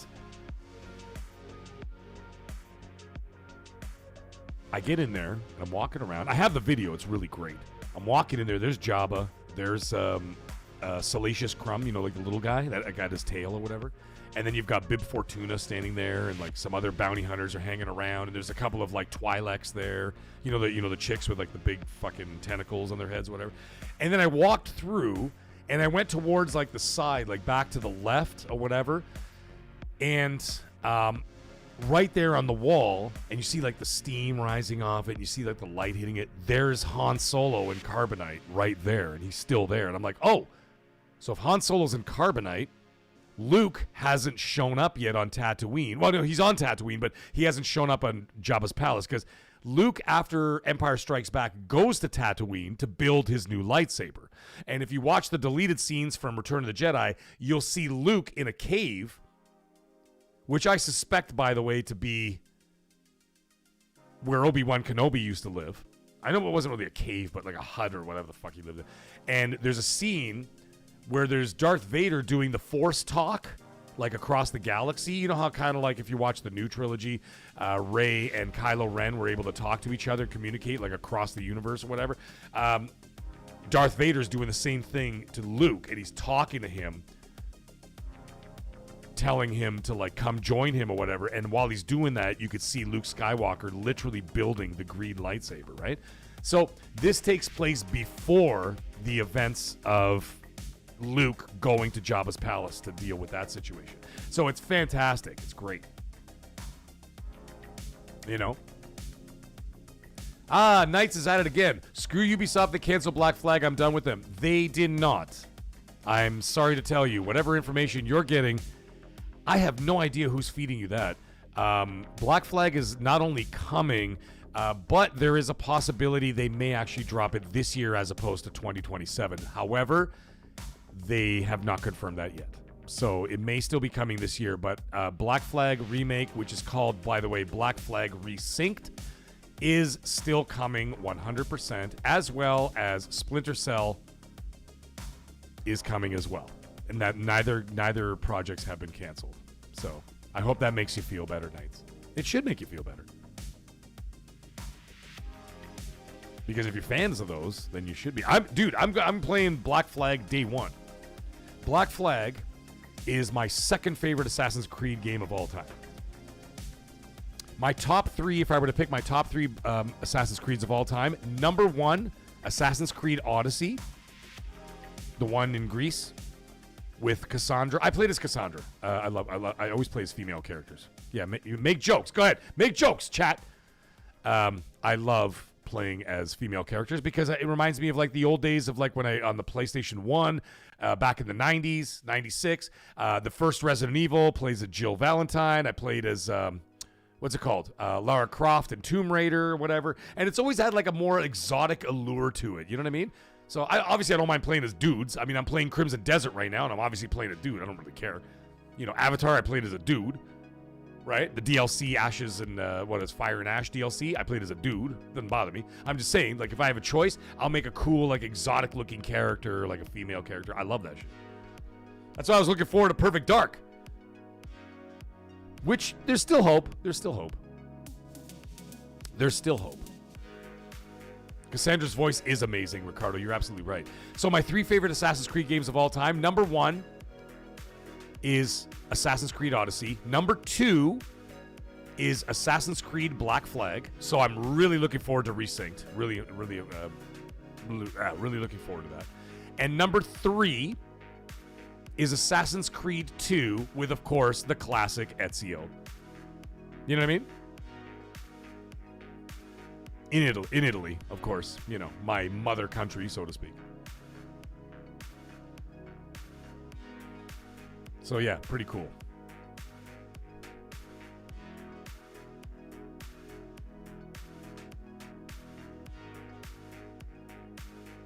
Oh, well, Snippy, you're in luck then, man. He goes, I didn't get a chance to beat Black Flag. Well, you have the opportunity if you wish to spend the money.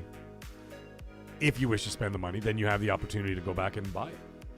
The Resynced. Now, I have some pictures of it. It's really, really cool. Looks incredible. I was showing Colt the some of the screenshots I got from Ubisoft Toronto, and amazing. I mean, it looks... Oh, God, it looks stunning. It looks stunning. I can't wait to get my hands on that game. Now, I've seen it in action only for about 10 seconds. Like, I saw a 10-second clip that I got from someone at Ubisoft Toronto. Great. But I have 2 screenshots and then whatever. But, I mean, my God, they are gorgeous. The game looks incredible. I can't wait to get my hands on it. Like I said, I'm a huge Assassin's Creed fan. I mean, I've been playing since the original, like the very first Assassin's Creed I ever played was on the Xbox 360 back in the day. And I bought Assassin's Creed, the very first one on Xbox 360, and I fucking loved it. And I fell in love with it ever since. What was his name back then? Voltaire, whatever the hell his name was. The very first guy, and it took place in somewhere in the Middle East somewhere. I can't remember where exactly. Loved that game. I mean, I played the living hell out of that game. And then when Assassin's Creed 2 came out with Ezio in Italy, and then I was just like, I'm fucking sold. This is the greatest series. Maybe not the greatest series ever made, but it's right up there. I mean, to me, the greatest series ever made is, of course, Resident Evil. That's number 1. Yeah, Snippy, if you're playing on PC, then absolutely. You're going to get premium. B. Macklin saying, Mag, did you read Hargeet's Super Chat? Absolutely I did. Unless he sent a new one I didn't know about. Are you talking about the $200 Super Chat? Not the beard! Oh, I gave him huge props for that one. Yes, I did read it. Like I said, unless he sent something else that I didn't know about. But I doubt it. I've been keeping a close eye on it. You liked 3 as well? Yeah, very good one. RT Reviews is saying the Halo showrunners are making the Assassin's Creed show on Netflix, so that's scary. Yeah, you know what? I liked the Halo show. I liked it. I didn't think it was the greatest thing ever, but I mean, I enjoyed the show for what it was. I mean, like, I found it entertaining. Not the beard, you know? Control your emotions. Discipline your mind. Fagonda! Not the beard! Fagonda! I actually enjoyed the Halo show. I liked it. Oh, you have a 9070 XT, though. Okay. Well, then you should be fine, dude. More than fine. Yeah, so I thought that the Halo show, I think the first season was, like, okay. Like, I mean, I sat through the whole thing. It was on Amazon Prime or whatever, or Paramount Plus, whatever the hell it was. I watched it there, and I have Paramount Plus. It's my favorite streaming network. Everything else I pretty much canceled.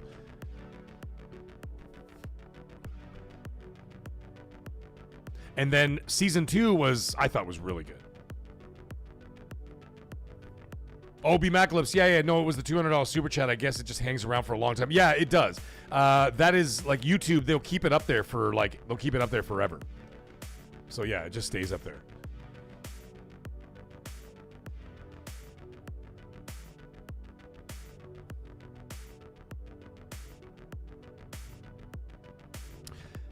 Muhammad, at this point, I don't think much is going to be... Like, the thing is, you know what it all comes down to, bro? It all comes down to software. it all comes down to software. And if you don't have any compelling software, you're not going to sell hardware. You know what I mean? And that's why I've always felt that way. That's why I feel it's so important. Like, we could talk till we're blue in the face for hours and hours and hours, hundreds of hours, thousands of hours, like I've been on YouTube and everything else. And you could talk forever about whatever you want to talk about. But the thing is, at the end of the day, and this is something Colt and I talk about with Colt, and I said, listen, man, at the end of the day, if you don't have compelling software, you're not going to sell your hardware. I don't care how many friends you got on fill in the blank. I don't care how many achievements you got or how many trophies you got. It means nothing, really. I mean, it really means nothing. In the grand scheme of things, it means nothing. Like, for example, on Xbox, Knights of the Realm. I bet you I have more achievement points than you, motherfucker. Huh? I'm just busting your balls. But anyways, in all seriousness, I have almost 400,000 achievement points, right? I stopped, by the way. I stopped years ago because Phil Spencer promised us that they were going to do an overhaul of the achievement system. Never happened. So I'm like, well, fuck, I just don't vibe it anymore. I'm not vibing it. And I don't like it because what was happening with achievements is that I buy a game, I get 1,000 achievement points, right? Which I completed a lot of games. In order to get 400,000 achievement points, or close to, you got to complete a lot of games, right? So I get my 1,000 out of 1,000, and it would say 100% complete or whatever, right? Like when you go to your achievements and all that shit. And then here's the problem. Hey, Necron, how you doing, buddy?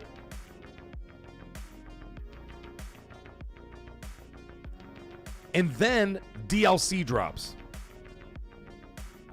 And then they fuck you right in the ass. Done. That's it. Now it says, oh, you only finished 73% of the game. I'm like, you can't give me recognition that I got all the achievements? Now, PlayStation does a platinum trophy. Smartest thing they could have done. So it doesn't matter how many DLCs come out or this and that or whatever. You know what I mean? And you get your platinum trophy. Doesn't matter. You could release 10 DLCs after that. No one can take away the platinum that showed that you got. Good night, Aero Nation. Thank you so much, brother, for keeping the streets clean, man. I appreciate you, brother.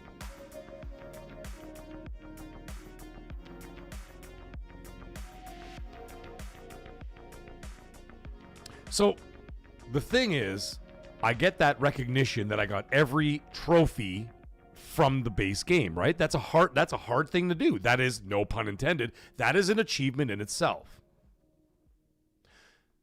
So when you do it on Xbox, you get 1,000, and all of a sudden they raise it to 1,350, right? Because a DLC comes out. Well, now they say you only completed 73% of the game with no recognition that you got all the achievements that came with the game. To me, that bothers me, for especially someone with OCD like myself. That bothers me. And so when they never fixed that, and Phil promised that for fucking years, and he never fixed it, fuck that shit. I said, I'm done. Fuck you. And so I started getting platinums instead. And in this generation alone, which has only been 5 years and 3 months, I got 52 platinums this generation alone, because I started a brand new account. I started from zero. I carried nothing over from the last generation or the generation before, nothing like that. And I completely brand new, started from scratch. I got 52 platinums this generation. Now, the thing is, when you get something and it's got all these DLCs, don't matter. You can DLC me all fucking day long. But the thing is, my platinum is still there that shows my achievement that I got all of them. So if a player wants to go in and check my profile, they can go in there and go, wow, he did it. For 52 games this generation. When you go to my Xbox with my almost 400,000 achievement points, unless the game came out with 0 DLC, it'll show that you're just incomplete across the board, and I fucking hate that. I hate that. My OCD drives me nuts because it just shows me that I didn't complete the job. And like I said, you don't have to have a platinum trophy. Maybe Microsoft could do a medal. What's wrong with a medal? Give somebody a gold medal. How about that? Sony's got platinum. Xbox does gold. How about that? A gold medal, like with like a little ribbon, and then you get a nice gold medal that says you got 100%. DLC be damned. You got the 100%. You know what I'm saying? Like you did it. You did the job. You did the job that a lot of people cannot do. You know what I mean? That's all I'm asking for. When they did not do any of that, and they were talking about it for literally years, I stopped getting achievements. Now, I get achievements by accident, obviously. Like when I play a game on Xbox, like I played Doom. I reviewed Doom. I played it 2.5 times. I played South of Midnight. I played it twice. I'll be playing, of course, on top of other games. This year, I'll be playing Forza Horizon 6 on my Xbox because I'm not waiting for PlayStation for that one. I'm getting that on Xbox because I have I have a code for 1 month of Game Pass Ultimate. I'm saving it literally for May. So when Forza Horizon 6 drops, bingo, bango, bongo, I'll be playing Forza Horizon 6 on my Xbox. I'm not waiting for PS5. I'll play it there, and that's it. Right? So obviously, by playing the game, and I'm going to be playing it for a whole month, I'll be streaming it for at least 2 or 3 weeks. Right? Incidentally, I will get probably 300-400 achievements, right? That's fine. I'll get those. But I'm not going to be gunning for 1,000 because the minute that Forza Horizon 6 drops its first DLC, that's it. Yeah! You know what I mean? I'm fucked after that. Now I go down to a 64. What's the point? There's no point to grind if they don't give you the recognition for the work, man. Hey, man, that's the way I look at it. Hey, Colin Prime, how you doing? He goes, oh, shit, it's Mag. Yeah, it is. And oh, shit, it's Colin Prime. How you guys doing out there? Everybody doing good? And you know what? I almost missed this, but it just kind of scrolled right past me while I was sitting there yip-yapping away about my OCD problems when it comes to achievements. And here comes Grandpa Barbecue Game Cop driving an Australian $5 didgeridoo. Let's go, Grandpa Barbecue. Thank you so much, Grandpa Barbecue. And he goes for the Australian 5. He says, yes, Series X was fantastic hardware. It is. It is very good hardware. It's a very solid system. But again, they didn't have the games during the first 3 years to support it. No, they did not. Games failed Series X, not the hardware. 100% correct. The hardware that Gandalf made was a very sound piece of equipment. Series X specifically is... No, Series S is good for what it is, but it's not perfect. As we know, there's been issues throughout this generation. We don't have to get into all that fucking mud. But the Series X is an outstandingly made console. And Grandpa Barbecue is 100% correct, and that just solidifies what I was just saying. Is that it's not the hardware necessarily. For the Series S, you could say it is. But the Series X, it was not the hardware. The software failed them. Grandpa Barbecue is 100% correct. And that, unfortunately, set the tone for the rest of the generation. And the thing is, you've done that. The damage is done there in that respect. And people moved on. People moved on to other things. People moved on to other hardware. I told you what my wife did. I told you guys that before. I know it pisses a lot of people off when I tell that story, but it's a fucking true story. There's no point in and if you're a fan of Xbox, and I am a fan of Xbox, there is no point in turning your head from the truth. Face it fucking head on and understand what happened. Downstairs, I'm here. This is before YouTube, okay? I'm down here. I'm playing video games. This room was not the way this room was. I had a couch in here. I had some chairs. I had a TV over there, right? And I used to play all my games down here, right? So I'm playing my video games. I hear this fucking commotion going on upstairs. That's where my wife's setup is. She's got her own TV, big TV, home theater system. She got her Xbox Series X on the wall, doing her thing. She even built like a little shelf to put it on. It was kind of cute, like on the side of the corner of the wall. And I hear all this commotion going on upstairs. I hear bang, bing, bang, boom, bang. I'm hearing all this racket. I'm like, what the fuck is she doing up there? Is she redesigning the room? What the hell's going on? Anyways, I go upstairs. I pause my game. I go upstairs. I go, what are you doing? And it's 2024. Oh! All right, it's 2024. And I go up there. I go, what are you doing? And I see her carrying the Series X and a bunch of wires, and she's going down the stairs now because we have a closet down here. What I do is all hardware and tech that I buy, I keep all the boxes. And I keep the boxes with the receipt in the box. Even if it's like past, it's like whatever. It's like, the warranty and all that shit. I still keep the boxes and I keep the receipt in the box, right? So I have closet, and at the top of the closet, there's a bunch of empty boxes of all this hardware I have. Even some of the YouTube stuff, like my cameras for YouTube, my microphone, the audio interface, all that stuff. I keep all the boxes. PlayStation Pro, my PS5 Pro, my Series X. I still have my Series X from 6 years ago. The empty box is sitting right in there. You know the one where you open up, it says "Power Your Dreams"? Right there. Receipt still in it from 6 years ago. She's coming down the stairs to grab the box, and I see her carrying a Series X with the wires dangling out. I go, what the fuck were you doing?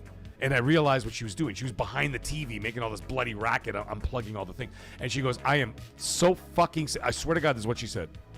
She goes, I am so fucking sick and tired of waiting. And she literally packed her shit up. She left the house. About 40 minutes later, she comes back home with a PS5. And she's never looked back. And she's having the time of her life. Now, the other thing is, she also didn't play a lot of the PS4 games. So she never played God of War. She never played Last of Us. She never played any of those games. And she went back and she started playing all those games. Now, she did that because I owned all those games on I had a base PS5. At that time, I had a PS5 digital. I got one of the unicorns. You remember that shit when it came out? Like, no one had a digital? I had one. That was my first PS5. I now have subsequently given that to my daughter since I bought the Pro. So I owned all those games. So what do? We connected accounts just like you do on Xbox, and we game share, and she got all my games for free, and she just downloaded all those games, and she's never looked back. Software is what drove my... Now you got to keep in mind, my wife has been gaming on Xbox since 2006. She owned an Xbox Series, an Xbox 360 Elite. You remember the Elite, guys? Old gamers? Ion Storm, it is 6 a.m. in the UK, and this motherfucker is still awake. Let's go, Ion Storm, you madman. Wild. Thank you, Ion Storm, for still being here, brother. Hey, Infernal Earth, how you doing, buddy? I didn't even see you in the chat. Well, I see you now, brother. And by the way, before I carry on with the story, Itchy drops another $2 super chat. Let's go. And he goes, I love my Series S. I got it for $150 new from Verizon. Thank you so much for the $2 super chat. And yes, my Series X is right here. Oh, I was about to pick it up, and I was going to play with it, but it's attached to the other side of my home theater. If I do that, I'm going to pull a monitor off the... I got to pull a monitor off the desk. Anyways... As I was saying, she was an Xbox gamer from the 2006. She bought an Xbox 360 Elite. You remember that shit? She had an Elite. I didn't even have an Elite. We were just dating. We just started dating at that time. And she had an Xbox 360 Elite. I had a regular Xbox 360, right? I didn't even own a PS3 at that time yet. I didn't buy a PS3 until a year later. I think it was 2007. Or maybe 2008. I can't remember. One of those 2 years. Right? So she'd been gaming on the Xbox since then. 18 fucking years she was with Xbox. She was there for day one. Xbox One came out. Her and I had them pre-ordered. We had two of them in the house. I had an Xbox One. She had an Xbox One. We had the fuck was it called? The Kinect. We had the Kinects for the 360. We had the Kinects that came with the Xbox One. Whole generation. We got the Series X day one. Both of us pre-ordered 2 Series X's. Got them both day one. And I got a Series S because my cousin happened to snag one. So I got 3 Xboxes at launch, right? I kept mine, both the Series S and the Series X. And after just years of just scanning Game Pass, just sitting there, just going, fuck this. And she just said, I've had enough. And literally after 18 years, she dumped him and went to PlayStation. Now, she's just one example. I'm sure there are lots more. But I'm not doing that to be like an asshole. And that's not for some console war nonsense. I'm just reiterating what Grandpa Barbecue said, is that the hardware did not fail her. Because the hardware, the Series X is an outstanding console. The software failed her. But now, 5 years later, it's too late, man. You lost people. You'll get some more now because you're gonna have great games. You had great games last year. They scored well. Not a lot of people engaged with them, but they were excellent games. They were well-made games. South of Midnight, my second favorite game of the generation for Xbox. I'm telling you that right now. I know it sounds crazy for some people. My number one game of the generation for Xbox was Psychonauts. Psychonauts 2, the best Xbox game of this generation. South of Midnight number 2. Love that game. It was my Xbox game of 2025. Better than Doom. Better than Call of Duty. I'll tell you that. Right? And then this year, they're going to have a banner year. They got 5 bangers coming out this year. Halo, Gears, Forza, Fable, Call of Duty, Modern Warfare 4, right? 5 big games. They're going to have a big year. And so they're going to do well.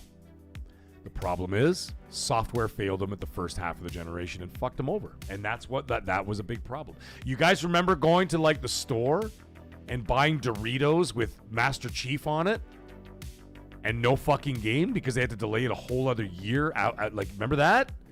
Like, that's, guys, I don't think we remember how bad some of that shit was. The optics were, I'm actually amazed that Phil lasted as long as he did. I'm surprised they didn't can him after the first 2 years of the Series X. You guys remember when 2022 came out and literally nothing came out? I am shocked that they did not can him after that. I don't know how the fuck he hung on for another 3 years. Star Wars 360 was great. Which one was that?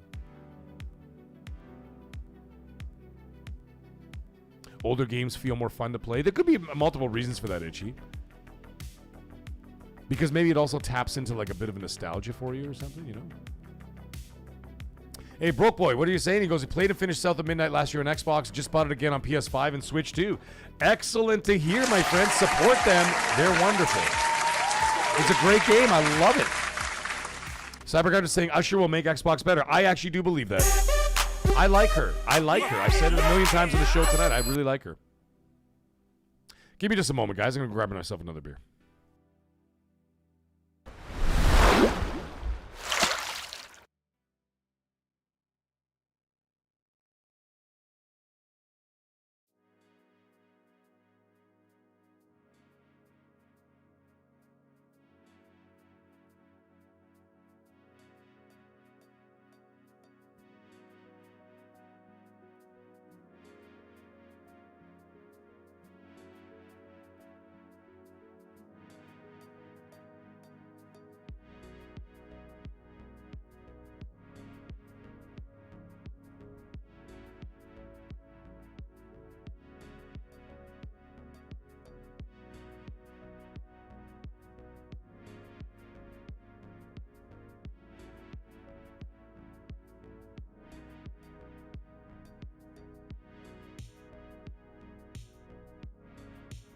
All right. The fridge is close.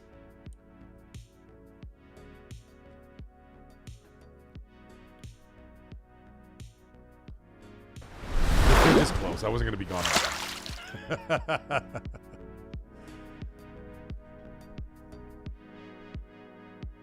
Oh, look at Stone Rambo. He's saying something. What does he say? He goes, you used to spend less. He goes, oh, sure, Mag. You're still dancing like a mofo with Connect Dance Central. Absolutely.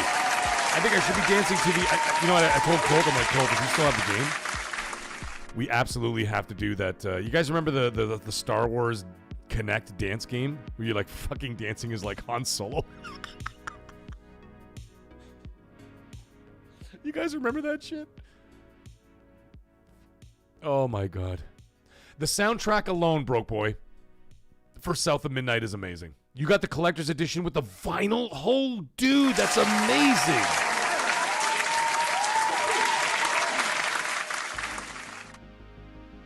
Oh, Creed as well. You have the South of Midnight LP vinyl music special edition. Oh, there you go. Okay, so we got Creed and we've got Broke Boy have that. That's amazing. I mean, it's awesome. That's great.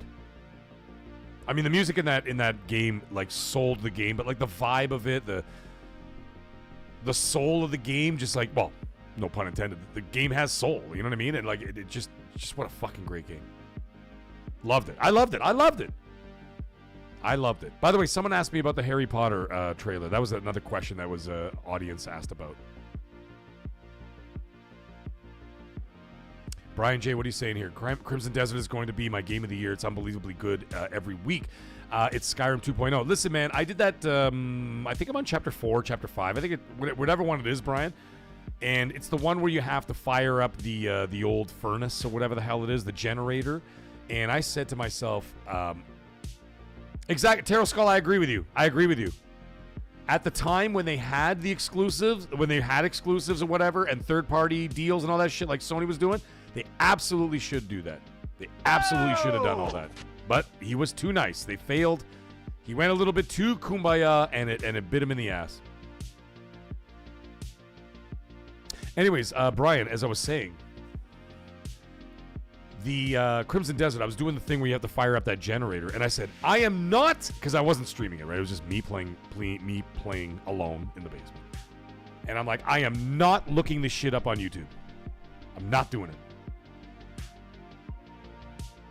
I'm going to figure this out by myself. So I sat down, I did it. By the way, all the new updates and all that shit that they did on there, amazing. Amazing updates. Now on the PS5, I'm playing on the PS5 Pro. And courtesy of Grumpy Old Fart, by the way. Thank you to him, by the way. Let's thank him again.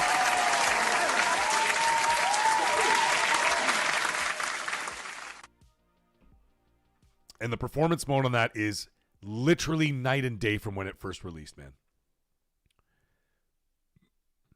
Exactly. Tarot Skull, I agree with you again.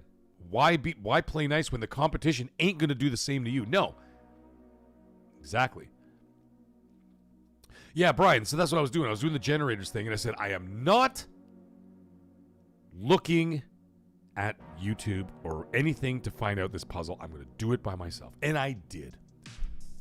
I figured it out by myself, and it was really I was just like, this is really fun. Like, I enjoyed the hell out of myself. It took me like an hour to do that puzzle because I'm following, like, I'm not going to spoil anything, guys, but, like, I'm following, like, the power lines, and I'm trying to figure, and I'm looking from above, and I'm like, okay, what am I looking for here, and this and that, and I eventually I figured the whole thing out, and I'm like, this is so cool, and it was really interesting that I felt that sense of wonder and discovery playing it that I haven't felt in a very long time, right?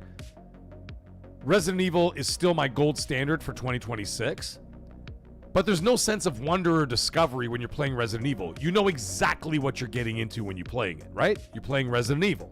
And it was a 9.9 out of 10 experience for me. It's a damn near perfect game. Loved it, right? But this game invokes different emotions in me. And it invokes those, like I said, those feelings of wonder, of discovery, of, like, you know what I mean? Like, all these different things. I'm like, that was so fucking cool. Or, like, I'm wandering around. I found a cave with diamonds, like, in the bottom of, like, this giant, like, hole in the ground that I had to figure out a way to get back out. You know what I mean? But halfway up, I found a mural that had a secret dragon chamber or some shit like that. Nowhere marked on the map. Nothing there. Like, I ran into it, and I was like, wow. Cyber Hunter, I agree with you. You know what I'm saying? Mr. Santo goes, Maggie the best. Thank you, brother. I appreciate that, man. And it was that sense of wonder and discovery that I'm like, huh. And if you guys watch my first two streams when the game was not great out of the gate when it launched, I'm like, I couldn't fucking play this game. I'm like, this is a convoluted fucking mess. All these fucking buttons and all this bullshit. I had to press 5 different buttons just to check a memory. The fuck is going on? You guys heard me complaining. The amount of F words and swearing that were coming out of me that day, insane. Because I was so pissed. But it got better. Then they did the updates, and then the updates, and then they made the quality. And I said that. I said they have the guts of a good game. They have, like, the core of this game is good. They just have to iron out all these details. I said, and the thing is, the fact that they had fixed it so quickly, they damn well fucking knew that these were problems. But it probably wasn't their fault. They were probably being pressured to release the game because they had, it's been in development for such a long time. They have all these investors to impress and everything else, or whatever. They got to get money rolling in. And so they were forced to get that game out the door. And as a result of that, the game came out bad, broken in some aspects. And within 72 hours, they fixed that shit. Overcomplicated controls. Absolutely. Fucking ridiculous. Like, when you do the memory thing, do I have to go through all that shit? You gotta hold down the L1 with the fucking lantern. Then you have to go into your menu. Then you have to quit the 1930s alien beekeeper thing with the fucking 2 antennas on it. Then from there, you've got to highlight it again. Then you got to press up on the left directional pad to hit play. Then you got to press X or A if you're on Xbox and press play to play the memory. Then it goes back and then does a memory. I'm like, what are we doing? I felt like I was playing Twister with my fingers on a controller. Yeah! Fire! You know what I'm saying? It was fucking ridiculous. And that's just one example of many that I gave on those first 2 days when I did my first initial whatever. And I initially gave the game a 6 out of 10, and then it went down to a 5 out of 10. It has now creeped up to an 8 out of 10. Does that excuse their launch? Absolutely not. Wherever they sit on Metacritic, they deserve all of it. But it might be the Cinderella comeback story of the generation. It just might be. Because everybody knows that No Man's Sky was last generation's big comeback Cinderella story, right? Remember No Man's Sky? Same deal. And I think Crimson Desert is the new No Man's Sky in that respect. The biggest comeback story, Cinderella story that I think we've ever seen. Yes, they are. They're working at breakneck speed, Brian. You're absolutely right. Pistol Pete, what do you say? That's not an Assassin's Creed game. Assassin's Creed. Hey, listen, man. Ubisoft does the same shit. They're brutal at that. But anyways.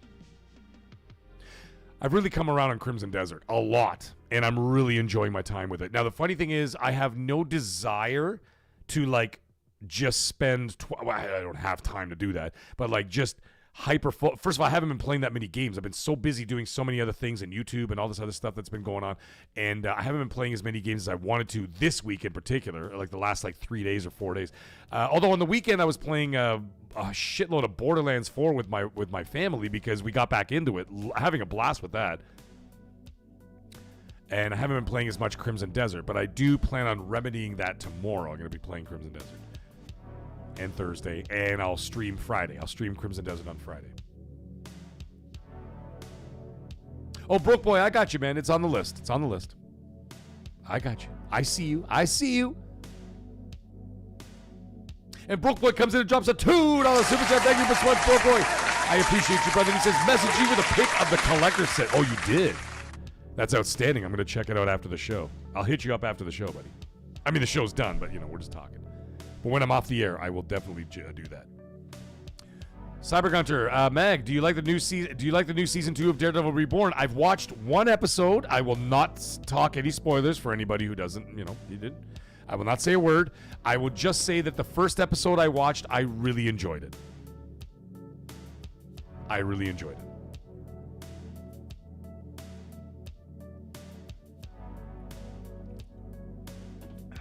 A lot.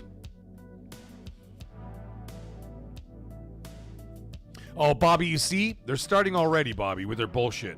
He goes, Mag, Capcom shows off that you could put on Mega Man armor and Pragmata, but they said at the end it was an April Fool's joke. You see what I'm talking about? All right, Brook Boy, get to bed, buddy. We'll talk tomorrow. Have a good night, buddy. Thank you so much for stopping by. And, of course, thank you for the support, man. I appreciate you. Yeah. Anyway, someone asked me about the Harry Potter trailer. I am a huge Harry Potter fan. Huge Harry Potter fan. I've watched all the movies dozens of times. I've read the book series 4 times. All 7 books 4 times over. I've listened to the audiobooks from Fry. Whatever the hell, I can't remember the guy's name. The voice actor, the guy who did the actor who did the voice, whatever. The reading, the audiobooks. Fry is his name. Frye. Can't remember his first name. Oh, Colin Prime, there were 2 episodes tonight? Oh, shit. Well, I know what I'm doing tomorrow, baby. Let's go. I mean, I'm gonna play Crimson Desert tomorrow night, but like before that, Wednesday's my day off, so to speak. I don't do YouTube on Wednesdays. Unless like a major news story hits. I don't do live streams, anything like that, because I'm live Monday on XNC. I also make videos on Monday. I'm live Tuesday, obviously right now. We're at 4.5 hours here tonight. Plus I released a short earlier today. Wednesday I always take, unless something major happens, I always take a day off on Wednesday. So, Wednesday I will be playing Crimson Desert, and I'll be watching both episodes of Stephen Fry. Thank you, Jean-Claude. I appreciate that. Thank you. Stephen Fry does the reading for the original audiobooks for Harry Potter. 10 out of 10 experience. Daredevil. Yeah, I'll watch those 2 episodes of Daredevil tomorrow. And also, Maverick is saying the full cast audiobooks on Audible are fire. Yes. Now, you mentioned that. I bought my wife Harry Potter and the Philosopher's Stone and Harry Potter and the Chamber of Secrets full cast audio. I didn't buy the other ones because the other ones weren't available yet. So I bought her those 2 for Christmas. And I was listening to the full cast audiobooks. If you guys think the Stephen Fry ones were good, which are very good, I've listened to like those, like literally hundreds of hours of the Stephen Fry audiobooks for Harry Potter.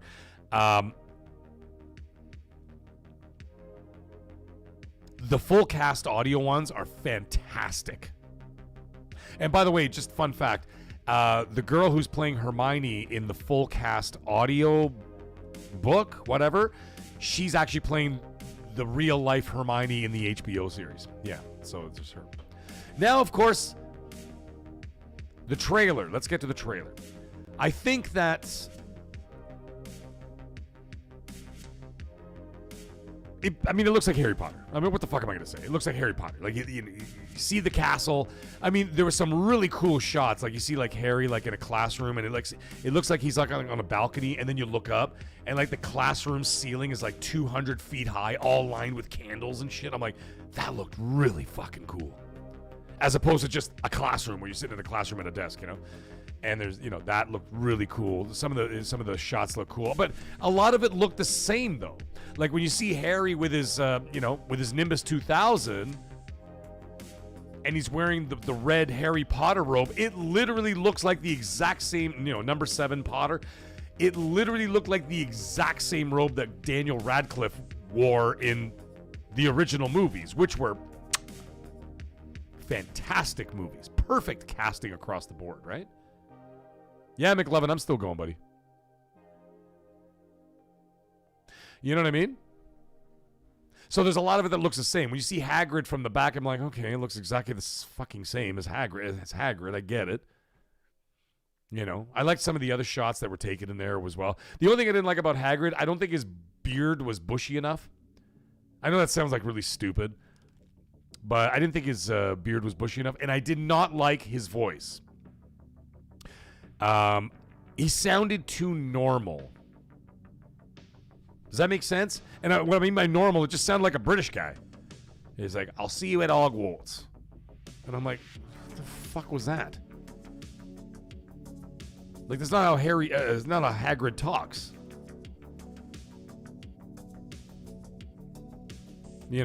Robbie Coltrane nailed it. He absolutely nailed it, Ari, the way he talked, like almost like the Cockney accent or whatever. Ari, what are you doing in there? The way he said it or whatever. And Nick Frost is a fantastic actor, but I just felt that Nick Frost just didn't sound like it. Didn't like even the audiobooks, even Stephen Fry when he did the audiobooks. He sounded like Hagrid. The full cast audio sounds like Hagrid. Robbie Coltrane from the original movies sounds like Hagrid. At least, it's almost like it came right off the page. But then I listen to Nick Frost and his interpretation. I'm like, it just sounds like a fucking English guy. He's like, and I'll see you at Hogwarts. And I'm like, what the fuck was that? You should be like, I'll see you at Hogwarts, Ari. He doesn't say Harry, he says Ari. You know what I mean? That whole thing. Bacon Neon, shout out from Lille, France. What's up? How you doing, buddy? Greetings from Canada, my friend. It's nice to see you in the chat. I hope you're doing well. Isn't he the voice from Loving Vincent? I actually do not know. I do not know. You're gonna make me look that up? You're gonna make me look it up. He's gonna make me look it up. Bacon's gonna make me look it up.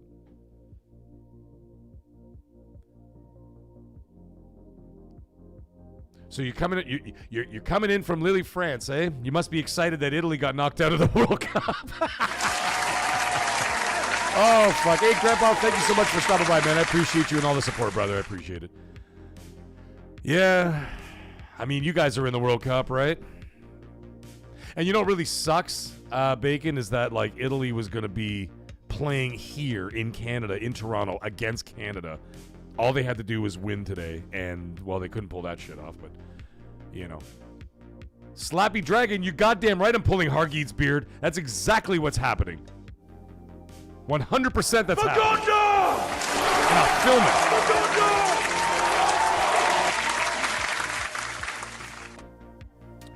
it. Anyways, back to Potter. Control your emotions. Discipline your mind. Thank you, Professor Snape. And speaking of Professor Snape, boy, oh boy, oh boy, oh boy, oh boy. What a range of emotions the internet has had since that happened. Now, that's been going on for a year when they announced that Papa Seydoux was going to play Snape. And, you know, people are going to freak the fuck out. You see him for like literally 1.1 second in the trailer, and I'm like, all right, listen. Yeah, Italy's out. Italy's out. I said, let me see what's going on. Let me just see it. Let me see what's going on. He might surprise us. Or, there's only two choices here. He might surprise us and be really great, or it might be the worst casting decision in the history of fucking Hollywood. You don't know. We don't know. We don't know. I don't know. It's just like people asking me today, like early in the show when we're doing the show. They're like, hey, Meg, do you think Gears of War is going to be exclusive? I don't fucking know. I could say it might be timed exclusive. It might be exclusive. It might be going to PS5 day one. I have no fucking clue. Unless someone comes out and tells me, I don't know. I'm leaving the door open for Professor Snape. I'm leaving the door open. Control your emotions. Discipline your mind. I'm just going to leave it open. Let him cook. Let me see what happens. Let me see. You made the not him. They made the decision to cast. All right. Let's see what you got. That's fair, isn't it? Let me see what you got. Let me impress me. Impress me. All of them. Not just him. There's just controversy around him, and you know everybody knows why. It's not like a fucking mystery. John Lithgow's got to impress me as Dumbledore. That's another thing that actually kind of freaks me out a little bit, because we all know what happened in the original films. You know, Richard Harris died filming the second movie because he was fucking old. Well, John Lithgow, who, by the way, is a fantastic actor, fantastic pedigree. He's 80 years old now. Guys, do I have to repeat that? He's 80 years old now. This is going to take at least 10 years to get all 7 books done. He's going to be 90-something years old by the time this thing is done. And I don't even believe they're going to do it in 10 years.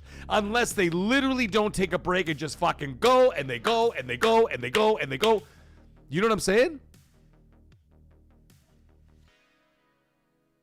And the man is in his 80s. How much can you fucking take? He's going to be working 7 days a week, day and night, with that bloody beard attached to his face? And now the thing is, there's another thing. We have to also think that in the first half of the books and movies, whatever, is that Dumbledore doesn't do a whole lot.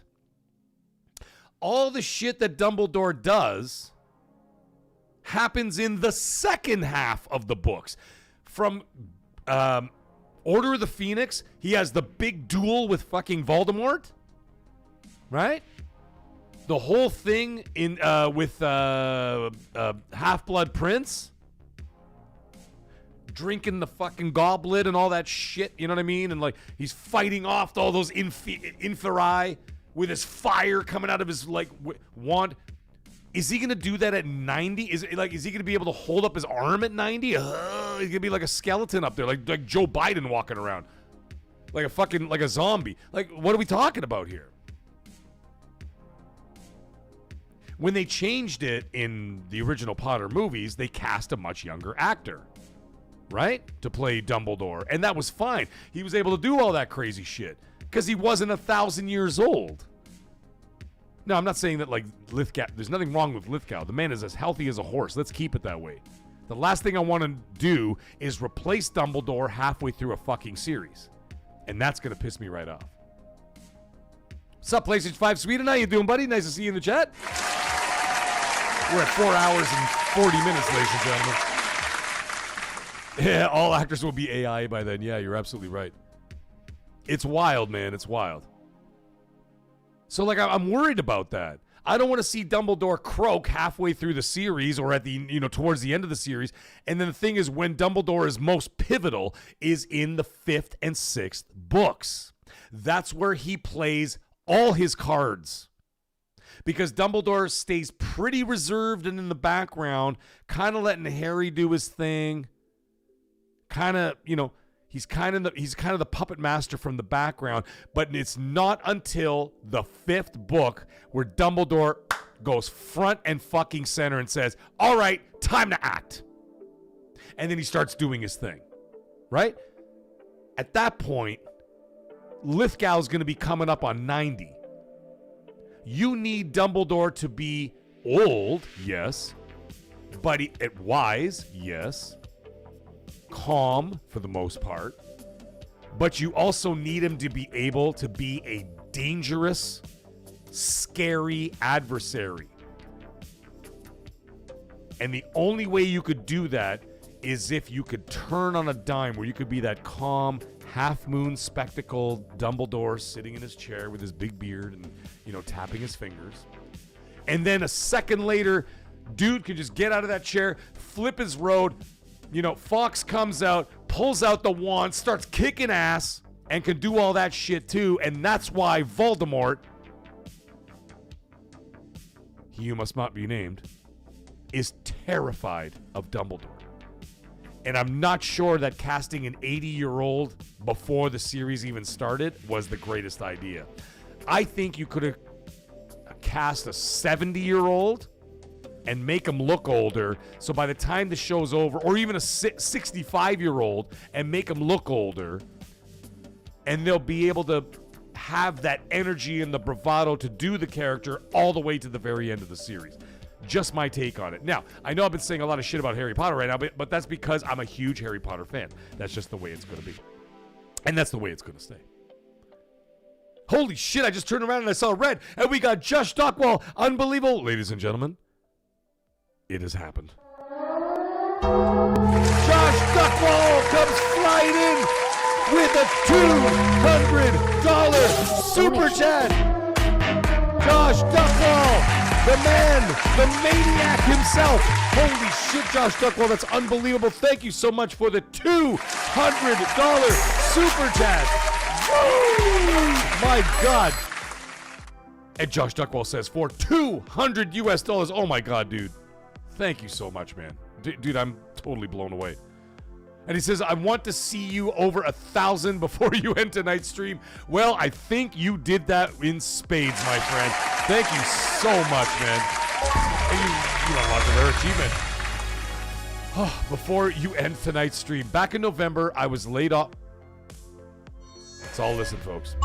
Back in November, I was laid off from my job of 11 years.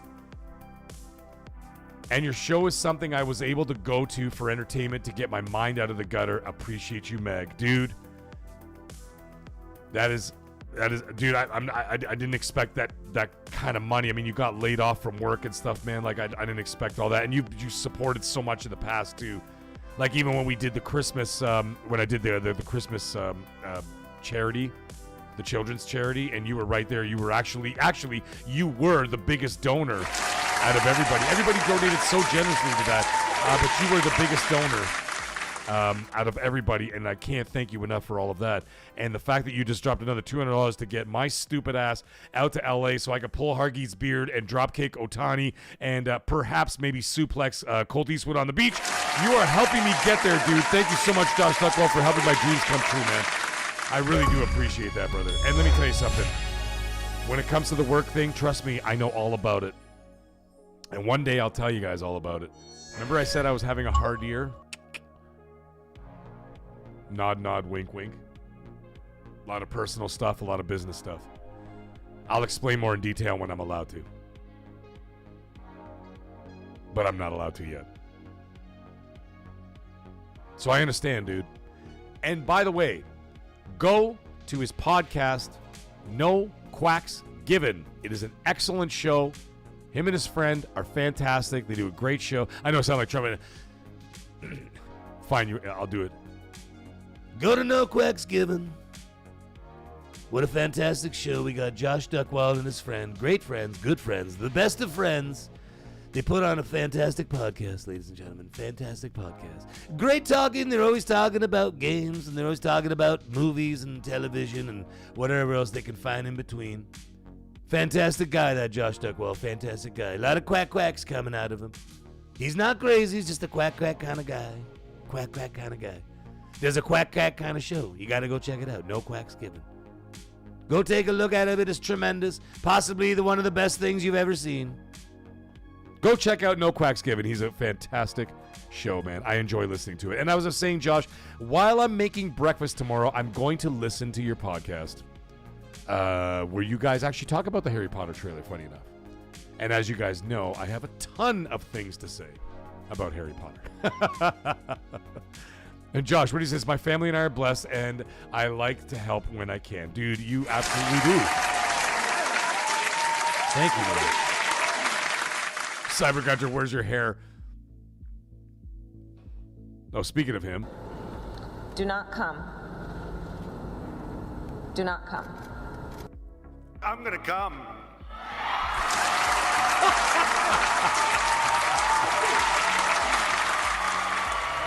Oh, Josh, what do you say? He goes, new intro coming out this week. We are working to get better every week. Absolutely.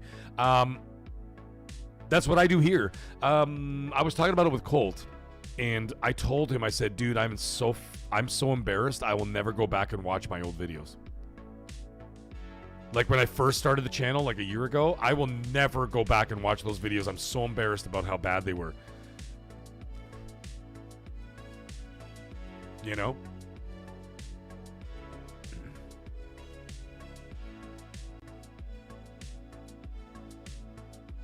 I won't do it because I'm embarrassed. But what I did do is I started where I started. Shitty microphone, absolutely horrifically bad camera. No music, just god awful. And I would do my shit. And the thing is, I'm like, I gotta keep improving. So what I did is every single week I would just find new ways to get better. And then once I got monetized, which took about 5 months, thankfully, and literally up until this point, up until this thing you see above you, the mag and the quest for LA,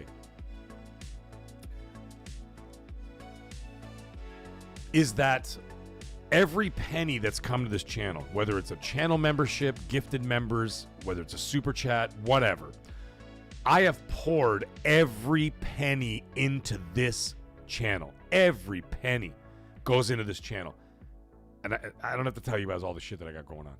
You know, all the lighting that you see behind you. Studio floodlights here. Professional camera. You know, audio interface system. Brand new Shure microphone. You know, new chair. 3 monitors, which you need. If you want to run a professional channel, you need multiple monitors. I got 3 monitors going on at once. Brand new PC. Powerful PC with tons of horsepower. New desk.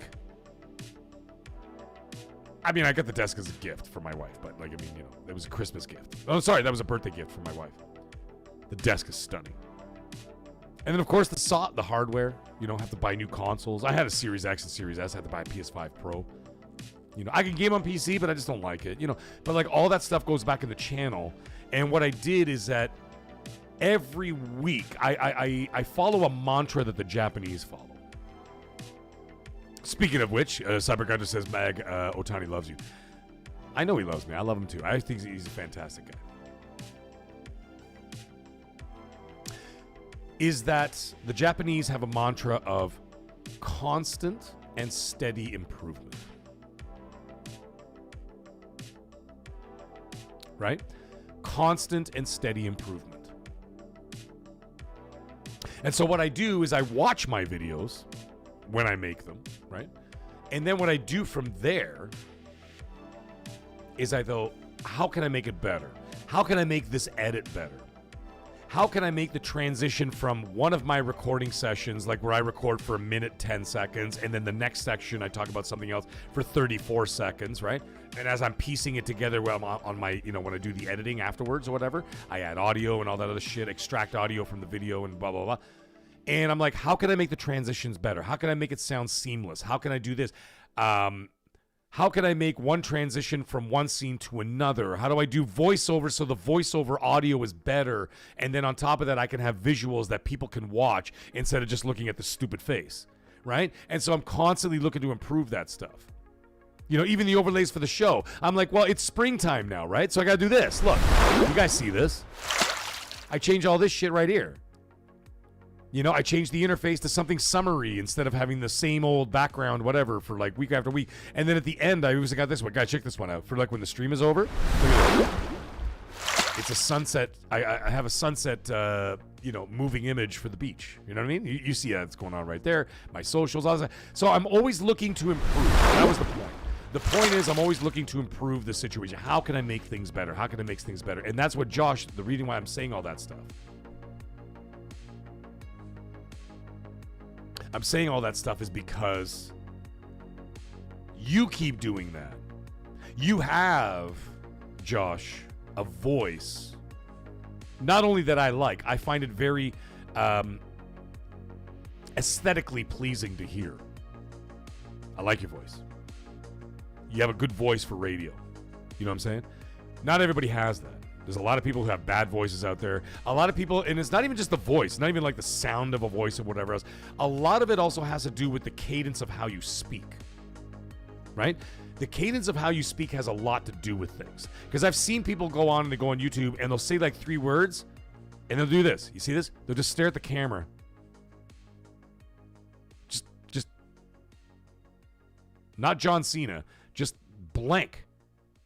Because they're thinking about what they're going to say next. And I'm like, what the fuck? And I'm watching a show and I'm going, I'm doing the John Travolta meme. You know the one from Pulp Fiction? I'm looking left to right. I'm going, what the fuck just happened? And then you realize that that's how they're speaking. And then all of a sudden they'll say like a couple more things and then they freeze again as they're thinking about what they're going to say next. And I'm like, that's not a great delivery. And I'm like, you lost me. You lost me as a viewer because... Not because of nasty reasons. You're losing me as a viewer because you're not performing. You're not entertaining people. You're cutting yourself off. Your cadence is not good. It's not a great performance. If you were an actor in front of a camera and I'm behind the lens and I'm the director and I'm going, dude, what the fuck are you doing, man? You can't say 4 words and then have an awkward pause and then mumble and then no, man. You gotta fucking get out there. You gotta say things. And the reason why I'm bringing all this shit up, and I'm not doing this to kiss your ass, Josh. I'm saying that you got it. You know what I'm saying? There's an it factor when it comes to this stuff. There's an it factor, and a lot of people, and I'm not like I said, I am not saying people don't do it. I literally encourage everybody to get up and do it because the thing is you can make yourself better. You have the ability as a human being. If you're not great at it at first, then you make yourself better. You don't just settle like, well, I suck, I guess I suck. No, fuck you. You can get better. You have to practice. And if you're not willing to put in the work and practice and get better at it and get better at it and get better at it, well, then you're never going to get better at anything in life. You're just going to be a fucking lemming. No one wants to be that. You know what I mean? Japanese, constant, steady improvement. So you take an aspect and you continue to make yourself better and better and better. And I think that you've got what it takes, dude. Rather, I agree with you. So, Josh, you got what it takes. We got Rumbasos! How you doing, buddy? How you doing out there? He goes, top of the morning, man. Greetings from Ireland. Oh, greetings from Ireland. Well, how about that? How you doing out there, brother? Greetings from Canada, my friend.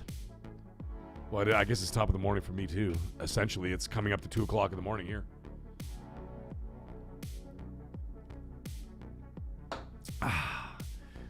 And we're drinking pints and having a good time. Falcon, how you doing, buddy? It's been a while. I haven't seen you in the chat. Were you in the chat earlier? Guru had a song talking about your voice being important as an MC. Absolutely. A lot of rappers got flavor and some got skill, but if your voice ain't dope, then you need to chill. Absolutely, dude. And I love fucking Guru, man. Gangstar was what. Let me tell you something. Gangstar was one of the best groups out there. DJ Premier and Guru. Mwah! Any hip hop heads out there, y'all know what I'm talking about. Great. Abdul, how you doing, buddy? From Qatar, ladies and gentlemen, we have somebody from Qatar. Let's fucking go.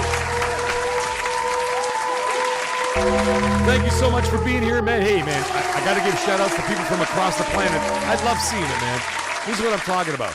This is what you call the unity of the planet, ladies and gentlemen. You can get people on YouTube. We're talking about video games. We're just shooting the shit. We're just doing whatever. But you know what the cool thing is? You could be from wherever the hell you want to be, from across the planet, different countries, different cultures. And the cool thing is we're all sitting here talking on one platform. And that's what I'm talking about. I love it. That's what I'm talking about. You just got in. Qatar, eh? By the way, answer me this, Abdul. Did Qatar make it to the World Cup? I think they did. Because I was looking at Pico Trek Australia. Let's go!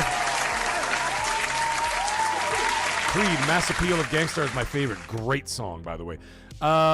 Yes, the reason why I'm bringing it up, Abdul, is because obviously Italy, my fucking team, excuse my language, they lost today to Bosnia, so they're out of the World Cup. I mean, I know I'm in Canada, but I mean, I'm Italian by heritage. So, you know, it's kind of important to see Italy in the World Cup, but this will be the third World Cup they've been. I don't even want to talk about it. I want to talk about it. But I wanted to say that, yes. No, not that, Abdul. I know 2022. I know the World Cup was in Qatar. I'm saying Qatar, your team made it into 26, right? Because I'm pretty sure, because I was looking at the list today of all the teams that actually made it in the World Cup. That's happening here, by the way. And I'm pretty sure that Qatar was one of the countries that made it in.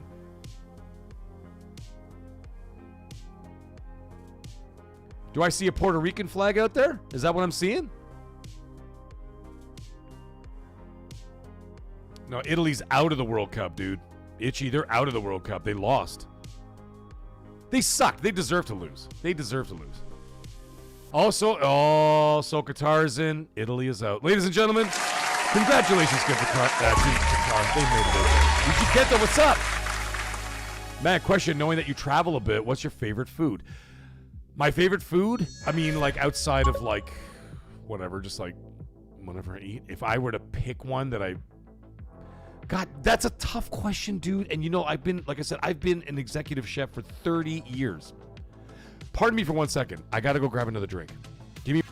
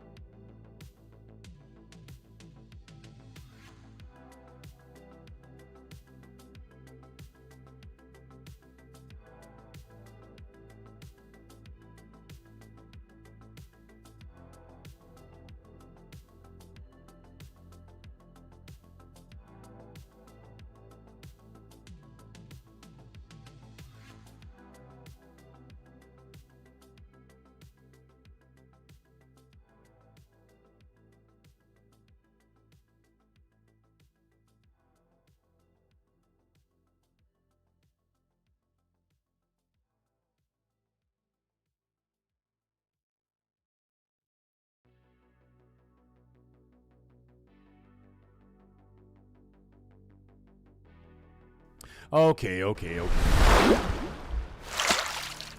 To answer that question,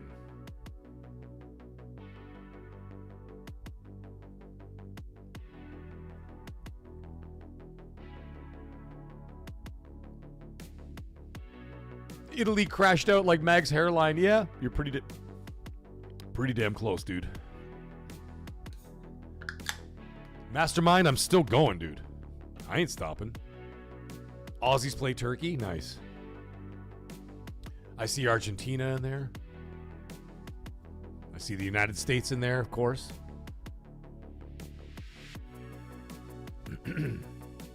That animation makes me want to play Wave Race. Here, I'll do it for you again. Here, look. Here, have some. I'll do it again. There we go. We're back again. All right. You used to be a pantry chef. There you go, Colin Prime. Yes, I've been a chef for 30 years. Executive chef for a couple of decades out of that 30 years. No longer. However, I still do stuff on the channel. I still do cooking on the channel. That got delayed, but that will happen. That will happen very soon. I promise to make that happen. I just got a little bit delayed. This month has been like all over the place, so it's been really wild. Rompasos! Hey, Greece is in the house. Let's go. In Italy, AC Milan. Abdul, AC Milan. How many tankards or ale have you? I'm on my third, so nothing crazy.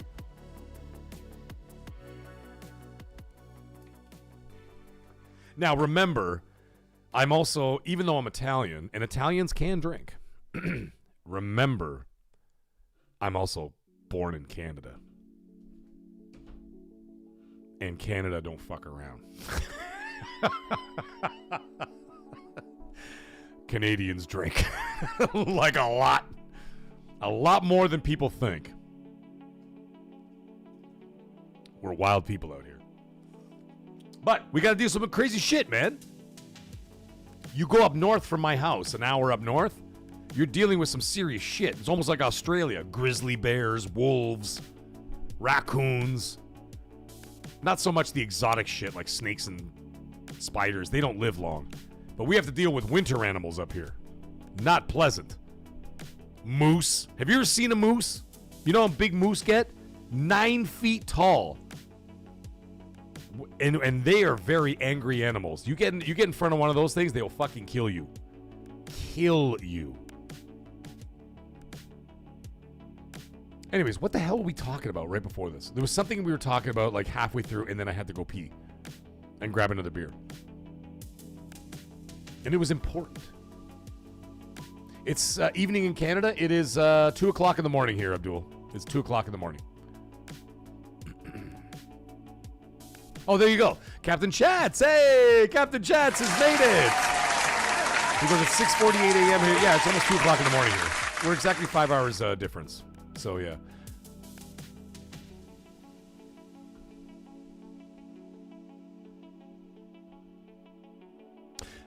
Oh, we're talking about Italy not being in the World Cup. Do we really have to keep talking about that? Anyways, they don't deserve to be. They didn't deserve to be there. I mean, they won 6 games in their qualifying, and they did well. But I mean, come on, man. Like Norway beat you twice. That's what screwed you over. If they had beaten Norway once or even tied with them, they would have been fine. But Norway absolutely destroyed them. Pico Trek, what's that? 3:49, 1st of April. There you go.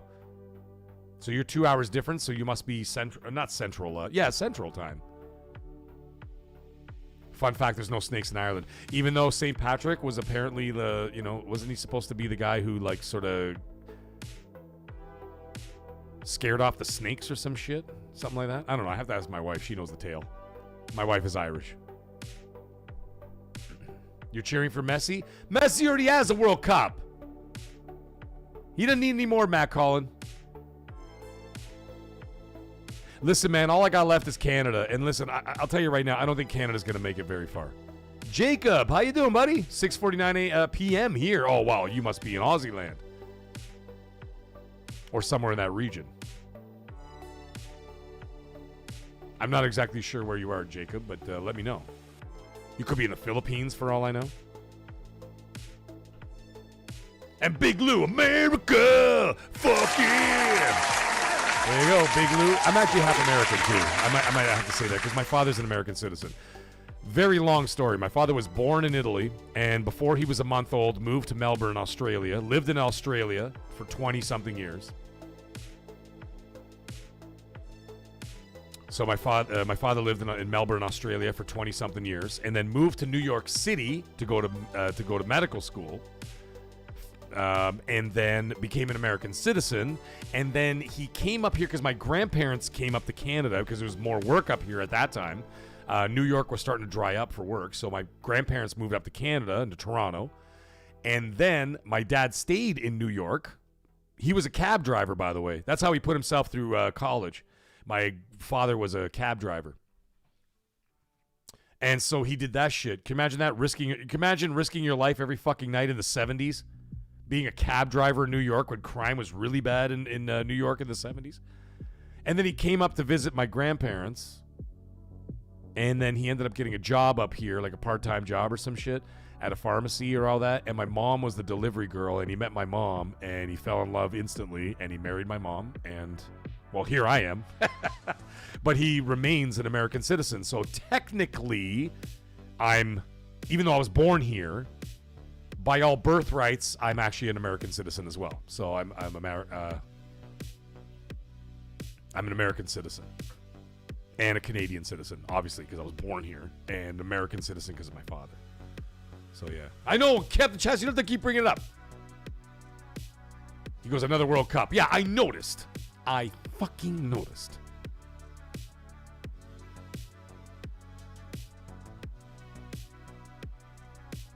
Oh, you're American Samoa, eh, Jacob? Nice. I like Samoans. Oh, that's what we were talking about. Someone asked me what my favorite food was. That's what it was before I went off. So, being in the profession that I was in for literally 30 years, I have seen every manner of food that you could possibly imagine. Not just cooking the shit that we have here or whatever. I've seen everything. I've experienced pretty much every kind of cuisine you could possibly imagine from almost every country on the planet. Every corner of this earth, I've eaten something from there. I mean, for God's sake, I've even had roasted goat heads, for God's sake. I'm not even kidding. I've had snake. I've had alligator, crocodile, all manner of animals, ostrich. I've eaten every vegetable that this planet and fruit that this planet has had to offer. But if you were to give me two foods outside of, like, you know, what I would consider like North American / Italian cuisine, which has basically sort of become synonymous with like North America in different ways, you know. If you were to give me two foods that I absolutely love to have, and like I said, I love it all. I love it all. Indian food. I love Indian food. Oh! If it bleeds, we can eat it. That's right, Dova.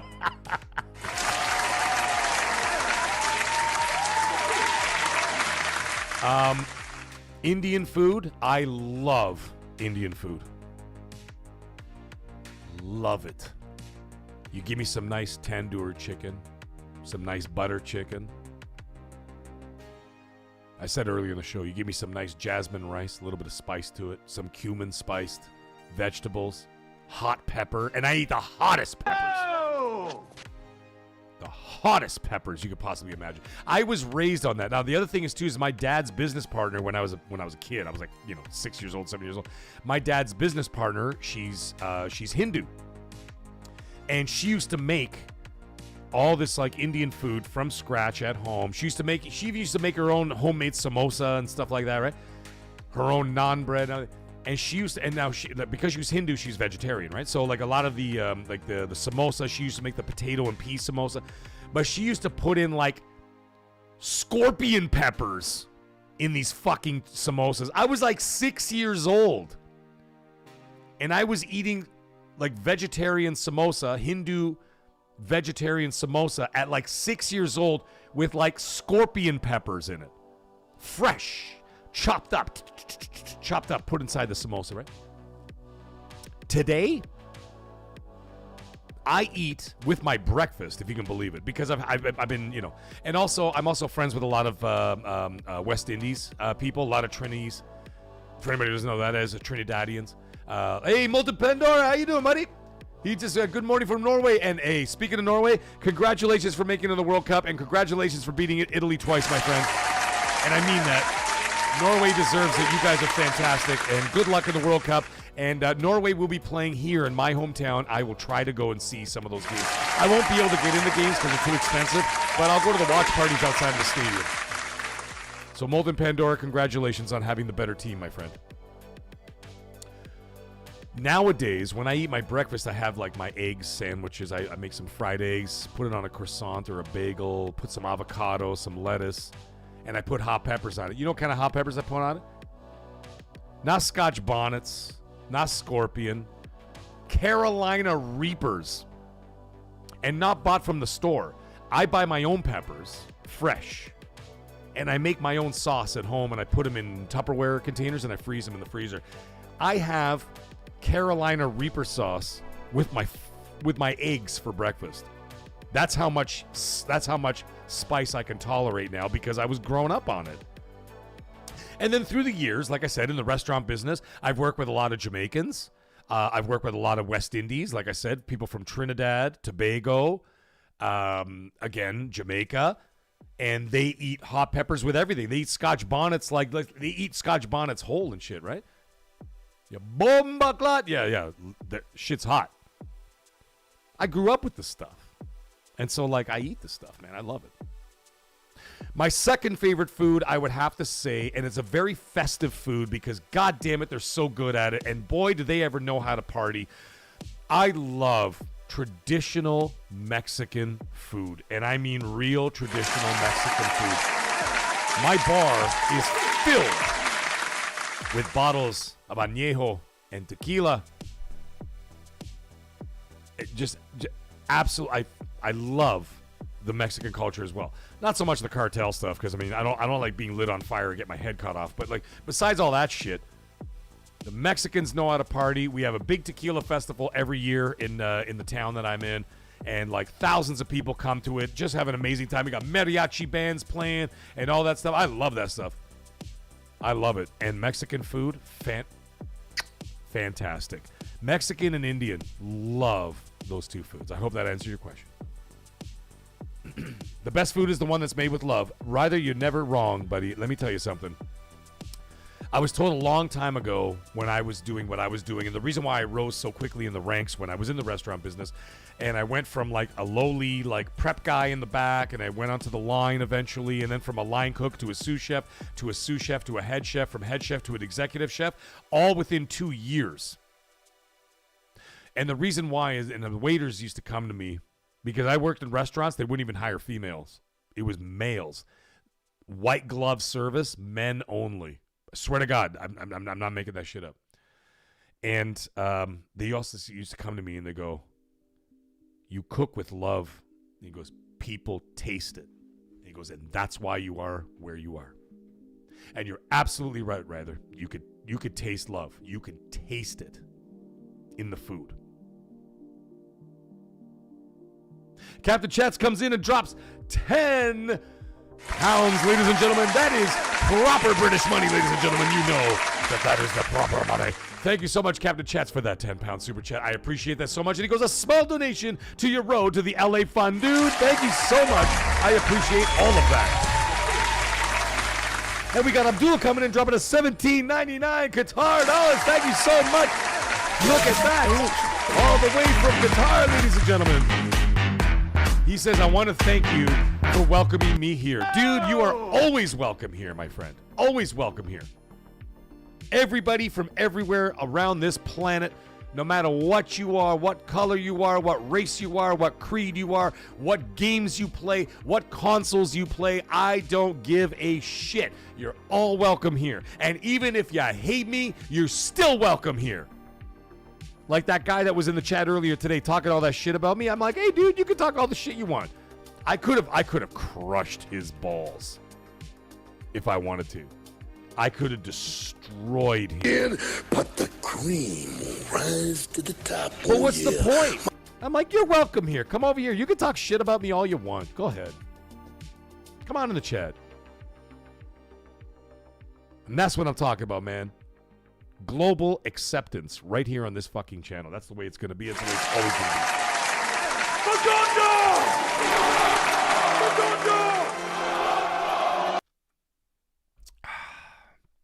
Thank you, Abdul. Thank you, Captain Chats. I appreciate you guys. And then hot off the heels of that, I scroll down and what happens? We've got the man himself, the Falcon. Let's go. Falcon comes in and drops a $10 super chat. Then he goes, is that how you lost your hair, Mag? All those hot peppers you've eaten over the years? Oh, oh my God. Oh, dude. Yeah, no. No, I lost my hair from male pattern baldness. What am I gonna do? Creed, listen, man, I used to be the destroyer. I used to. Falcon, I'm still a nutcracker. I'm still a ball buster. Creed, I used to be the destroyer. And listen, I still can be if you want to square, not you, but I'm saying in general. If someone wants to square up with me and you want to fuck around, you will certainly find out. I may be a nice guy, but like Patrick Swayze said in Roadhouse, I'm nice till I'm not nice. You know what I mean? So if you want to square up, go right the fuck ahead. Again, Creed, not you. I'm just talking about in general. Any assholes out there. You want to square up, go right ahead. I will fucking make you cry. I will make you cry. And I'll make your mother slap you in the face. And then you'll be like, what was that for? And then she'll say, for giving birth to a bitch like you.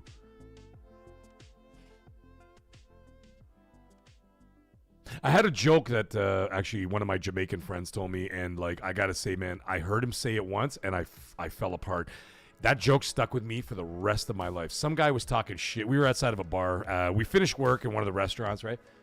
And then me and the pirates after work, we're all going out for drinks after whatever, and we're going outside this bar. This guy's talking shit from the line, right? There's a line to get in. We didn't have to wait for no lines, okay? Because we knew every bartender, we knew every manager, every owner, from every nightclub, every restaurant. We got into anywhere. We were like royalty because we're in the industry. You know what I'm saying? And when they used to come to the restaurants that we worked in, we used to give them free shit. So if a dude, like if the manager from this club showed up in the restaurant, I would give him I'd be like, oh, is that John? Yo, send him out a couple of cocktails on the house.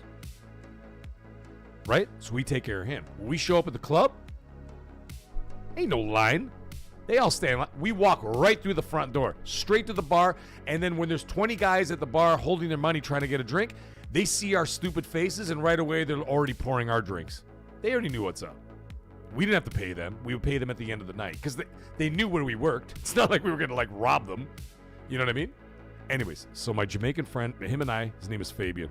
We're walking into this club, right? This guy's talking shit. He's chirping from 8 feet away. Eh? Something like that. He turns around. He goes, hey. He goes, your mother got 2 pussies. Hers and you.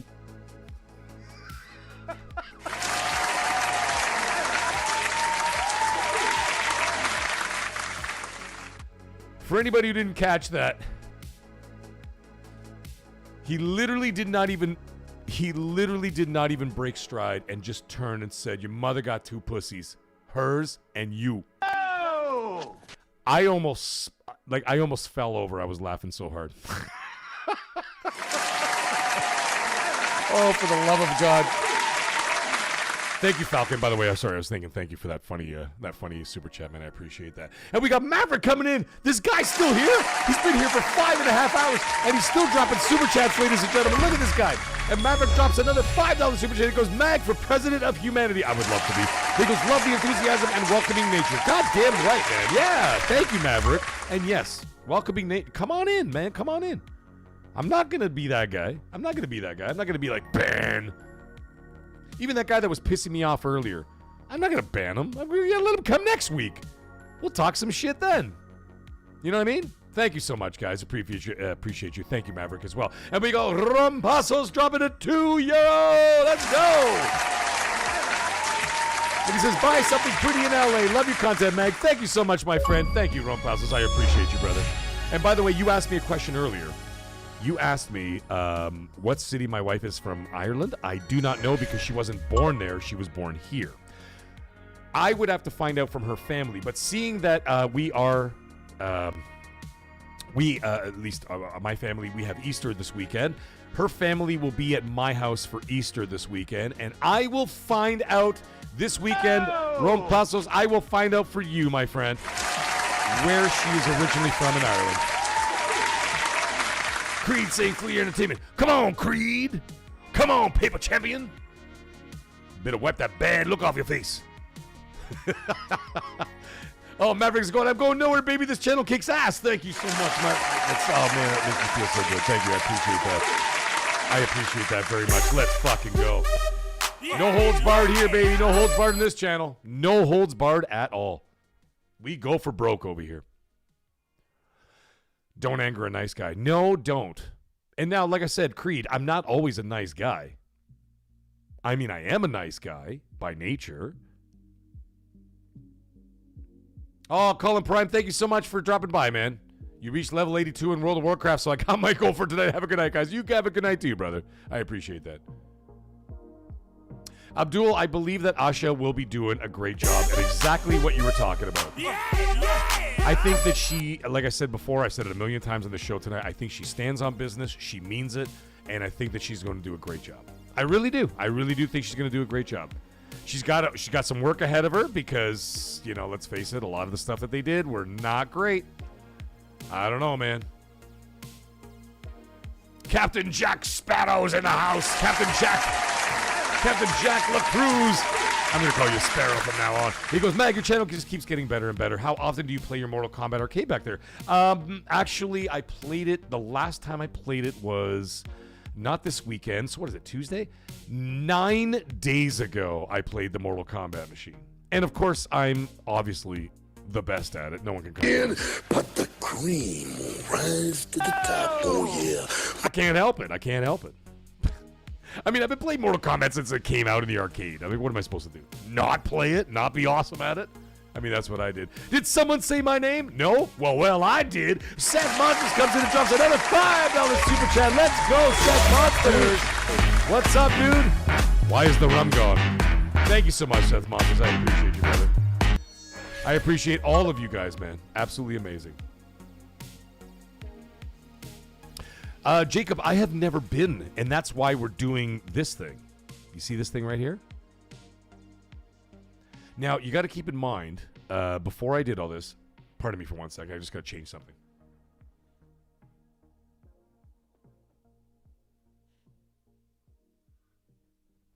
I'm still here. I just have to change something that's right there.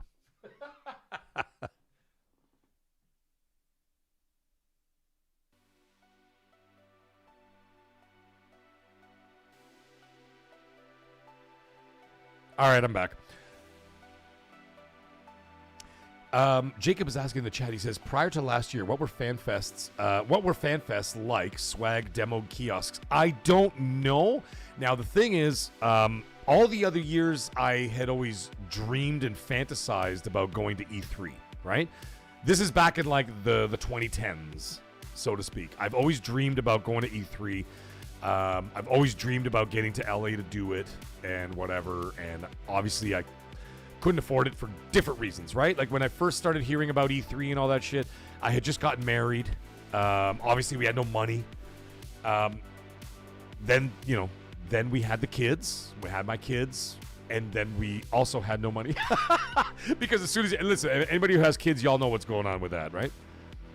And it costs a shitload of money to raise kids. And so we had no money to do it. There's no way we could go to LA. We had 2 babies, like literally infants, and they cost a lot of money and time, and you can't travel. What are you going to do with them, right? So, like, you know. And then years went on, and then you get lost. You forget all about it. Like, you're watching the E3s, and you're watching all that stuff, and then E3 went away eventually. You know, then they tried to bring it back, and there was one year I was going to go with my wife, and then they canceled E3. You remember that shit? Happened a couple of years ago. My wife and I, now, you know, we were in a better position, and we're like, well, we could go to LA, no problem, let's go. And so we were like, we even booked a hotel and everything. And then the last minute, that company, remember that company that came in and then said, hey, Creed, I'm going to answer that in just a minute, buddy. Just give me 1 second. And then what happened was we're like, yeah, we're going to go to E3. And then they literally canceled it on us. And then we lost our reservations. We lost our plane tickets, the whole thing with my wife and I were supposed to go. And then instead, we're like, well, we can't do that. And we had that money set aside. Let's take the kids on vacation. So we did that instead.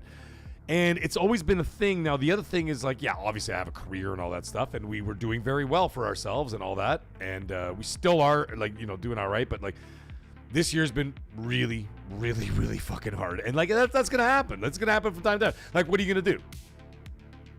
And LA was never in the cards for me this year. I was thinking next year because the channel is growing. You know, like I said, I've already told you guys before, all the money that comes in the channel, I put it back in the channel so that it gets better. Hence, you see this stupid, ugly face in fucking 4K now. Look at this 4K face because, you know, got all new everythings and whatever, and all these new, you know, all these new things, and costs a shitload of money to do it. I'm not gonna lie to you guys. I wish I could lie to you guys, but I can't. So all the money that I've gotten goes right back into this channel to pay for all this stuff, right? But I figured, I'm like, well, by 2027, like summer of 27, I should be more than fine in that respect. Like, you know, catch up on all this stuff because I've got all the tech and I've got everything I need in order to make this work and whatever. I'll be able to go to LA. And by the way, just so everybody knows, Toronto to LA is really fucking expensive. So I'm just like, okay, whatever. But anyways, then the bugs started getting in my ear. That bug's name was Colt Eastwood, obviously. And he says to me, he goes, dude, we got to get you. Yeah, bald in 4K, yeah. Yeah, Falcon, man. It happens to all of us, brother. You know what happens, man? Sometimes in this world, fate goes like this and points at you and goes, it's your turn now. And then you got to go through it. But, as Winston Churchill once said, when you're going through hell, keep going. You know what I mean? Just keep going. Because you'll get out of it. And that's the way it is. That's just the way life is. What are you going to do? Ups and downs, ups and downs, ups and downs, right? And so Colt got in my ear, goes, dude, you got to come to LA. I go, I can't. I can't do it this year. I can't do it. And so behind the scenes, he created this fun little thing right here, the Mag and the Quest for LA. My wife came up with the slogan, but he came up and he just like designed this whole thing and whatever. And he says, we're getting your ass to LA. He goes, you start fucking promoting the shit out of it. He goes, we're getting your ass out there one way or another. Well, he didn't say, you know, he doesn't swear as much as I do. He goes, we're getting you out there. We're getting you out there. And here we are. We're now talking about it. And we're more than halfway there already in one night. I thought this was going to take 2 months. We're already halfway there in one night. It's absolutely amazing. And by the way, where it is, there. This is not all of it. That's just the help. It's that expensive. It's ridiculous. I don't understand why it's so bloody expensive. I mean, I understand it's LA. I mean, you know, there's LA and Hollywood and, you know, I'm not staying in Beverly Hills like next to fucking Al Pacino hanging around with Joe Pesci. You're fucking warned. Don't ever go over my fucking head again. You motherfucker, you. You know what I mean? I'm not hanging out with these people. I'm just trying to get there. This doesn't include the spending money to be able to eat, like to drink, to eat, whatever. This is just to get my ass there. That's how bloody expensive it is. It's crazy in Canada. It's crazy to go anywhere. But anyways, we're doing it. So to answer your question, I've never been, Jacob. I've never been to a fan fest. I don't know what happens there. I mean, I've seen pictures of people like taking pictures with like Aaron Greenberg and shit like that. And you know, that's all I know. So I don't know. I'm walking into this thing blind.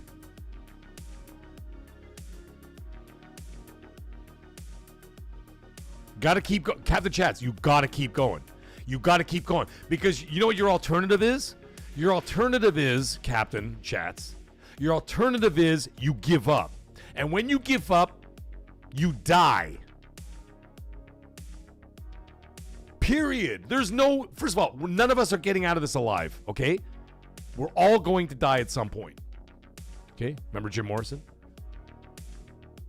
No one gets out alive. However,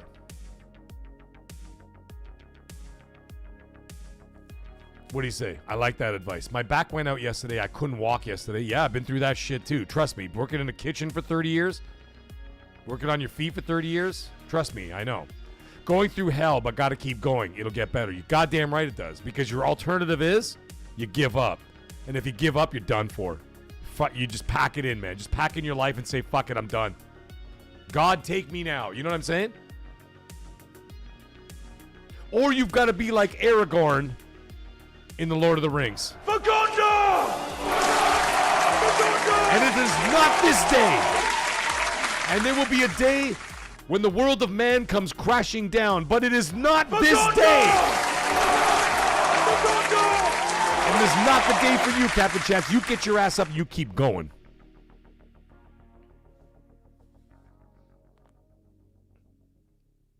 That's what you got to do. And for content creators out there, let me tell you something that I've experienced firsthand, obviously. And I tell you guys everything. You know how it goes. You know how much it hurts when you like work so hard and you're making videos and you're doing this, you're making content, you're doing podcasts and all this kind of stuff and whatever. And you're doing all that stuff and then you just look and sometimes you're just like, nobody's watching my shit or whatever. You know how much that hurts? It hurts a lot. Because you feel like you're putting so much into it. You're like, oh, I'm going to get all this back, or I'm going to get all this attention, or I'm going to get this, or I'm going to get all these views, or I'm going to get all these likes. And then instead you get a message of, I hope you fucking die. Do you know what that's like? Do you know how encouraging that feels? It's crazy, but it's true. Like you sit here and you slave away and you're working so hard and you're in bed and you're thinking, what am I going to say in this video? What am I going to talk about? I know Colt's going to ask me this tonight. What am I going to say? You know, what are we going to talk about? What am I going to talk about on MAGGCAST? What about that next video I'm going to do revealing X, Y, and Z or whatever else? And you do all this stuff. You put all this shit together. You work hundreds and hundreds and thousands of hours doing this and you pour all it into it. And the first comment you get is, I hope you fucking die. You know what that feels like? That's what this is all about. But if you can get past that, and trust me, I've got those messages. They're horrible. There was one that Colt got, which thankfully he didn't see, but I mean, you know, he knows because I told him. I erased it.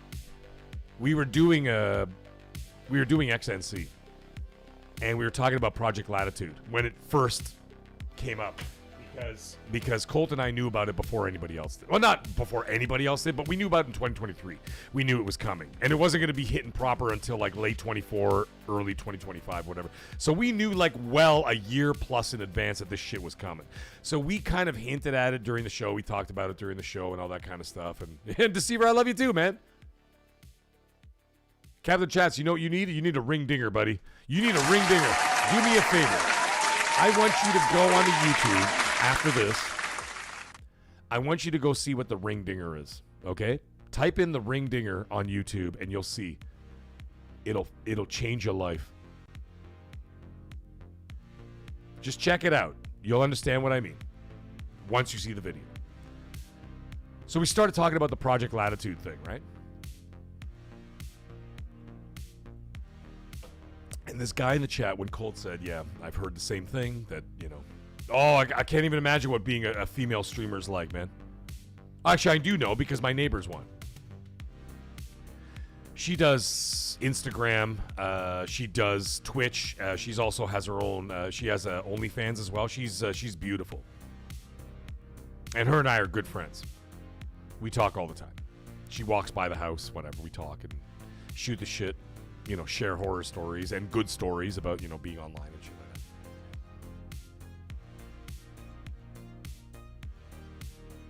If you want to check her out, actually, if anybody is... yeah, the ring dinger is not safe, but I mean, it'd be interesting to check it out.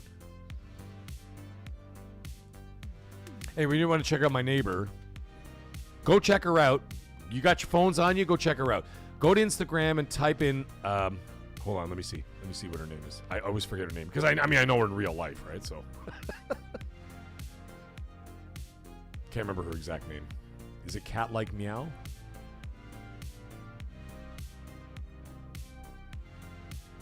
God damn it, girl, where are you?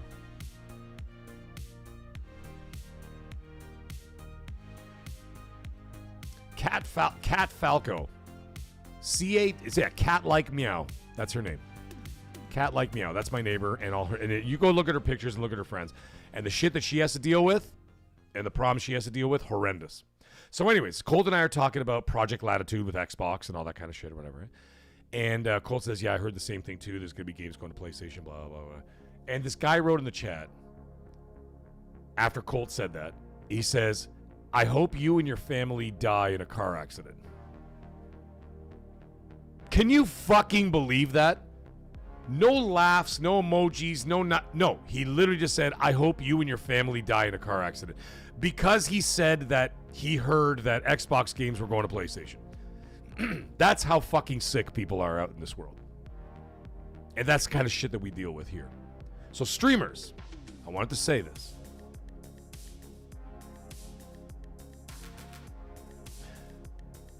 Keep pushing. Keep trying. Never give up. Yeah, guys, I'm not kidding. That really happened. Live on XNC. I mean, I'm a moderator on the channel. I do very little moderating because the moderators on Colt's channel are those guys are like on top of that shit in like seconds, right? But I happened to catch it because I had my finger on the mouse and it just happened to be like I had the live chat in front of me, and I saw that and I was like, what the fuck? And I erased it before he could see it. However, I told him like a week later. So by then it was like whatever, you know what I mean? But anyways, content creators out there, never give up, never stop, never get discouraged, because everything is always going to be pushing against you.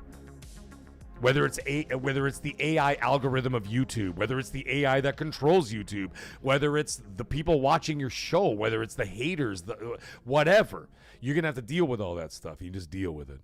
And when it comes to other parts of your life, remember this. Just apply everything that I just said and apply it to what you're doing in life. And just keep going. You know what I mean? And just keep going. You know, Ryder, that's one of the reasons why I started this channel. I swear to God, that line, like, I've gotten death threats. I could deal with those. Whatever. Fuck you. What are you going to do? Fucking pussy. You know what I mean? Lottie frickin' da! Just a bunch of morons looking for attention. Whatever. But anyway, the thing is that apply it to your life. Everything that I just said there. So no matter what it is, what we're talking about, what we're doing, whatever you do. You could be an executive. You could be a plumber. You could be a painter. You could be a delivery driver. You could be whatever. You're going to face adversity every single day of your life. You know what I'm saying? You're going to be facing it every single day. Someone is always going to be in your fucking way because the world is full of assholes. That's just the way it's going to be. And the only way to deal with it is to not cower away from it, is to face it head fucking on, 10 toes down. Let's go. And just face it right on and deal with it directly. That's the only way that you can do it. And so I encourage everybody, and that's why I started this channel. I swear to God, I started this channel after I saw what that guy said to Colt. And I was like, I got to say my own thing now. I got to do my own thing. And I started doing my own thing because I'm like, I want to be in a community that, like, listen, I'm going to have to power through the bullshit. And I still do. I even had to do it tonight.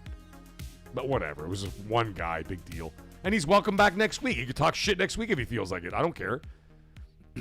But I wanted a place where everybody can have an open forum where we could talk about our passion. Our passion is video games. Our passion is like this. Our hobby. It's not a hobby for us. This is not a hobby. And I'll tell you why it's not a hobby. The fact that it's 5 hours and 37 minutes into a podcast and we're still sitting here talking about shit. Yeah, Machine, I'm still motherfucking here, baby. Let's go.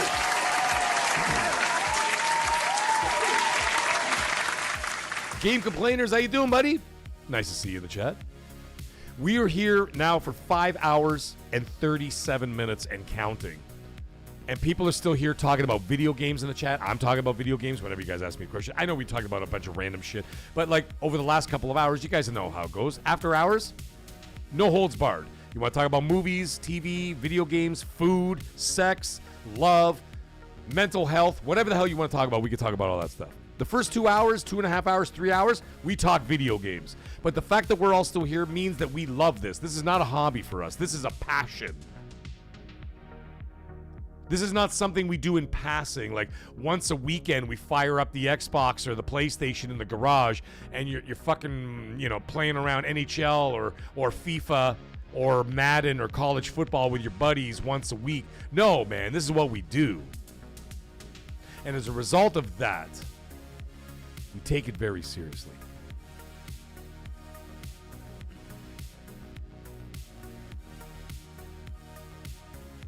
I don't know where that was all going, but I was just trying to head it in the right direction. And so the reason why is I did that is that that's why I started the channel. I started the channel so that I'm saying we need a forum where passionate people who love this industry, love this, what we do here, video games and all that kind of stuff. We love all that stuff. And then on top of that, be able to prop each other up. Something personal on top of that. We're not building, this is not there's a guy who has a YouTube channel and here's his followers. I don't feel that way. I know every single person's name that I see in this chat. I know every single one of you guys. I mean, I may not know everything about you, but I kind of do. And I look at you guys all like friends. I literally do. I'm like, hey, there's this here, yeah. And then fill in the blank of all your names. I could say all that other kind of stuff, and I know every single one of you guys. Because we are building something stronger than that. And we're going to continue to do that. And I want to be that lightning rod that starts that whole fucking movement. And that was the whole point of this. And when I saw that message that was sent to Colt, never mind the shit that's sent to me, I could deal with that. But I saw that message that was sent to Colt, well, not sent to him, but like put in the chat for him to read. That fucking bothered me to the point where I'm like, nah, man, this is not the way. And you can talk shit about Xbox, you could talk a shit about PlayStation, you could talk shit about Nintendo, and you could talk shit about fucking Santa Claus over there, Gabe Newell at fucking Valve. I don't give a fuck what you talk about. But we're all going to do it here, and we're going to do it in a healthy way, and we're going to do it in an open way. In an open forum like the Senate in Rome. We're all sitting around and we're talking. That's the way it's going to be. And that's what I wanted to create here, and I think that's what we've done. And it's only going to get bigger and fucking better. That's the way I see it. You know what I mean? Anyway. The Deceiver comes in and drops £2 super chat. That's British proper money, ladies and gentlemen. And he says, games bring us together no matter gender, race, etc. Abso-fucking-lutely, dude. You're 100% right. Let's go. That's right. Game Deceiver. That's what I'm talking about. I called you Game Deceiver. I meant Games the Deceiver. Yes, man. What's Game Complainer saying? What the fuck did he say? He said something. I saw it. He goes, I'm still up. You're still up. So here I am. Well, here I am too. Here I am too. Although I will have to sign off. Is Santa the boss of Steam? It's fake news. Yeah, I just call him Santa Claus. I mean, like, you know, Gabe Newell. I mean, the guy looks like fucking Santa Claus. What do you want from me?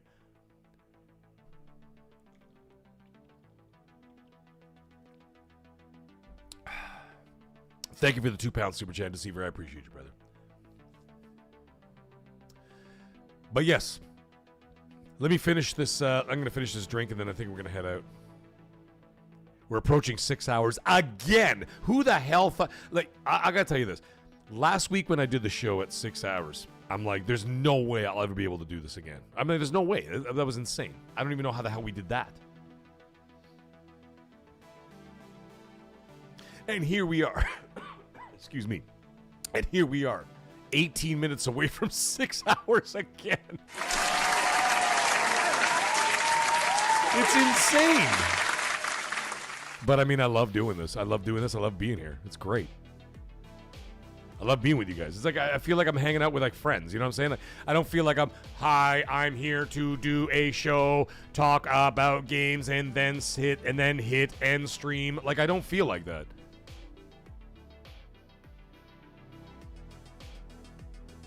You know what I mean? I don't feel like that. I don't feel like I must put on show, then turn off stream, go to bed. Like, I don't feel like that at all. I feel like I'm not, no, we're hanging out, man. We're just talking. It's kind of like I'm like, hey, 1,000 people, meet me at the bar. We're all going to hang out, have a couple drinks, and we're going to talk. And that's what it feels like. You know what I'm saying? And we got the game complainers coming in with a $20 super chat, ladies and gentlemen.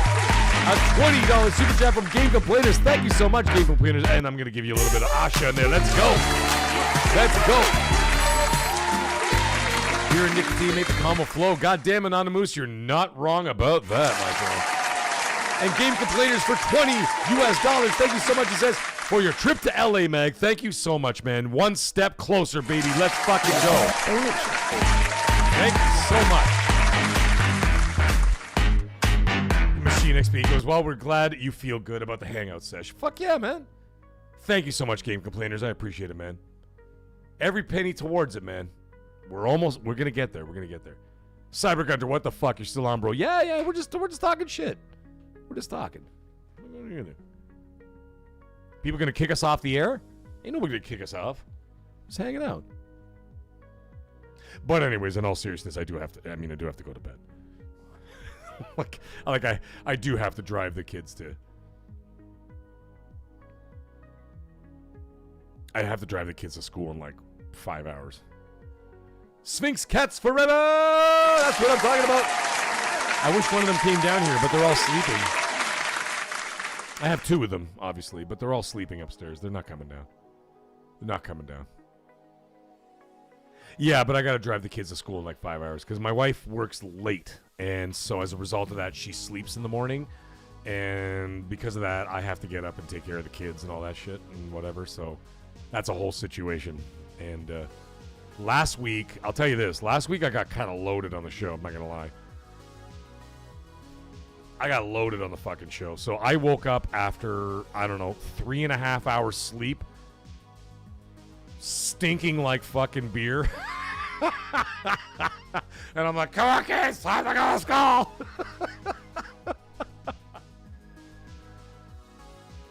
And then I'm like lying, like I was like on the couch for like the whole day on Wednesday because I was so gone from doing like a 6.5 hour podcast. You know what I mean? It was fucking wild. You got 3 Sphinx cats, you son of a bitch. Game Complainers, I got 2, man. Late night snack then. Yeah, fuck yeah. Oh, you just finished Daredevil? I'm going to get into it right now. Not now, excuse me, tomorrow. But during breakfast, I'm going to be watching Josh Duckwell's show, No Quacks Given. I'm going to watch that or / listen to it while I'm having breakfast. And then after that, it's going to be Crash on the couch, and I'm going to watch those 2 episodes of Daredevil. And I may start the new show. The new Yellowstone show, Marshall's, just started, so I might do some of that tomorrow. I don't know. We're gonna figure it out. Yeah, Hero from Down Under, still going.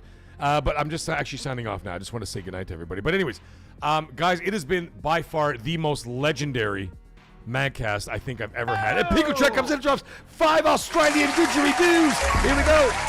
And he goes, I've never done a super chat. You're my first. Little bit from everyone helps you. Goddamn right it does, my friend. I appreciate you so much. Thank you so much, Pico Trek. Appreciate you. And by the way, speaking of which, who was asking me in the chat saying they couldn't send one from Europe? I don't understand how you couldn't. You're saying, I want to send you a super chat from Europe, but I can't. Can you explain why? I don't have an answer. I don't know why that doesn't work.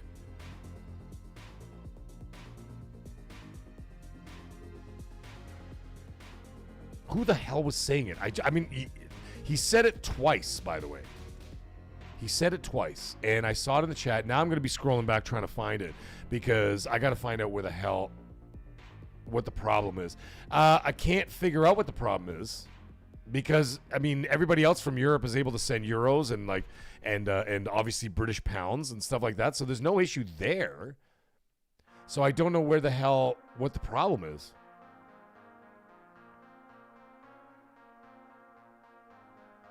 Josh Duckwell, I just scrolled back and it says, dude, my wife is Hispanic and I will never forget the first family dinner I went to. Amazing time and food. You goddamn right it is. Absolutely amazing. Whoever said it in the chat, please remind me who said that they were having problems sending super chats from Europe. I mean, we've been talking all night. I just can't remember who it is because the chat is still moving. Thank you so much, Pico Trek, for that Australian 5. I appreciate you, brother. And Seth Monsters comes in and drops a $5 super chat. Let's go. Seth Monsters, dude, you've done enough. You've been out of control. Absolutely amazing. Guys, just so you guys know, earlier tonight, the Madman himself sent a 50 bomb of gifted members to the channel. All those people, I expect every single one of those people to be in that Discord. Mag above is the name of who was asking. I don't know.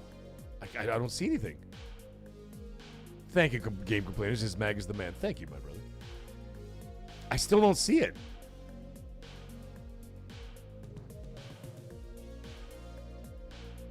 All right, Josh, I'll see you Friday, buddy. Thank you so much for all your support, dude, and for that monster super chat to help me throughout, man. I really appreciate that. Oh, Creed, it's you. Oh, Creed, yes. He goes, I am because of Apple, I think. Oh, yeah, that's probably got something to do with it. Although it shouldn't, but I'm not really sure. I'm not 100% sure. I don't know. Someone in the chat might be a hell of a lot better at understanding. Thank you, guys. I see you, Josh, putting it in there. I appreciate that. Thank you for putting his name in there. Yeah, I have no idea.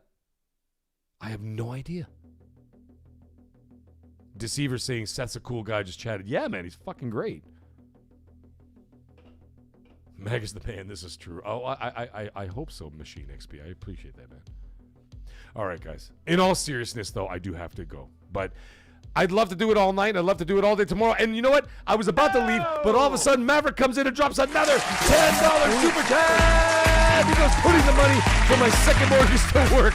Keep kicking ass, Mag. Looking forward to the Friday stream. Yes, man. Oh, I'm looking forward to it, too.